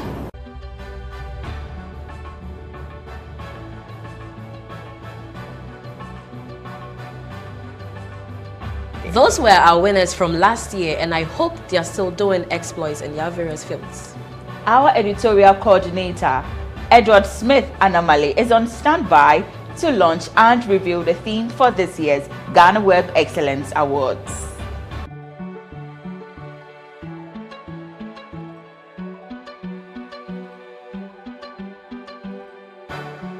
Thank you now. The central role of women has ensured the stability, progress, long-term development of nations. Women globally today form 43% of the labor force of agriculture. In education, women are the foundation on which children move from pre-literate to literate. All of us, one way or the other, have benefited from our mother's impact. Hence the theme of this year's awards, Women of Change. Women of Change because women go through lengths to make sure that the lives of society or people in society are shaped to what society needs. Women deserve our celebration, deserve our recognition. Hence this year our lenses are focused on shaping the narrative around women, highlighting the things they do and celebrating them publicly for everybody to know. It is our time to say thank you to our sisters, our mothers, and our wives. That's it for me, ladies. Thank you, Ed, for doing us the honors. And as you rightly heard, outstanding women, our future leaders, role models, and other women who have excelled in their various fields will be honored. We will have 17 competitive categories at this year's event. And they are GhanaWeb Women Excellence in STEM, that is science, technology, engineering, and mathematics. GhanaWeb Women Excellence in Agriculture. GhanaWeb Women Excellence in Media and Communication. GhanaWeb Women Excellence in Leadership. Elsie, I want us to talk about leadership. How are you seeing women leadership in the country so far?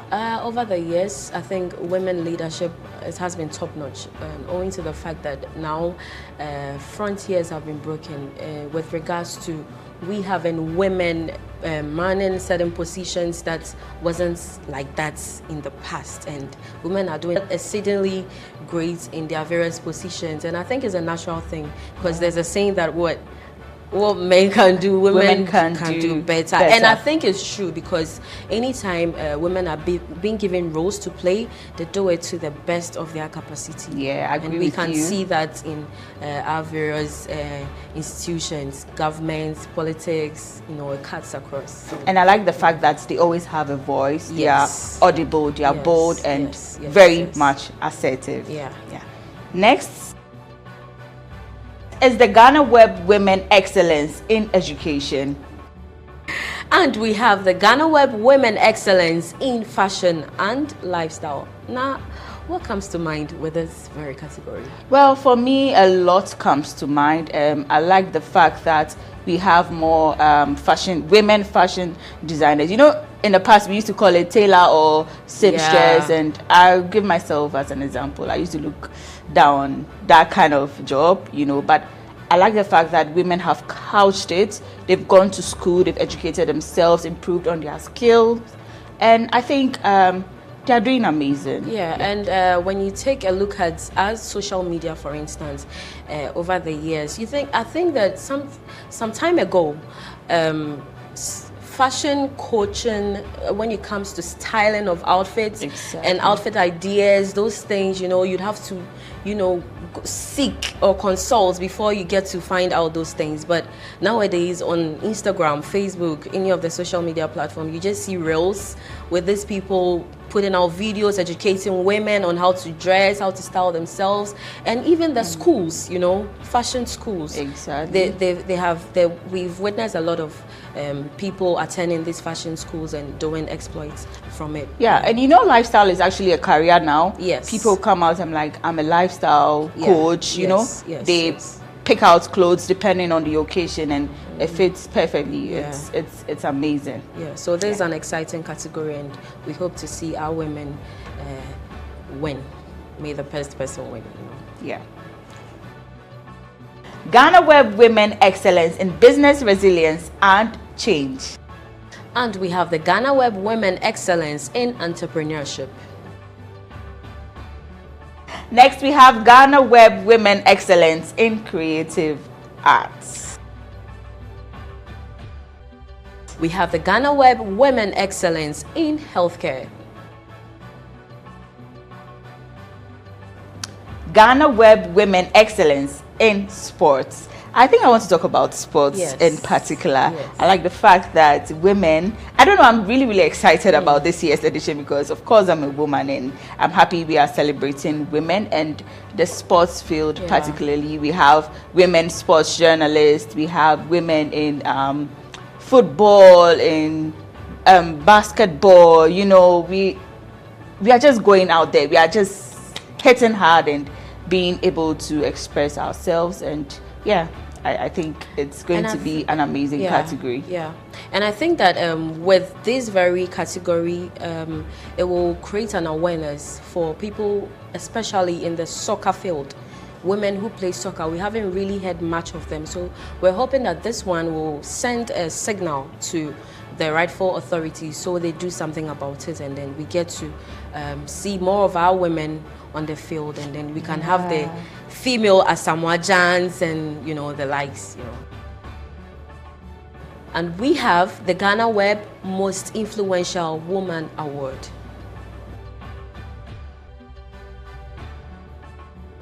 Next is the GhanaWeb Women Excellence in Innovation. And we have the GhanaWeb Humanitarian Award. GhanaWeb Women Excellence in Music, Drama and Dance. I have a few names in mind. Yes, let me pick dance. You know, we have our young ones coming up. I think they are making dance really attractive. Yes, and they carry a lot of people with them, especially with their social media platform. You know, when a music comes or when a song comes, you know, they bring together some moves and everybody joins in, and I think they are doing amazing. They make it so easy to watch, so exciting that you feel you can dance until you start to practice, you know. So yeah, and I think these are people worth celebrating, if you ask me. Yeah. And we have the GhanaWeb Women Excellence in Business Development. Our 17th category is inspirational males supporting women leaders, and I can't wait to see which male wins this category. And for all these 17 categories, you, the reader and viewer of GhanaWeb and GhanaWeb TV, have the power to determine who wins what. But there are 2 categories that will be awarded directly by GhanaWeb, so there's no need to nominate or vote for them. And these are the GhanaWeb Women Organization Excellence Award and the Ecoblancin Marketing Giant Award.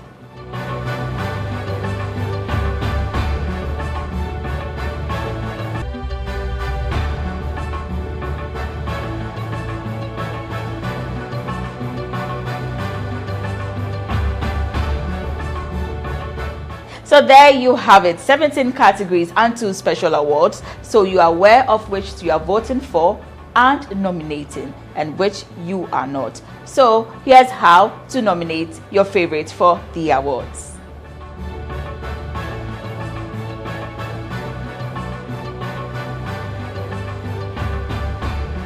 Visit www.GhanaWebExcellenceAwards.com and click nominations bar or click the nominations banner on www.GhanaWeb.com. Provide your personal details by entering your first and last names. Fill in your contact details, that is, phone number and email address. Select the appropriate category out of 17 options for your nominee. Provide the personal details of your nominee. Provide at least 1 or more social handles of your nominee. Tell us why she qualifies for the selected category and then proceed. You receive a pop-up with "Would you like to make another nomination?" If yes, click yes and go through the same process of nominating another woman. If no, click no and you are done nominating your nominee.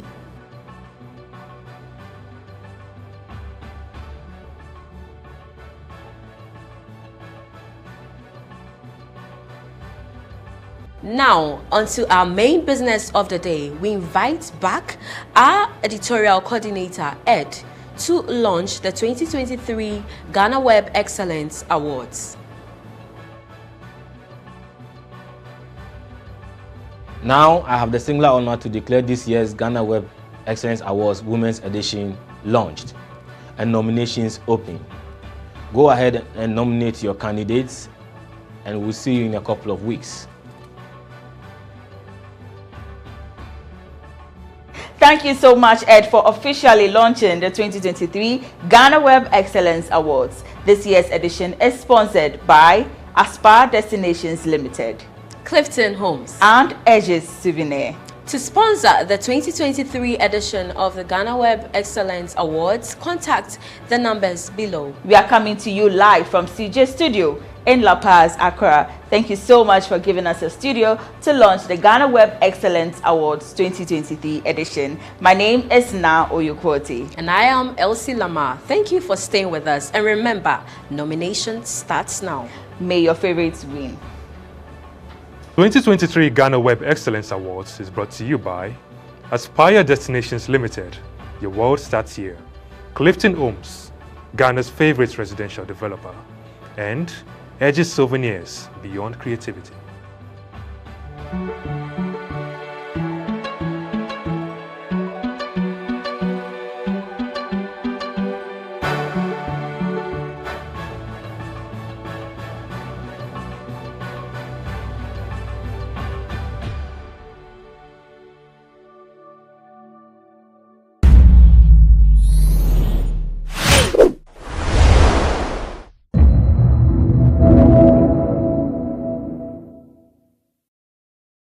Welcome to the Ghana ICT Hub, a partnership between MTN Ghana and the Government of Ghana through the Ministry of Communications and Digitization. MTN pledged to support Ghana's digitization agenda in line with its ambition to lead the delivery of digital solutions for Africa's progress. In fulfillment of this pledge, MTN Ghana has committed $25 million toward the realization of the Ghana ICT Hub project. The objectives of the Ghana ICT Hub project is anchored on the following: to create an ICT-enabled environment for human capital and ICT skills development, to develop an ICT ecosystem through remote access delivery to facilitate job creation for national development, to provide a modern, state-of-the-art physical infrastructure to serve as a pillar for the digital Ghana agenda. The physical infrastructure, when completed, will provide 4,000 square meters of space with the following facilities: laboratories for technology training and research, innovation hub, co-working spaces for tech innovation startups, Tier 3 data center, conferencing facilities, offices and meeting rooms, commercial lettable spaces, gaming area, restaurant, ancillary facilities. The technology laboratories will be fitted with the next generation ICT equipment and applications to provide the youth of Ghana with practical training in Industry 4.0 technologies such as artificial intelligence, AI, machine learning, cloud computing, 3D printing, robotics, Internet of Things, IoT, advanced manufacturing techniques, cybersecurity, genetic engineering. The project also seeks to establish a complete ecosystem at the hub through remote access delivery to facilitate job creation for national development. The ecosystem shall comprise of MDAs, technology companies, startups, incubators, research agencies, leading universities globally, foundations worldwide, to create a community. 1. The ecosystem community shall bridge the divide between academia and industry and provide solutions to challenges in the key sectors of health, agriculture, and educational sectors of the economy. 2. It shall also run an innovation program providing mentoring and networking for the youth in tech startups. 3. The ecosystem community shall establish an innovation fund to support startups, research agencies, and other entities in the ecosystem. MTN Ghana and the Ministry of Communications and Digitization are championing the Ghana digital agenda for Ghana's development. Welcome to the digital age.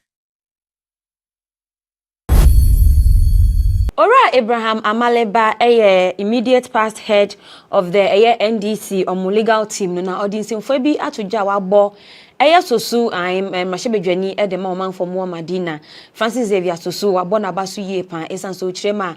Omankasa omanyoko no ndi samanyoko no omankasa omo party abato obi ayekoso ayekoko wiem na mentimi ho ase bi eba mu ma chese ne report ahodo no mo de kokko court ahodo na bi kran so mpo ekopie mu ewo adenta court na otwema na etumi ebo aye ne se ene plenty ba kwana mpo ba kwa okwa report amanyoko no edeko adenta court honum no na kese ebedu bebi na chese ase nyeme nkoyi ase court no epeso mo bo asem tugu ase obi en peso be kan wa asem bi na so na wo se manimia otumi ehwe na yi sosu etumi fa ne kan na chese san wini odin yen de san kokko pie mu ewo koto nye san sanka sosu ankwan kopie mu ewo no ma enkwa kwa wiem na nka asema na nka wo so mudi ma ne tumi bo ndi samanyoko na nka asem no akwa kogu ankomu ntumi nka wasem to chema sanka sosu anya ne oye ya nka nya de ndi samanyoko no ebetumi ewi ni sa abato no anampo no case no kra.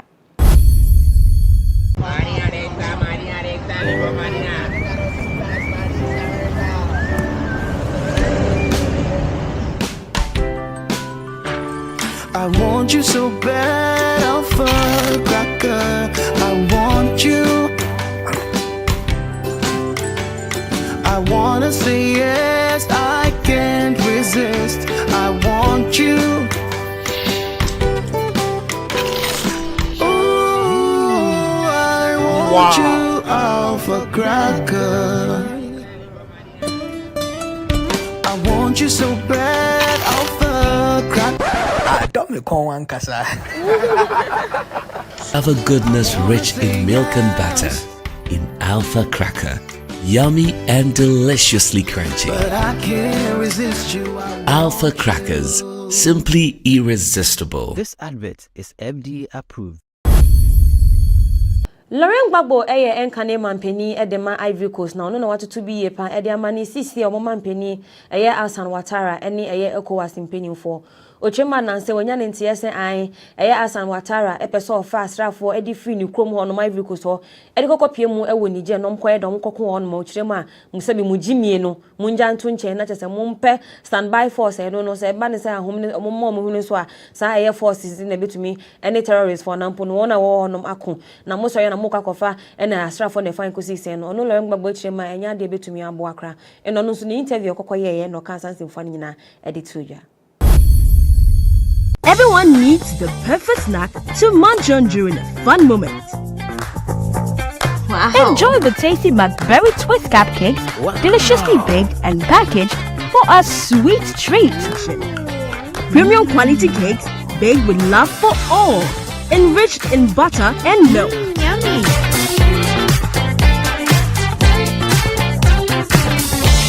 Oh, McBerry Twist cupcakes.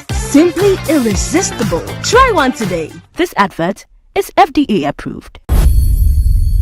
Ora Edward Enin enkane mrashebedwani edema omanfo omwo Obuasi East na otwema sisi ade no ankasa hu ni sanyankopon etua ne kayi ankasa esan ono ankasa ni pese bi nkuminya dwumadie bi a odiye Ochema before afi 2016 ebeko abato no na chese NDC amanyoko no mu projects bi a omo enwie ayede ma ono se onye esan se omuye no animanimi ya kwakọ wiem na chese NDC amanyoko no beka se an enesa ade we de ye ne ye ntino esan so do ono ni party nti Ochema nya do bepene ma NDC amanyoko no de aka omo campaign messages hunti omo twen ya chese delay project no echire kra na chese okokọ ye okokọ wiem sponde MP amanyoko no she amfe ambemu amano nenyo ni OKFM for aiding kita na otwem se sisi adonwu se waye bone ankasa ono akoso po ahusa ya de Nyankopon twe na so e woni dwumedi a odiye efa anampode ma MPP amanyoko no.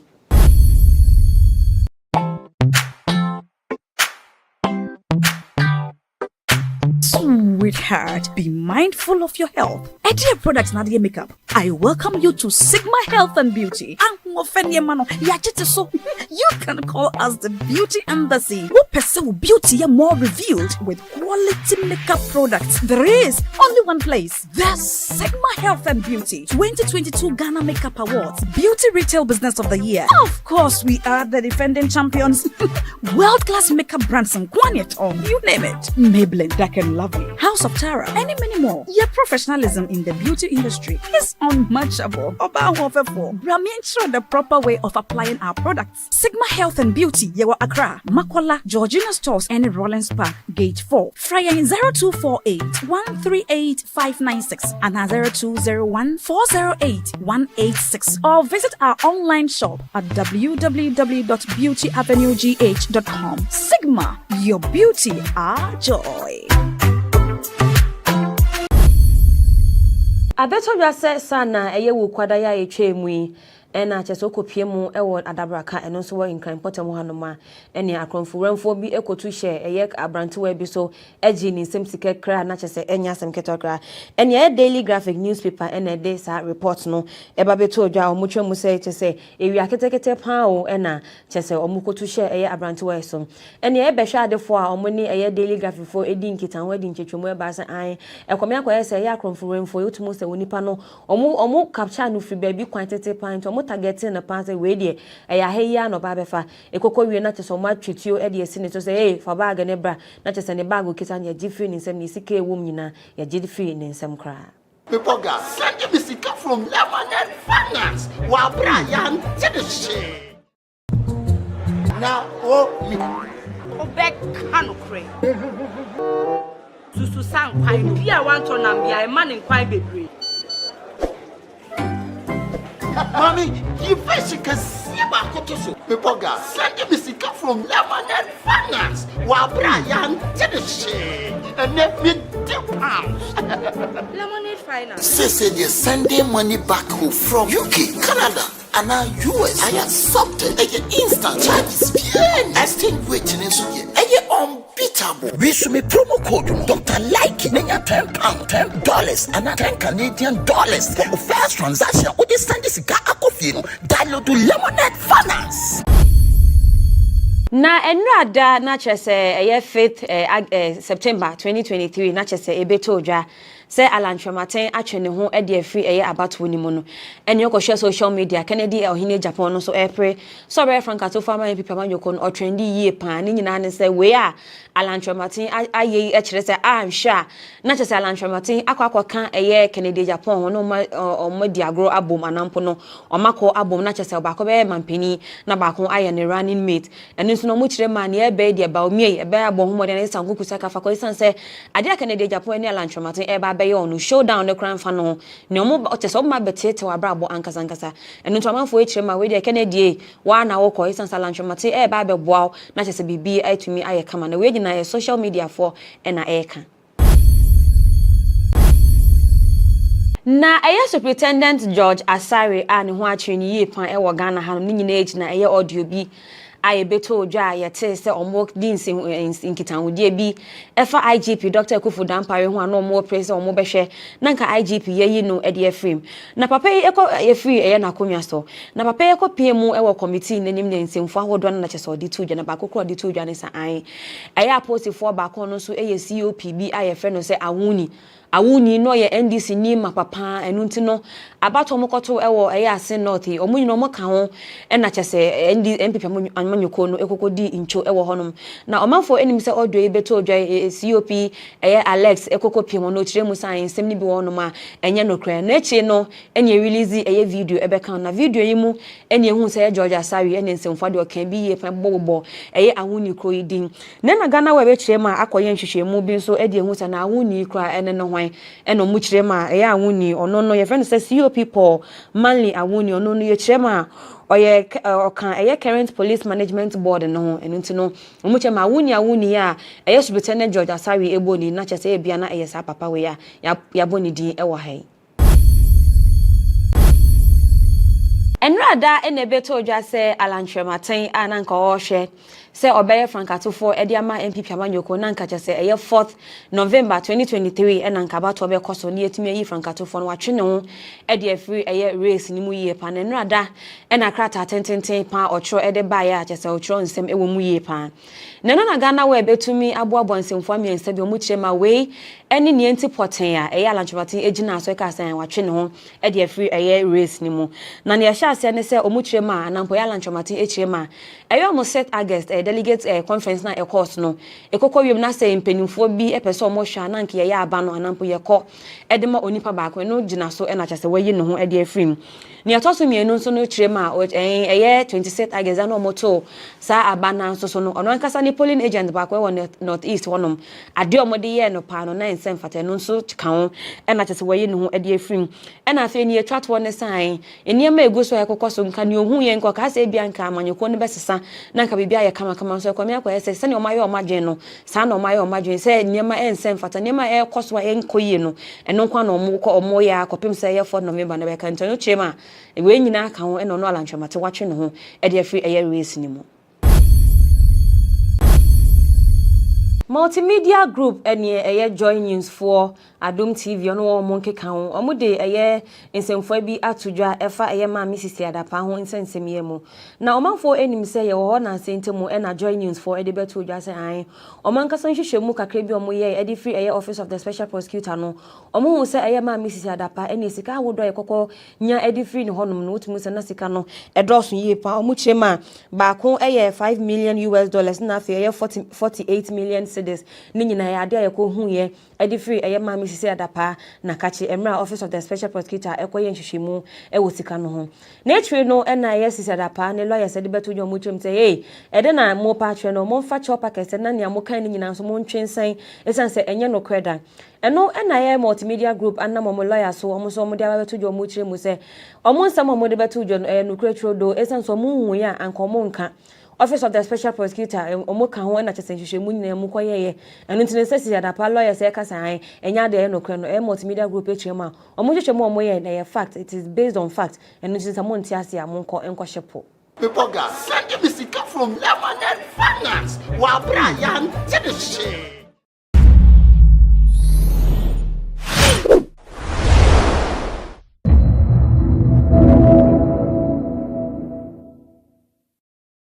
Give me his side of the story.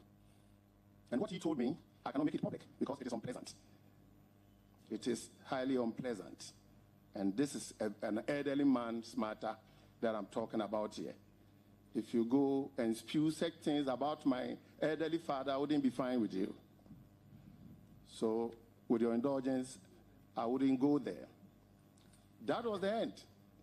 We exchanged pleasantries and then exchanged contacts. I left his office. Okay, so what was the other meeting? This is a domestic one. What is the other meeting? The other meeting, I was there. One day, Chief Bugri Nabu called me that, Commander, where are you? Then I told him where I was. Please, can you come and see me? I want to discuss something with you. Chief Bugri Nabu, after his call, when he made that statement to me that I should come and see him for a discussion, I told him, okay, Alhaji, I will come. So I went.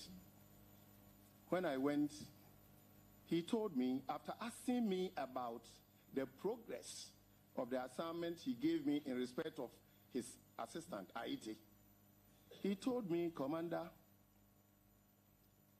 they are looking for a new IGPO. So do you have somebody in mind that you can recommend? And I told him, of course, yes. So he asked me who that person is. And I mentioned Commissioner of Police George Alex Mensah's name to him. And then made him know about his credentials, his academic qualification, and the way he's highly respected among the rank and file of the Ghana Police Service. There, Bugri Nabu told me, oh, as for Commissioner, I know him. He has come to my house before in Dansomai. It was some boys from the Jubilee House that brought him to my house. And according to my investigation, he is on retirement. And I said, wow, retirement? Where did you get all these information from? You are not a policeman. Police internal matters, how did you know it? So you told me, oh, Commander, but we are also in the system. We know everything. Then I said, okay, no problem. So I took time to let him understand that Commissioner George Alex Mensah is not on retirement. Anybody that told you that told you a lie. It is a total falsehood. It is not true. Commissioner George Alex Mensah is on his terminal leave pending retirement. That doesn't mean the person is on retirement. So I took my time to let him know the differences between the two. And then he told me that apart from him, if I go and tell the appointing authority and it backfires, who else can you recommend? And I recommended 3 other senior officers, commissioners. Number 1, COP, Mr. Ernest Owusu. Third one, COP, Mami Yatiwa Adodankwa. Fourth one, COP, Mr. Tete, Mr. Christian Tete Yonu. And that was all. So, final one, the last one, that has brought all this controversy is that I was there on the 19th of June, 2023. at 2:13, I have the records. I have the records here, which I will tender with your indulgence when I'm done. 2:13, Chief Bugri Nabu called me that, Commander, there is good news. So I want you to come with 2:13 p.m. Which day? Which date? On the 19th. On the 19th of June 2023. So I should do my best and come with Commissioner. Then I asked him to call him because he told me you have his number. He has come to your house. But all the same, a big man who is a chief, well respected at the time, not now, has asked you to do something for him, not any bad thing. Not any bad thing. That come with your commissioner, COP, Mr. George Alex Mensah. I told him to call him, and he called again. He called again. The calls were coming one too many. And I was a bit surprised that what at all does this man need me for? For him to call me 12 consecutive times. 12. The last call was 5:57. More than 3 hours. He still wanted to see me. Never knew there was any malice. And I thought that just as he called me some time ago to go and told me something, let me go and listen to him. And then when I started going, I had a call from, I think I had a call from Commissioner earlier. Yes, around 4. Around 4 thereabout. 4 thereabout. That, Asari, where are you? We are waiting for you. Me, I didn't know anything. So I went. And when I went, if you listen to the tape, the communication was already going on. Because why I didn't want to go initially was that you wanted me to recommend somebody to you. The person has been recommended.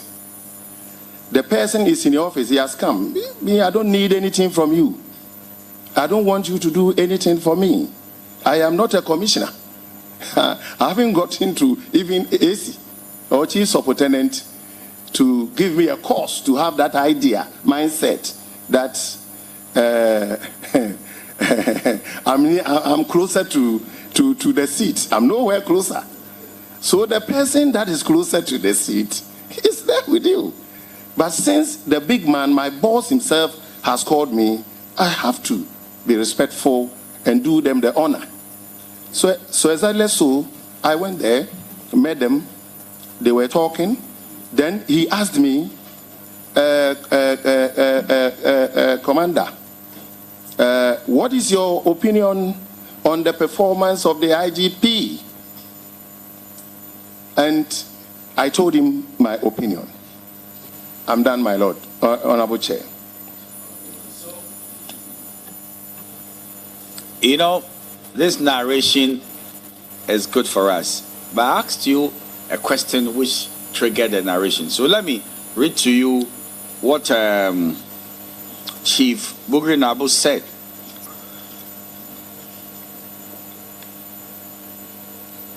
And this is the third meeting of the committee. And I'm reading from page number 7. Have you had the benefit of our proceedings? Okay, Council. So Council, get to the proceedings dated Monday, the 28th day of August, 2023. And then page number 7. and I'm dealing with the last two paragraphs. A little bit down. I want to quote what Chief Bugrenabo said.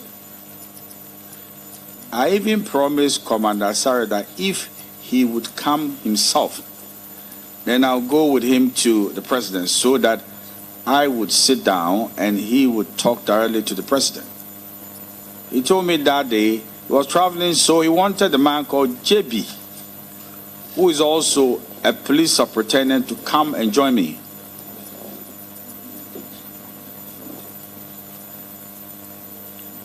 Okay.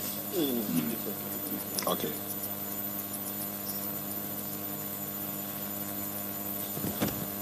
He would equally say the same thing that they know about the IGP.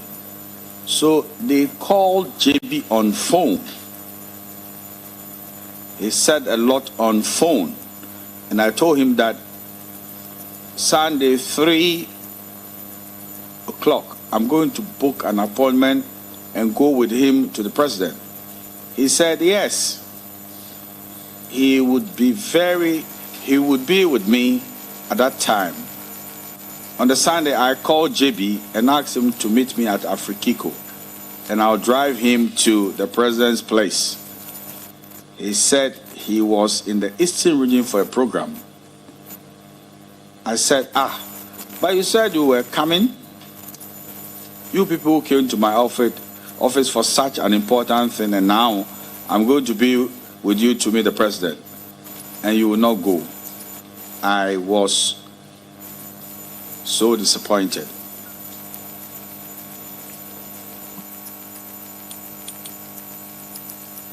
Brother Nassar, it seems to me that Chief Bugrenabo is saying that you introduced Superintendent JB for purposes of going to see the president on the matter. What is your response to that? Honorable Chair, that's not true. That's not true. Because I'm the type that I know how to present my issues, assuming without admitting that that was true. Assuming without admitting that that was true. I will be eager enough to go and meet the president myself. Yes, when granted the opportunity. Because how many people can have that opportunity to meet the president? Then I snap a picture with him, go and put it in my hall. That people will see that I'm also somebody. Yes, so I'm not getting where this is coming from. I'm shocked. I'm surprised. So is it your case that Chief Bugrenabo is inventing a story against you? Exactly so, Mr. Chair. Okay. Members of the committee, you've heard your man. These were the few introductions we have to do. And now you have the space to interrogate him. Who is ready to start? Yes, my good brother, you can start. Thank you very much, Honorable Chairman. Superintendent Asare, how are you? I'm good, Honorable Chair. You know, if I am on the mic, I expect you to be in a comfortable zone. We've known each other for years, and you know what I stand for. You know my level of integrity, that when I ask a question, it's not a personal question. This is a public hearing. The public wants answers. It's an issue that has attracted so much public attention. The public is interested. So to the best of your ability, you provide answers to the questions that I will ask. But never in your dream think that it is Peter who is asking questions. Yes, Peter is asking questions, but I'm asking questions because the public needs to know. So you assist the committee to appreciate what we are doing here. Before I ask my first question, I also want us to appreciate the fact that the Ghana Police Service is not on trial in Parliament. The committee has a simple mandate vis-à-vis the tape that had leaked. So we are just going strictly according to the mandate given us. First question. You spent 27 years in the service. When were you in the Upper West region? Honorable Chair, I was in the Upper region and when the 2012 election results was about to be declared. No, the election petition was about to be declared. That was when. So they declared the results whilst I was in WA, and I left WA in 2015. Between 2012 and 2015, did you ever see or meet Chief Bugru Nabo in WA? Honorable Chair, as I indicated earlier, the first time I met Chief Bugru Nabo was when his son, Prophet Emmanuel Tei Bugri Nabo, took me to his office that he was going to say hello to his father. So the answer is no. Yes. Thank you. Chief Bugru Nabo, in his evidence, told this committee that the first day you met him and he asked how you got to know him, you said you got to know him in the Upper West region when he used to come to Alaji Short.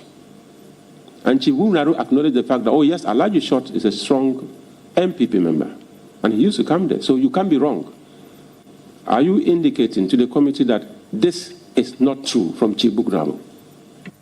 Honorable Chair, this is not true.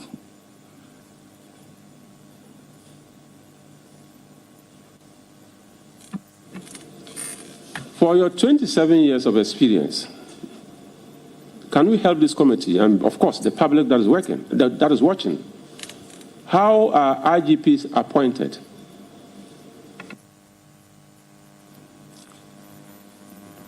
Honorable Chair, just as you rightly said, what I know is that appointment of the Inspector General of Police is the sole prerogative of the President of the land, of the Republic. And that is what the Constitution says, Article 200, Clause 1, that the President, in consultation with the Council of State, shall appoint the Inspector General of Police.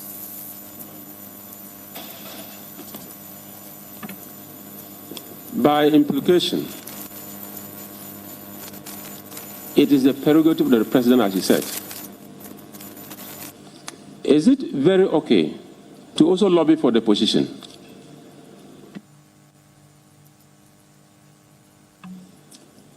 Honorable Chair, this is my personal opinion, which has gotten nothing to do with the tape. But if I'm to express my opinion, lobbying has been with man from antiquity.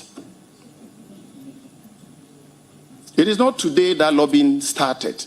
Lobbying is all over, everywhere. In some jurisdictions, there are some bodies that are called lobbyists. If you want them to lobby for you, you just engage them.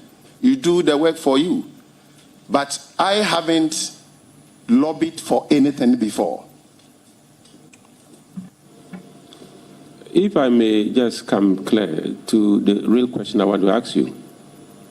Have you been contracted by anybody to lobby for him or her? No, Mr. Chair.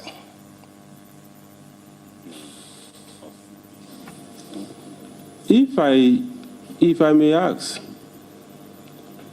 you so much experience in lobbying, in other words, you have so much information about lobbying. Have you ever said so? That he has so much information about lobbying.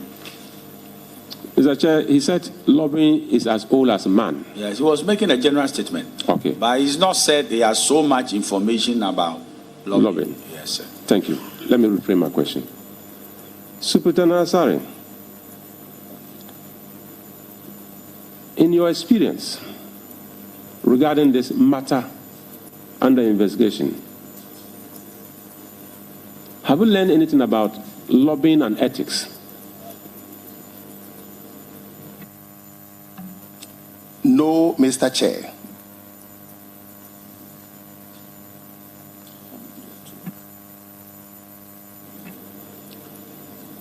As a police officer, Chief Buguru Dabo's office is not within the police facility. You felt very free in his office to discuss matters of the police, to the point that you are even suggesting to him names that are clear for you, so competent to become Inspector General of Police should the opportunity to appear. Is that very professional to do? Honorable Chair, it was a private conversation.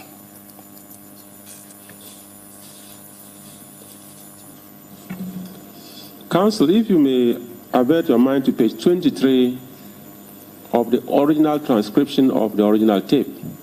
Page 23.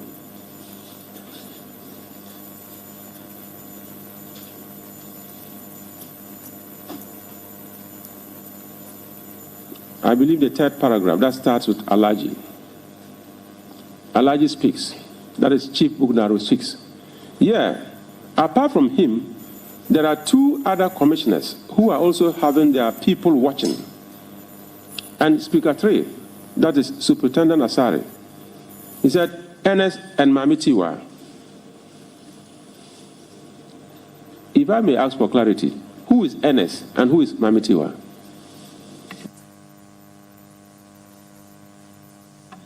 Honorable Chair, these names have already been furnished the committee by me not quite long ago.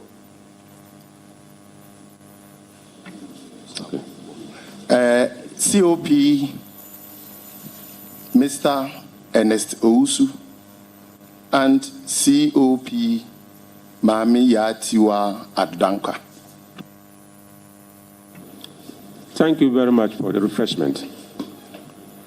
Alaji says, but as for Mami, and you came in to say, out, out, out.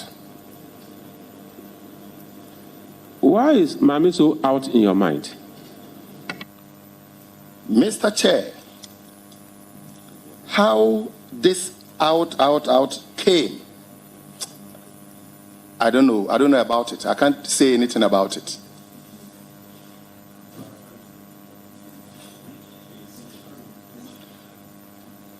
It could also mean, because it was a private discussion, it was a friendly conversation with somebody that we thought was respectable.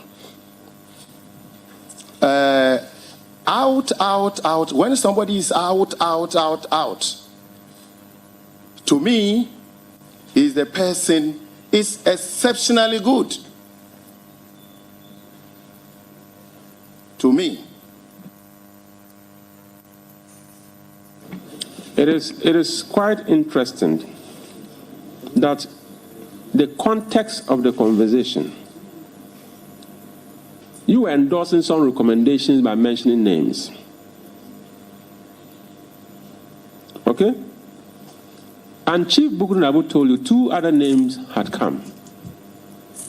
I think you were smart enough to know the system to say the two names I know. It is Mami and Enes.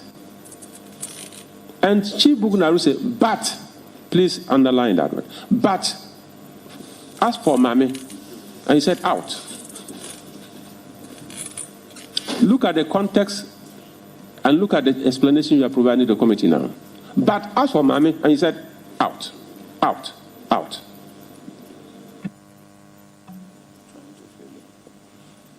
Honorable Chair, for your records, I want to say that how this out came, I cannot sit here and tell. I don't know anything about it.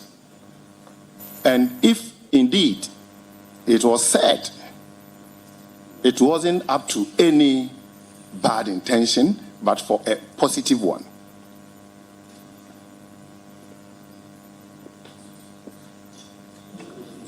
Thank you. On the 19th of June, Superintendent, Mr. Chair, let's establish something before you proceed. The out attributed to you, did that come from you? Honorable Chair, I did indicate that I have no idea of this out one, but assuming without admitting, quote and unquote, that I did make that comment, it could be on a positive sense.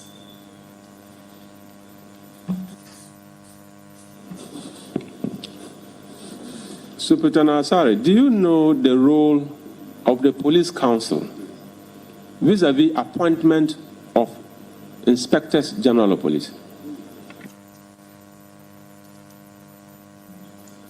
Mr. Chair, I have never had the opportunity to work with the police council, but with the appointment of the Inspector General of Police, I have made it clear to the committee.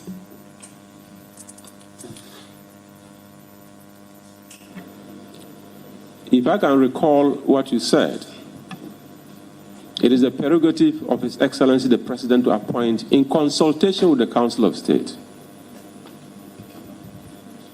And you and I know that the Police Council provides strategic and policy advice on matters of the police to the President. The question I want to ask,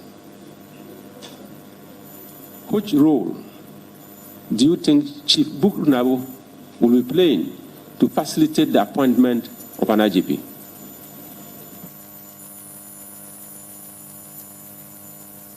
Honorable Chair, Chief Bukrunabo, as we all know, is a politician. He was the regional chair for the MPP in the Northern region. And now, he is a National Council member.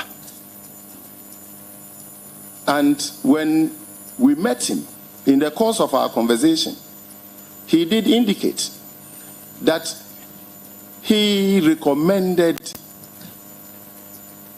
the current IGP to the President. So he made a statement. And if a politician tells you this, as to whether or not it is true, you leave it as it is. Because I don't need any appointment.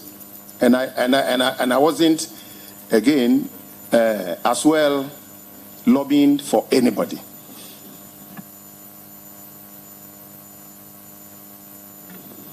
If you look at Regulation 82, 1CI, and if I may read that just to refresh your memory, Regulation 82 of CI 76, in other words, Ghana Police Service Regulation 2012, 82.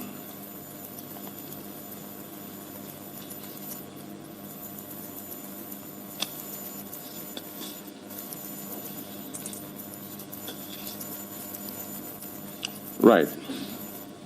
Major offenses. It is a major offense for an officer to engage in an activity outside official duties, which is likely to involve the officer in political controversy. I am very happy you know that Chief Bukrunabo is a politician and a very seasoned one as such, the former regional chairman of the MPP, a National Council member of the MPP. Discussing matters of the appointment of IGP with Chief Bukrunabo and mentioning the name of the Executive Secretary to the President, Mr. Asante Bediatu's name, in the discussions. Do you, in your own professional mind, believe that this will not stoke political controversies? Mr. Chair, we would want to object to this question. it is our considered view that answering this question may lead to the witness incriminating himself. Because, number one, it is a legal question. Honorable member has already referred to the police service regulations. The title is Major Offenses, and he going to answer in that manner may lead to unforeseen circumstances. So, my Lord, we would want to object to it.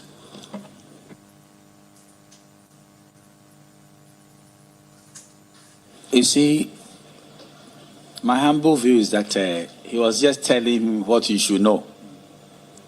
You know, he's a senior police officer. Understand? So when he brings to the fore the position of the law vis-a-vis his conduct, he should just comment on it. Whether he wanted to violate the laws, you know, of the service or not, or what he said is something else. I don't want to have to answer it, but I do not believe that this can give him troubles. Because, bear in mind, the trouble already is on the video. Nobody's going to create trouble for anybody. The trouble is already on the video. The audio, sorry. And the whole world has heard the trouble. So, please, I don't believe that this is an unfair question and it will have self-incriminating consequences for Secretary Asari. Except that, Chairman, maybe Honorable Peter should lay the foundation. Whether, you know, those words attributable to him are true, that would then form the basis for the second question, because there's a certain assumption that he said them without first establishing from him. You see, this is Superintendent. The reason why I'm quiet looking at you like that is that when he's saying certain things and attribute them to you, and you know that he didn't say it, I mean, what do? So if he comes out with an assumption and then you believe that the assumption is wrong, I'm not saying it's wrong or it's right. It depends on you. So, Counsel, I mean, I know that he's a very senior police officer and he has the benefit of two lawyers. So listen to the questions critically, because what he's trying to, put across is an assumption of truth. And whether you accept the assumption of truth or not is up to you. So,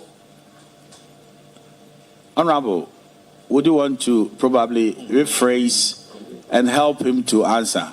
But trust me, if it's self-incriminating, we will let you know that, look, he shouldn't answer. But I don't believe this one is self-incriminating. I'm grateful.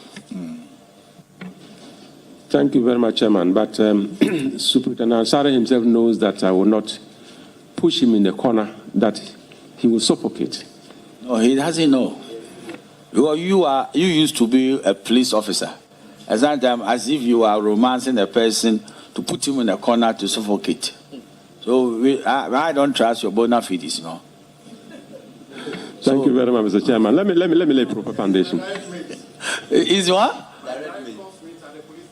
Amazing.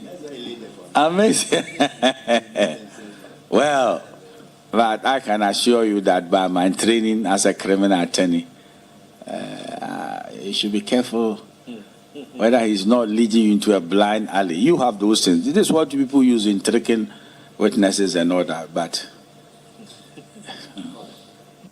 Thank you very much, Mr. Chair. Let me just lay a foundation. Page 22 of the original transcript. Counsel, if you may just get it. Page 22. In the middle, after Speaker 3 says, thank you, Alhaji continues, if I will try to read the tree. Semeka Chiremo se Mikura bomb, Matu bomb bako, to wit, I told you I had a bomb. I dropped one. That is Alaji. And you came in to say, Mete say, Odi bedia tu kra juma. Eye me say, on kanokre enchirano. To which I heard he reprimanded Bediatu. It seems he doesn't tell him the truth. Alaji came back to say, we'll see. To which, pardon me, and you came in. Me say, President no, the Bediatu Ejuma, say, on can. He has not been telling him the truth. To which I said, I heard the president reprimanded Bediatu for that. For not, he has not been telling him the truth. Alaji says, yes, yes, yes. And Commissioner Mensah ended that page by saying, Bediatu does not tell the president what is going on. And I'm asking the question, you are a senior police officer. Here is what you've said about the involvement of Bediatu on this whole matter. If you go to page 23, just the first paragraph. And then, Menina Nado, Wafasi, say wunim area mama. Or see, now everybody has put a blame on Bediatu. And the question I was just asking, the president's Wafasi area mama is coming into the picture. The executive secretary to the president is coming in the picture, and presumably the statement in there, which is quite dangerous, the president's executive secretary doesn't tell him the truth. And I'm asking the question, if you look at Regulation 82, 1C1, which talks about the ability to be able to prevent yourself or absolve yourself from political controversy. And as a professional police officer, I was just asking a simple question. Do you believe that this does not qualify that you stoke political controversy in the system?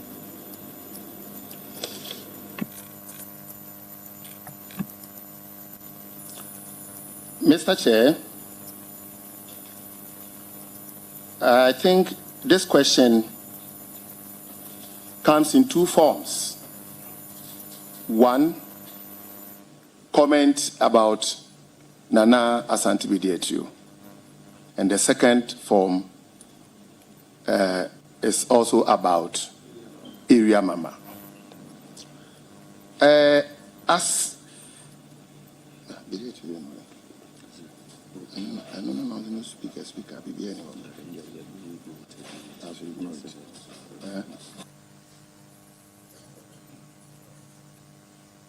Honorable Chair, these matters were strictly private and confidential matters, which I did not intend to make it public, and I do not intend to do so.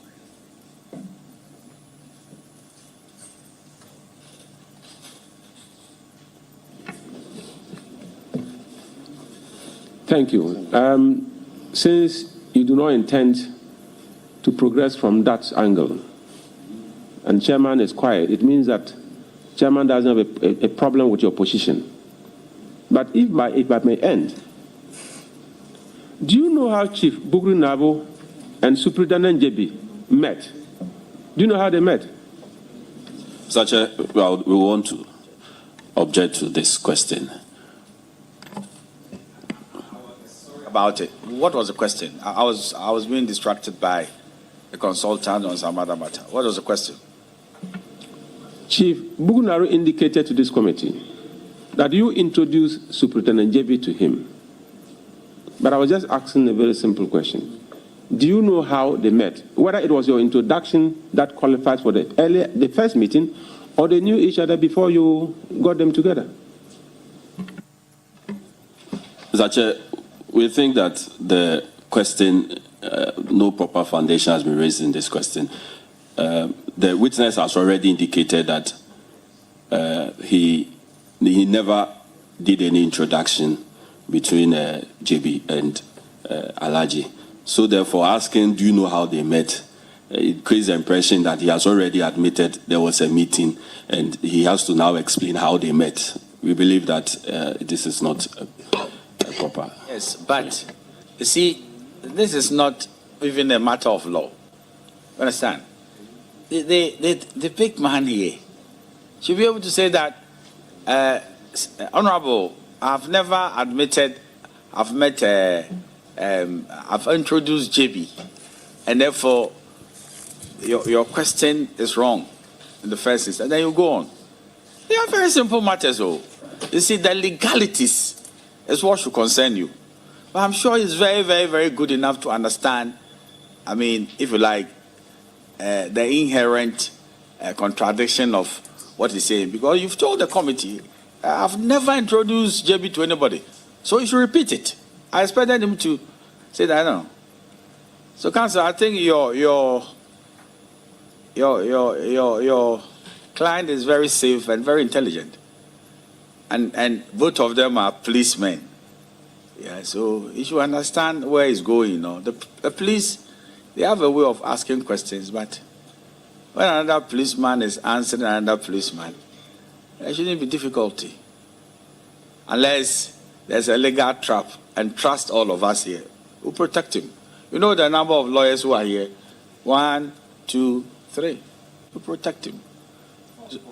The great consultant too. So I do not believe this is a serious, question which is self-incriminating or, but I'm only craving the indulgence of my colleague to learn. And I'm also praying that Superintendent Asare is listening well. Please. Yes, Mr. Chair.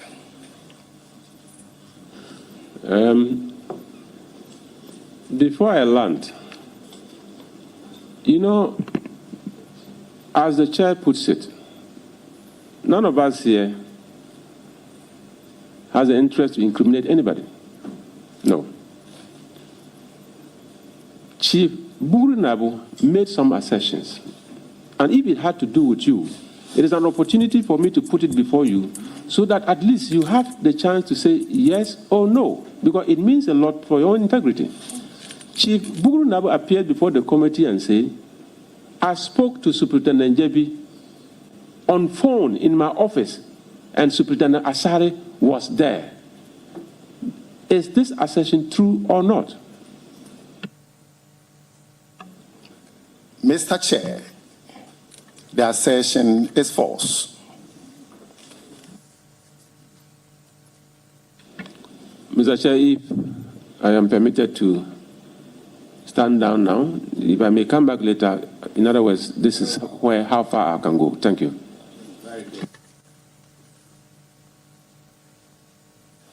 Honorable Patrick Wama will have his turn. Thank you, Chairman. I have a few questions for Superintendent Asare, or Chief. Superintendent, Honorable Chair. Very well, thank you. You've told this committee that your closeness to Chief Nabu was as a result of his son being your spiritual father.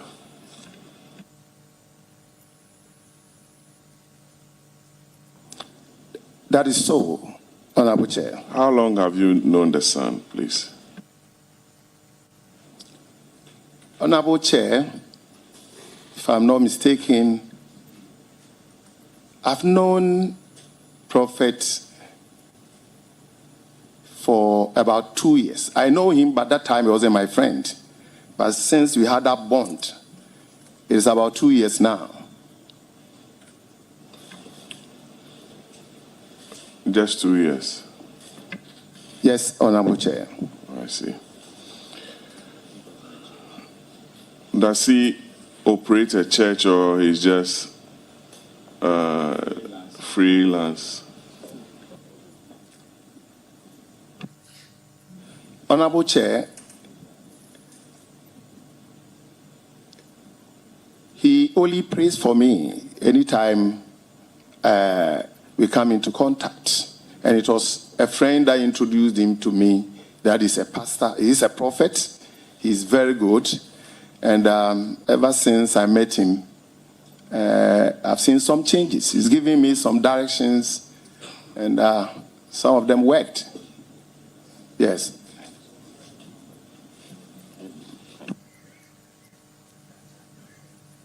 So, have you... I want to yield to the chair for...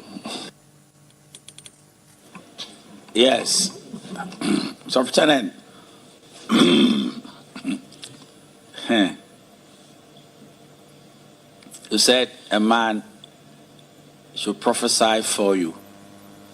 And as a senior police officer, you didn't investigate his bona fides, where he was functioning from, and the rest of it. Is that what you want this committee to believe? Honorable Chair, I know he has a church, but I have never been there. He prays for me on phone. Yes, and I could remember there was a time. No. When was that?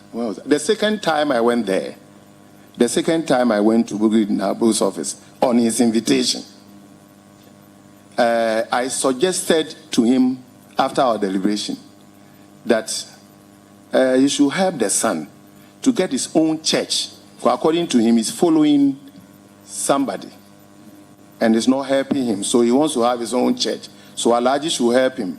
And Alaji asked me, as you told me, he prays for you. Does his prayers work? And I asked, Alaji, your own son, you don't trust him. Why do you do this? Just help him find his own church.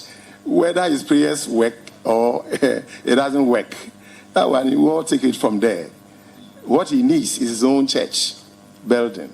Yes, I remember I had a discussion with Chief Bugri Nabu. But did he prophesy to you that you'll be taped? Or he didn't prophesy to you that you'll be taped? Honorable Chair, even our almighty TB Joshua, that is known in our sub-region as most powerful spiritually, his church building collapsed on his church members and he didn't know. So it will be difficult for men of God to see everything. Sometimes certain things may escape you, as human as you are. Honorable Bwama, you are in the prophetic. Move on. I don't want to assume that responsibility, Chairman. So you had 3 encounters with Chief Nabu. 1 with his son. 2 when he invited you and asked for suggestions for a new IGP. The 3rd one was a meeting of the 19th June 2023 at 5:57 p.m. You said to us, good.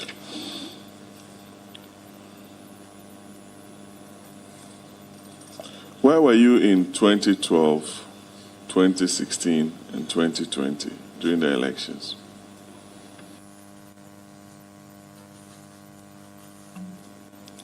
Honorable Chair, 2012, I was the district crime officer, Tesano, and Honorable member was my MP then in Iowa, Okankwe Central then. And 2016... 2012, I was a candidate. So you were a candidate, yes.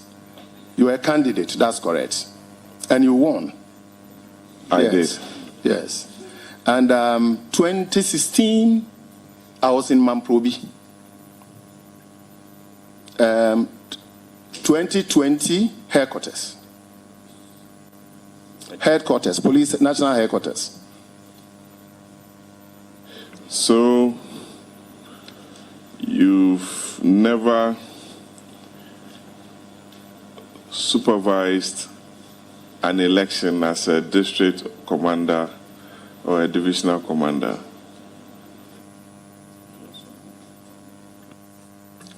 Mr. Chair, the election 2012, I supervised the election in my area of responsibility in Tesano. But you are not a district commander or the divisional commander then? I was made the one in charge, the task force, the security task force. But the deployments and everything were done by my commanders, the district commander and the divisional commander. Okay. This whole inquiry or probe is about suspicions of a politically favored Inspector General of Police who could influence the outcome of an election. That's why I asked you where you were in 2012, 2016, and 2020. Can you tell this committee whether that is possible? Honorable Chair, if you may repeat the question. The discussions between Commissioner Mensah and Chief Nabu was to get a favorable IGP who could assist the government of the day in elections. If you listen to the tape well. Mr. Chair, the question is now clear. The meeting that we had with Chief Bugri Nabu had gotten nothing to do or had nothing to do with politics. At all. And I repeat, at all. Chief Bugri Nabu invited me that I should come with him. My first invitation, unless, of course, somebody tells me, if somebody is a politician, when even he asks you of your name, you are not supposed to answer. Politicians are our brothers. They are our friends. Some of them are our mates. Like my brother, Honorable Peter Tobu. I cannot say Peter Tobu is now a politician, so I shouldn't talk to him. No, it got nothing to do with politics at all.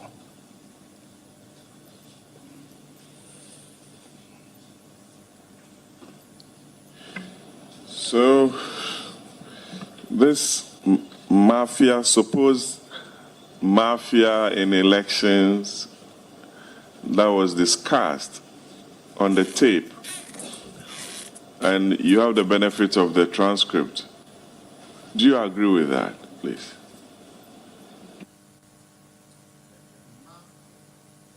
Supposed mafia. Exhibit 1, page 4. I know you were not there, yes, but you've had the benefit of going through the transcript. And I want to find out from you whether you believe that in elections or organization of elections, as was discussed in the tape, there can be some mafia work, in quote, as was stated on record. Honorable Chair, as you rightly said, when that particular statement was made, I wasn't there. But listening to the tape, if I'm to give a comment on that, what I have to say is that you have had the opportunity to see my work in your constituency. And Honorable Peter will attest to the fact. I'm the type, my 1 is 1, my 2 is 2. I don't lie. My 1 is 1, my 2 is my 2. What is good for the good is equally good for the gander. What you aren't supposed to do, I would never encourage you to do it, especially if I'm supervising or I'm part of the operational team. No way. Anybody that knows me will tell you. Can do background check about me. I don't believe in mafiaism. You see, it's not that you don't believe in mafia. He's just trying to pick your brain. That's a serious police officer of long standing. Is it the case or is it not that in electoral competition there could be tendencies of people trying to use mafia so they win elections? That's all he's asking. Honorable, that is something that is supposed not to be entertained. It is not a good thing. Yes, it's not supposed to be entertained. I agree. We know it's very wrong. But is there a likelihood, or can it even be the practice, based on your experience, that in electoral competition of the nature we have in this country, as to who should be an MP and a president, some people could use mafia tactics? Do you believe in these things, or you think that is somebody's imagination? Oh, Honorable Chair, mafia tactics, we hear after elections. People complain. News, publications, you hear that this thing happened here, this thing happened here. And I see them to be mafia tactics, which shouldn't be entertained. So you want to admit that there can be the possibility of the political players trying to use mafia tactics to get electoral advantage over their opponents as a senior police officer? Exactly so, yes, Honorable Chair. That's all he's trying to say. Superintendent, on that fateful day when you went to Chief's office at about 5:57 p.m., who were the other people in the office? Honorable Chair, I went to meet 2 persons. 1, Chief Bugri Nabu. 2, my boss, COP Mr. George Alex Mensah. And what was the subject matter for that meeting?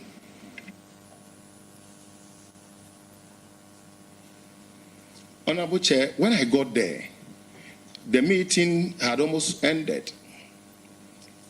If you, okay, when I got there, the meeting had already ended. And from my deductions, I saw that Chief Bugri Nabu wanted to tell us that there's going to be a possible changes in the top hierarchy of our work, and that it could be possible Commissioner will get a nod. So it as was, to whether or not he was lying, I cannot tell. So the discussions were on who becomes the next IGP. Yes, Honorable Chair. And you had arranged for Commissioner Mensah to see Chief Nabu. Honorable Chair, that is not it. As I did indicate, our visitation to his office was at the instance of Chief Bugri Nabu. I didn't arrange whatsoever for any meeting. So the entire police service, Commissioner Mensah meeting Chief Nabu, there couldn't have been any other officer to have joined that meeting than Superintendent Mensah. Sorry.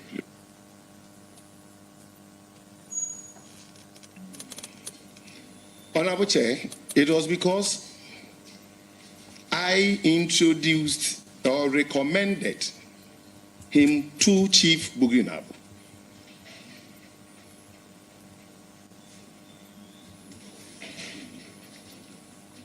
So you were the fixer.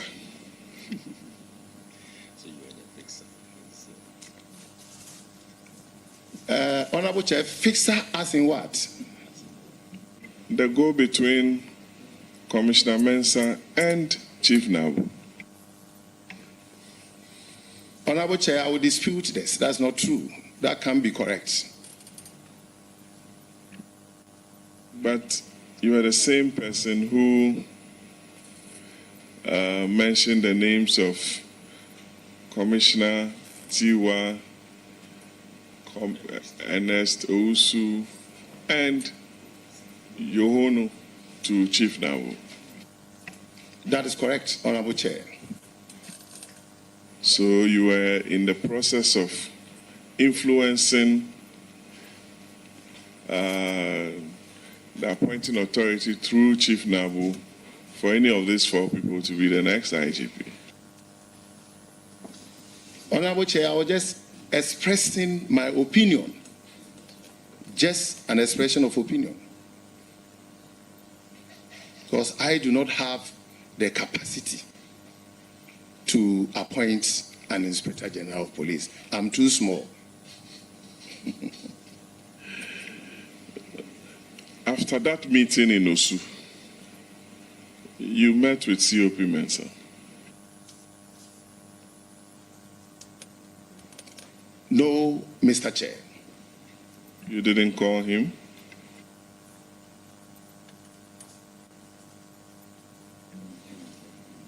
I cannot recall, but he is the type, Mr. George Alex Mensah is the quiet type. Very quiet, he doesn't talk. My honorable brother, Honorable Peter Tobu, can attest to this fact. That is the quiet type. He doesn't talk at all. Had it not been that day when he was seated by my at the right-hand side, I never knew he could talk like that. Even though he taught me at the police college. Yes. But that is all that I know. He doesn't talk. So for me to be calling him, no, unless he calls me. You have a lot of respect for him. That is correct, Honorable Chair. And he appeared here and said that the police administration is not being managed properly by the current IGP. What do you have to say to that?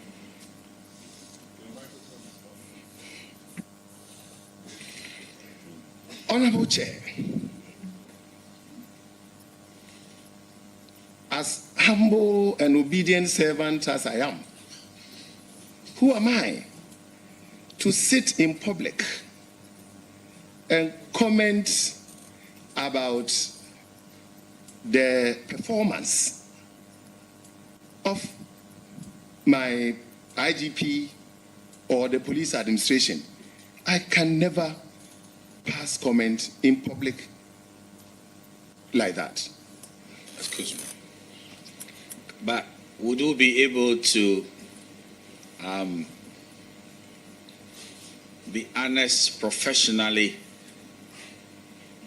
and comment on the performance of the IGP and the police service in camera? Exactly so.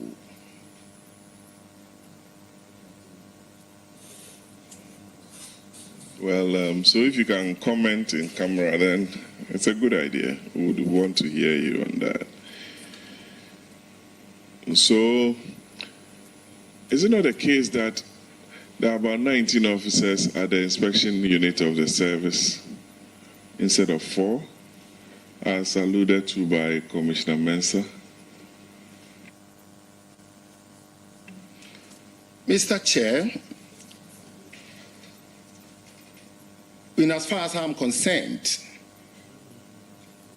that statement made by my commissioner was a statement of fact. Yes, Mr. Chair.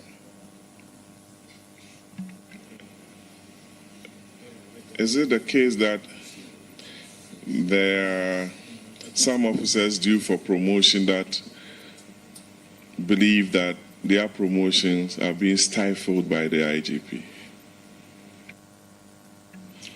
Honorable Chair,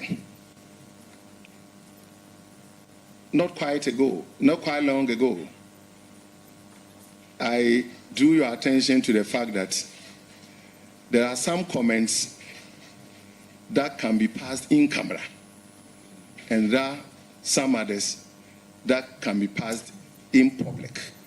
Any attempt to make any statement in public that will seek to downgrade the very service in which I find myself, I will be doing in public, I will be doing myself more harm than good. So why didn't you tell the honorable member that lead me not into temptation? You should have just told me then. I think, Honorable Chairman, for the sake of consistency, yes, you know, the other day I had tried to ask a number of questions bordering on similar issues, but I thought the consensus built was that some of those things be dealt with in camera. And so I think we would have to be consistent here and oblige the witness the opportunity to make some of those disclosures in camera. Yes. Thank you, Vice Chair. Honorable Boama, please continue. I have just two questions. So the decision is that the question of the performance of the IGP and promotions in camera. Thank you. Were you in Kumawu for the by-election, please? No, Mr. Chair. Asen North? No, Mr. Chair. That's about all, Chairman. Thank you. Thank you, Honorable Member. And my brother, who has a lot of understanding on agricultural matters. Yes. I don't know whether you have been penciled as a minister for agri-designate.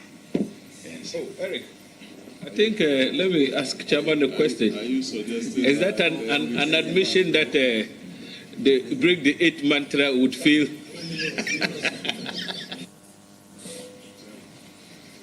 Thank you very much, Mr. Chairman. I have to overrule this. Oh, please proceed. Thank you very much, Mr. Chairman. Once you people break at 8, we will continue. Mr. Chairman, my first question to Commander Asari is that your narrative before this committee this morning is gripping but incomplete.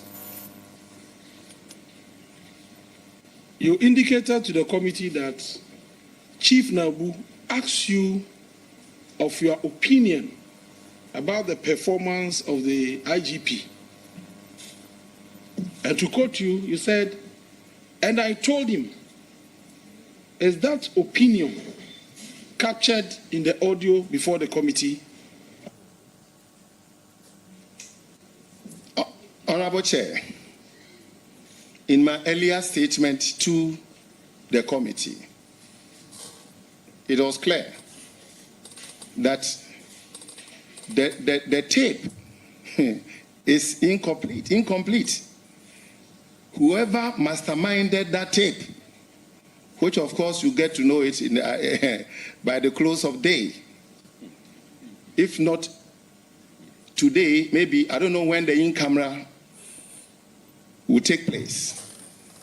But before I sign out, you understand everything. I will end it here.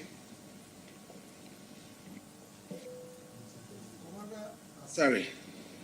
I think Yes, Honorable Chair. I asked a very simple question. You have indicated to this committee that Chief Nabu asked you about your opinion on the performance of the current IGP. And you said you told him of your opinion. And I'm asking whether that opinion you expressed is captured in the audio before us or not.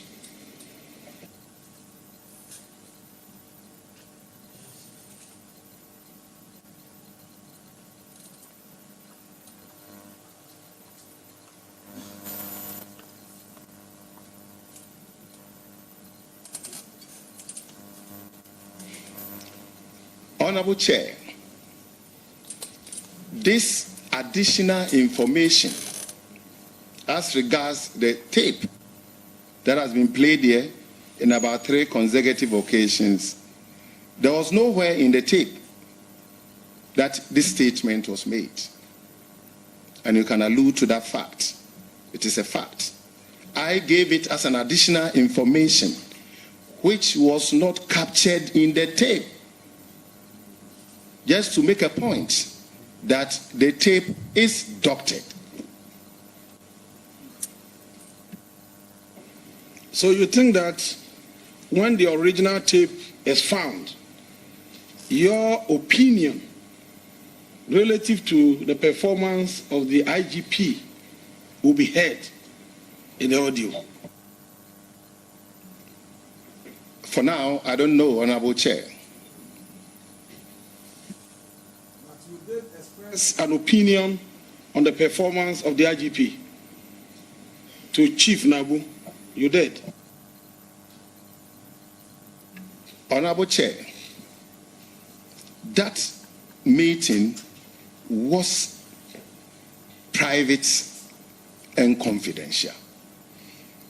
And in confidential matters or private matters, let me tell you, Honorable Chair, for Christ's sake, supposing every conversation that people have in privacy comes to public domain, I tell you, in a matter of hours, society will come to a halt. If you hear what people talk about you in privacy, you will never come to Parliament again. I'm being honest with you. Yes. Yes, in privacy, so many things happen. Superintendent. Yes, Mr. Chair. You are preaching to the converted. And you shouldn't be doing this pontification at all. We are aware. We are aware of what happens in private, But it's asking a very simple question.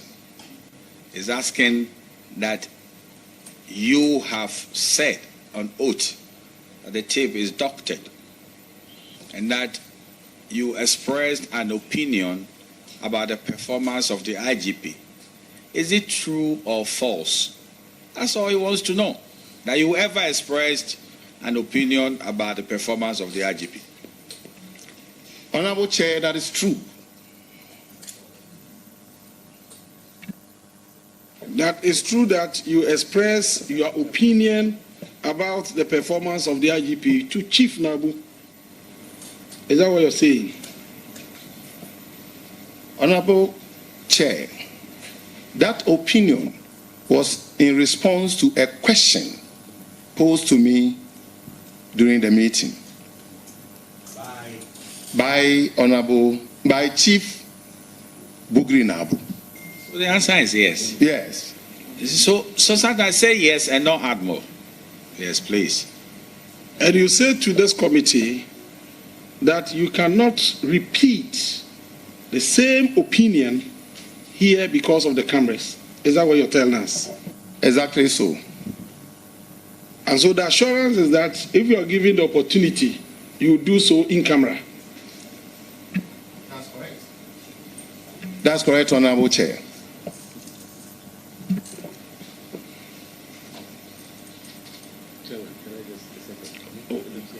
A follow-up. Okay. Superintendent Asari.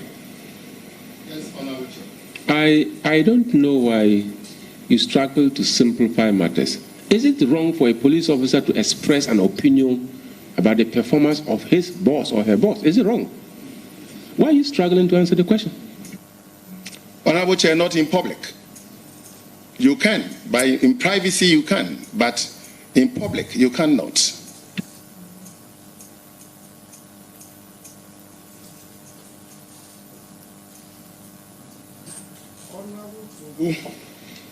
Ask you a question about area mama. And there's a statement in the audio that is attributed to you. The statement says that, I would like to quote from page 23, Speaker 3, the first one, Speaker 3. Ene, mene nana do wafa se wunim area mama. Or say now, everybody has put a blame on Bediatio. To wait, today, I was with Nanado's niece, you know area mama. She said everybody has put the blame on Bediatio.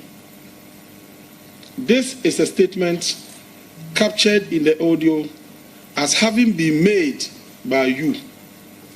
And when Honorable Tobu asked you about area mama, your answer was that it was a private conversation, and therefore you wouldn't want to make a comment on it.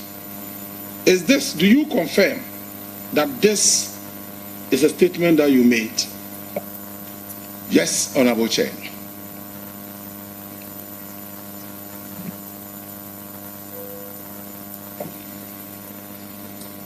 But you cannot disclose the details to this committee because of the cameras. Is that the case? Honorable Chair, I have not said so. Okay.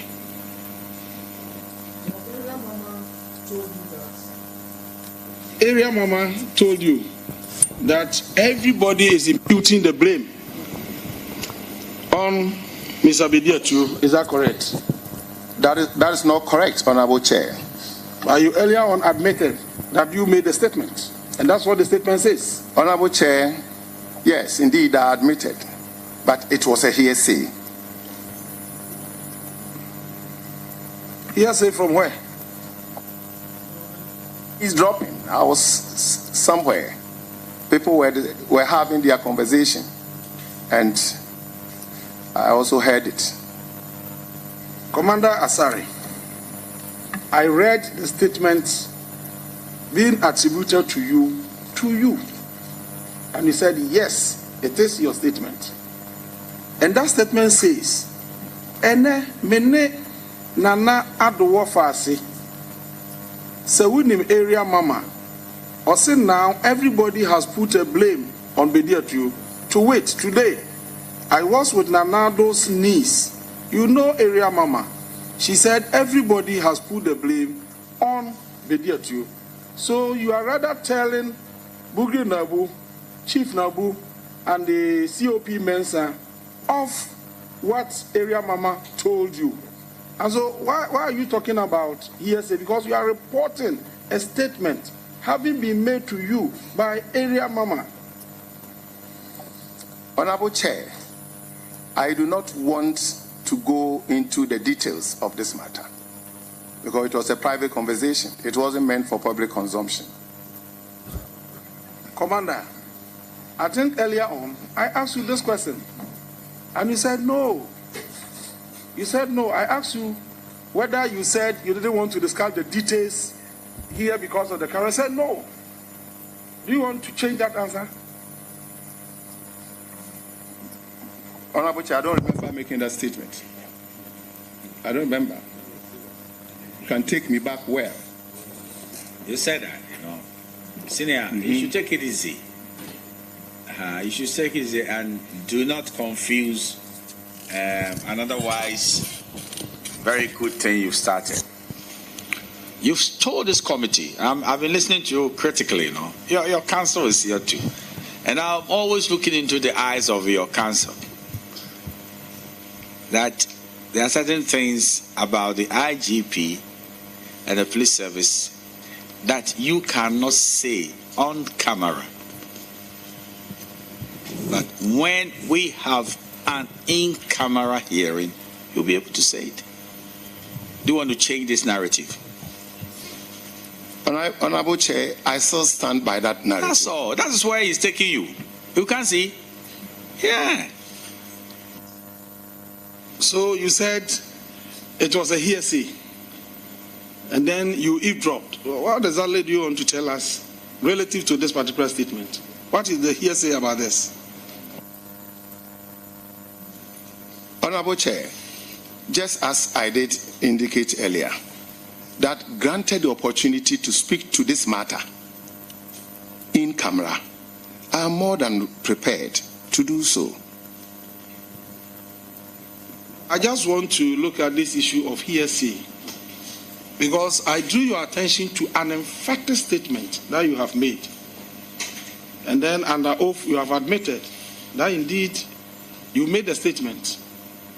And then when I asked you further questions relating to the same statement, you said, oh, it was just a hearsay. And I wanted the committee to be very clear in our minds. When you talk about hearsay relative to this, what do you mean?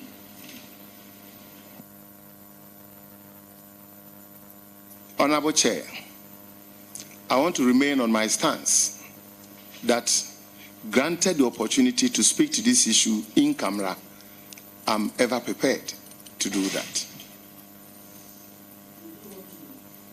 Withdraw that hearsay comment. Would you want that to be withdrawn or expunged from the records? Because you have earlier on accepted the statement as your own statement. And so there shouldn't be anything like hearsay relative to this. Do you want that to be expunged from the records?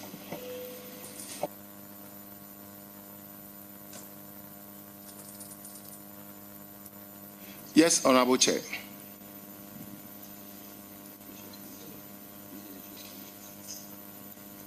Okay, so the part of the proceedings in which the witness said the matters concerning Area Mama and Dede Ayew are hearsay, and what other word was used? And hearsay and what? And eavesdrop are hereby expunged from the record. Thank you very much, Mr. Chairman. Mr. Chairman, these statements, or particularly this statement, is already in the public domain because of the audio. And everywhere in this country and across the boundaries of our country, everybody now knows that this is a statement that emanated from you. So I was of the view that looking at the way you've been explaining matters before this committee, you do yourself some good by getting the public to know what exactly transpired relative to this statement. But if you prefer in camera, we'll take it like that and then proceed. Then, just beneath this one, there is another statement. Dede Ayew and the man are like this, Dampare. He has been the cause of all the problems. So, Alhaji, today, I want to hear something good. Commissioner is here, and he's the one. As I've already told you, every policeman, and then it ended. This is also captured in the audio as your own statement. Do you also confirm before this committee that this is your statement? Honorable Chair, with the greatest of respect, I want to be silent on this issue. That's what he's saying. That's what I'm saying. You know, Superintendent Asare, oh, please confer first. So let the records reflect that Superintendent Asare is conferring with his counsel. Honorable Chair, we are done. You done? Superintendent, please, with the greatest of respect, what he's doing with you, if you are not careful, I'm a chairman, I don't have to say the consequence of what we are attempting to do. You know, he's merely bringing to the fore what is on the tape. That's all he's doing. Welcome to the Ghana ICT Hub, a partnership between MTN Ghana and the Government of Ghana through the Ministry of Communications and Digitization. MTN pledged to support Ghana's digitization agenda in line with its ambition to lead the delivery of digital solutions for Africa's progress. In fulfillment of this pledge, MTN Ghana has committed $25 million toward the realization of the Ghana ICT Hub project. The objectives of the Ghana ICT Hub project is anchored on the following: to create an ICT-enabled environment for human capital and ICT skills development, to develop an ICT ecosystem through remote access delivery to facilitate job creation for national development, to provide a modern, state-of-the-art physical infrastructure to serve as a pillar for the digital Ghana agenda. The physical infrastructure, when completed, will provide 4,000 square meters of space with the following facilities: laboratories for technology training and research, innovation hub, co-working spaces for tech innovation startups, Tier 3 data center, conferencing facilities, offices and meeting rooms, commercial lettable spaces, gaming area, restaurant, ancillary facilities. The technology laboratories will be fitted with the next generation ICT equipment and applications to provide the youth of Ghana with practical training in Industry 4.0 technologies such as artificial intelligence, AI, machine learning, cloud computing, 3D printing, robotics, Internet of Things, IoT, advanced manufacturing techniques, cybersecurity, genetic engineering. The project also seeks to establish a complete ecosystem at the hub through remote access delivery to facilitate job creation for national development. The ecosystem shall comprise of MDAs, technology companies, startups, incubators, research agencies, leading universities globally, foundations worldwide, to create a community. 1. The ecosystem community shall bridge the divide between academia and industry and provide solutions to challenges in the key sectors of health, agriculture, and educational sectors of the economy. 2. It shall also run an innovation program providing mentoring and networking for the youth in tech startups. 3. The ecosystem community shall establish an innovation fund to support startups, research agencies, and other entities in the ecosystem. MTN Ghana and the Ministry of Communications and Digitization are championing the Ghana digital agenda for Ghana's development. Welcome to the digital age.